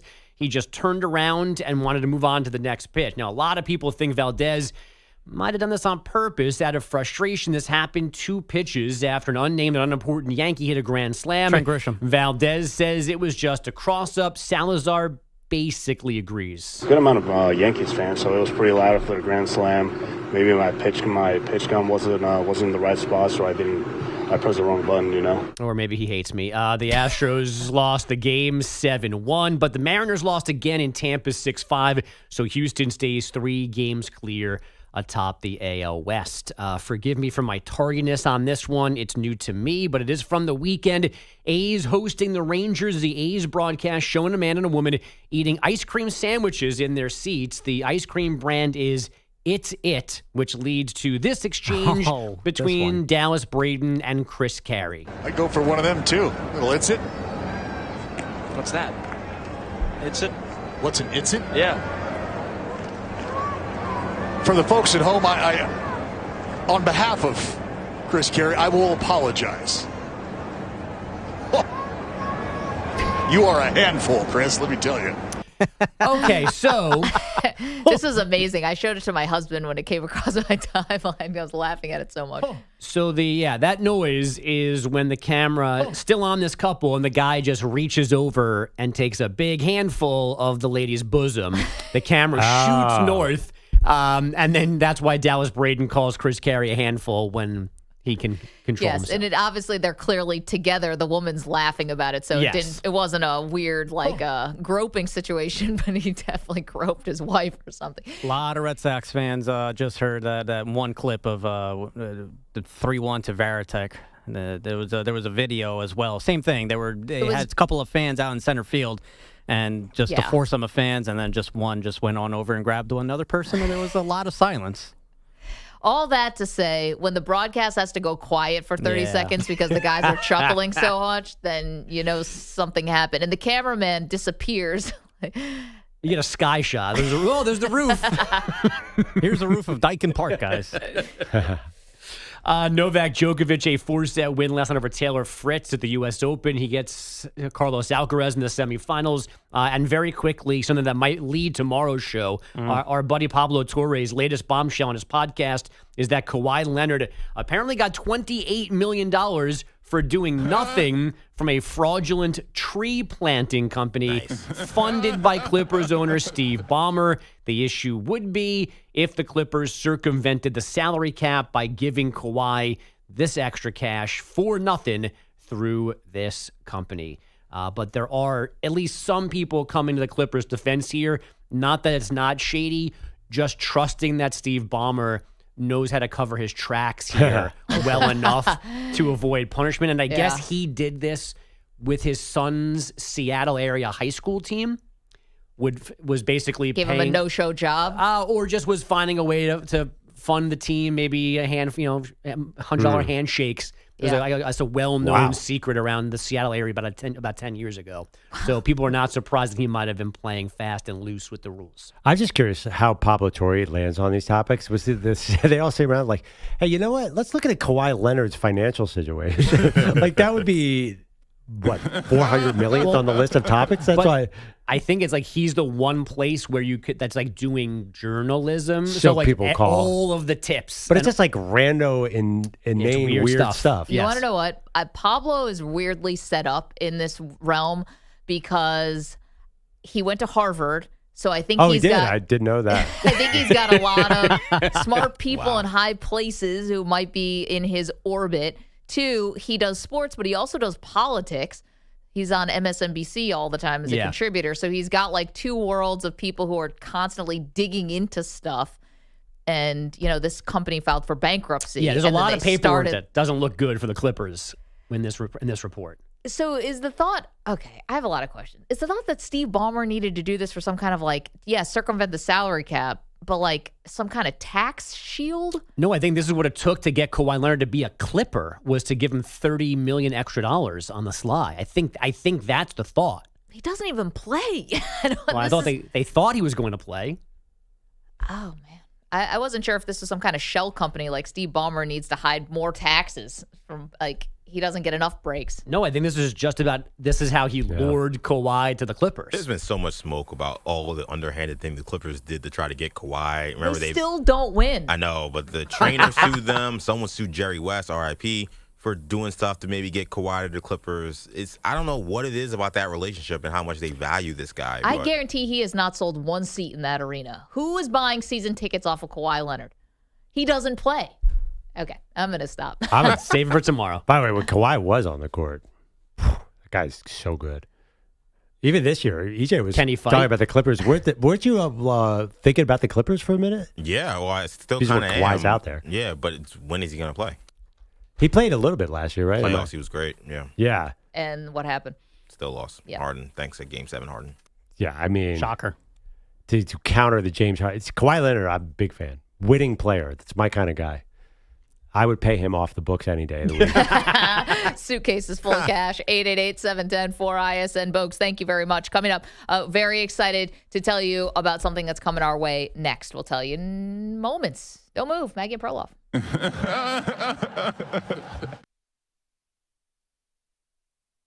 You're in a 5-minute break.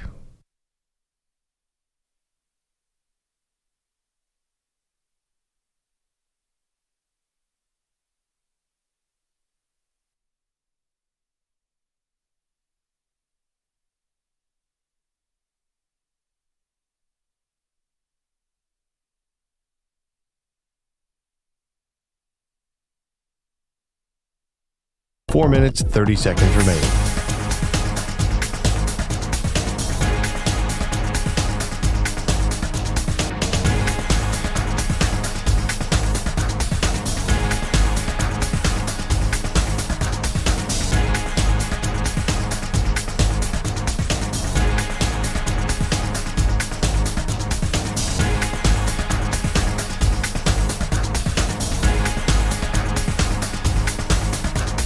Four minutes remaining.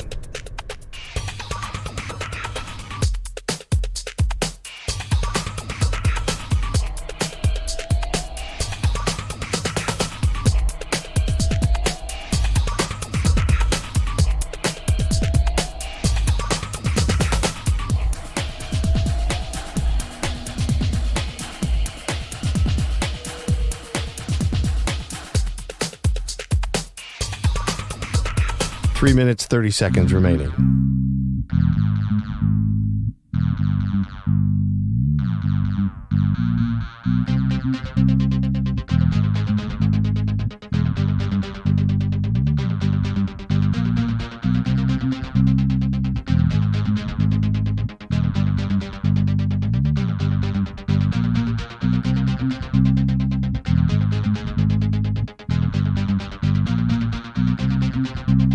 Three minutes remaining.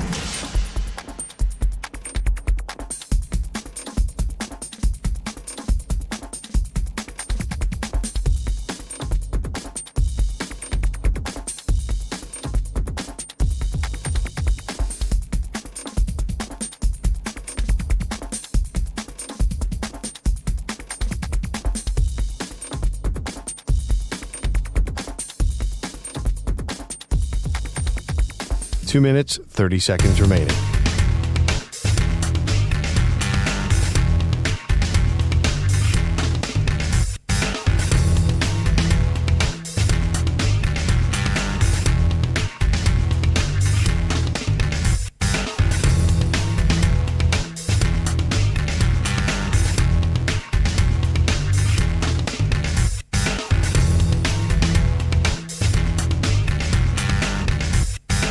Two minutes remaining.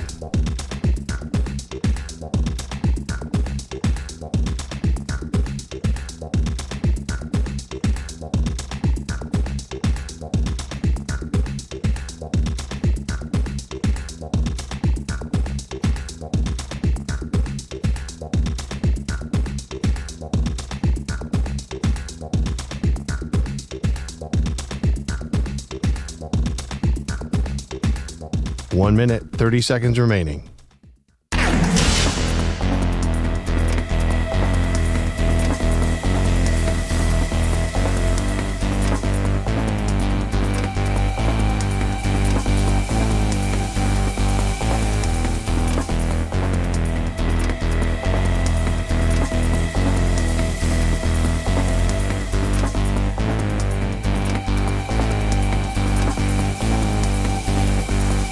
One minute remaining.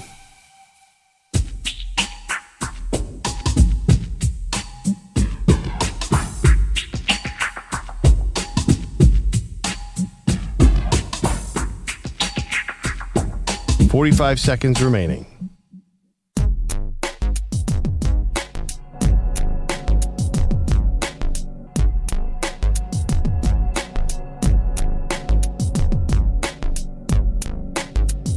Thirty seconds remaining.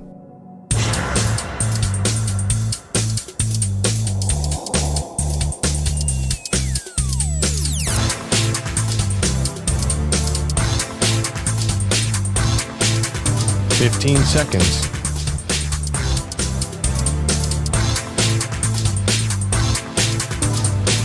Break ends in 5 seconds.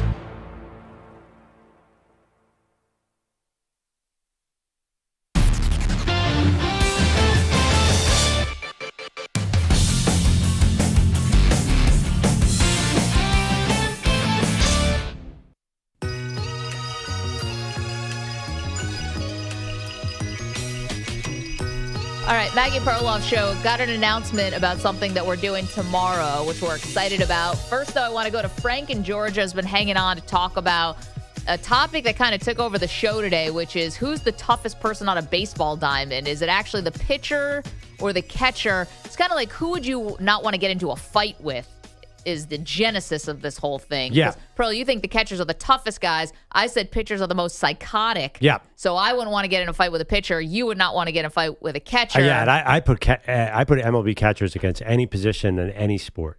I think those guys are monsters. Frank, what do you think about this? Good morning. I'm against my better wishes. I'm going to side with Perloff on this one. I'm leaning towards catchers, but with a caveat. No one mentioned I would not want to go against John Kruk. That's the guy that I would not want to run into at midnight in the alley behind a bar. Yeah, but John Kruk could have been a catcher, basically, his mentality. He's closer to catcher. But by the way, if you kick him in the man region, then you might not land where you think you're landing. Just run. Does nobody get Just that run. joke? Jesus. You guys all know John Kruk has one. Right. Yeah. I knew that. Okay. You'd have to be. It just wasn't funny. Okay. You'd have to be Pele of your aim for that. But Frank, thank you for the phone call. Siding with Perloff. Hey, listen, it happens every now and then. No, just kidding. I think it's funny about you and I, the definition of who you wouldn't want to get in a fight with. Yes, I know that catchers are very tough, but to me, the psycho nature of the pitcher, the unpredictability of Chris Sale or a Nolan Ryan, someone like that is just, that's what I don't want to go up against. I'm going on body type. Like I would always take short. The short, stout guy is always the toughest guy. Also, catcher is the toughest position in all of sports. I mean, I know you take some fastballs and some inopportune places, but you're telling me that's a tougher position than defensive tackle? Yes, because not only that, the bat comes right by your head. Like you have to just like, that is a very tough position. It's famously a tough position, like tough guys and strong, you mentioned Yogi Berra. Yogi Berra was like a human fire hydrant. He was he was all muscle. He was just like, they're all like blocks. I'm looking at all these pictures of catchers, like JT Realmuto.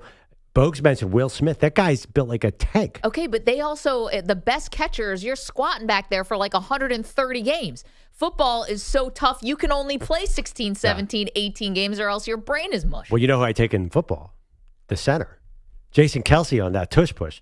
Low man wins. I think that's the toughest guy. And by the way, how lame are the Philadelphia Eagles that they sold the rights to tush push? Oh, to you dude don't like wipes. that? That was just... It's so gross. Okay, quickly, if we don't get to it now, we're never going to get to it, so let's do it. Tomorrow, we are starting something really fun that's going to go throughout the NFL season. It's going to happen on Thursdays, and oh, I love it. And it's something we're calling Perloff King of the Mountain. And what it is... It's the Maggie and Perloff search for the greatest NFL team of all time. And how we're going to do this, dynamite. How we're going to do this is we have selected the 25 greatest NFL teams ever. Ever. This is not a recency bias. We're not doing the last 25 years. No cop-outs. Greatest 25 football teams ever in the history of the NFL. And EJ has created, or maybe... just borrowed, a randomizer who's going to randomly put together the first matchup. Well, it's not a who, it's an it. Whatever. We don't have some random guy coming in and be like... the Don King of randomizer. Yeah. Have you ever heard of artificial intelligence, Maggie? We can randomize 25 teams. So whoever wins in that head-to-head matchup, which, by the way, you are going to vote on. So it's going to be you voting at Maggie and Pearl on X to determine who moves on. So which team wins head-to-head as the greatest team of all time, and then they move on to week 2, week 3, week 4, week 5, and we go all the way to the Super Bowl. Did I miss anything? No. We're ready to do a spin here? Are we going to tell who our first two are today? I think we're supposed to, yeah. Oh, I love it. Yeah, Go. so we can get this ready to go. Okay, so we got one spin here. I'm going to also record this for social here. So the wheel is spinning. Ooh, it's spinning. This is really cool. All right. Take so our word for it. We have the 98 Vikings, a team that did not win the Super Bowl. So that's going to be a first team against. We're going to do this last spin here. We going to have here the, this is going to be a tough one. It is a tough one. 72 Dolphins. Oh, right out of the gate, the 72 Dolphins. So interesting matchup there. You got the That team was 72 overrated. Dolphins versus a team that did not win the Super Bowl. Overrated Dolphins. The King of the Mountain starts tomorrow. The search for the greatest NFL team of all time. Tomorrow we kick it off with the 98 Vikings versus the 72 Dolphins. What did we get ourselves into with the randomizer? Thank you, EJ Stewart, Mandy Rodriguez, Andrew Bogusch, Andrew Kaplan, Weedos, Coffee Drinkers.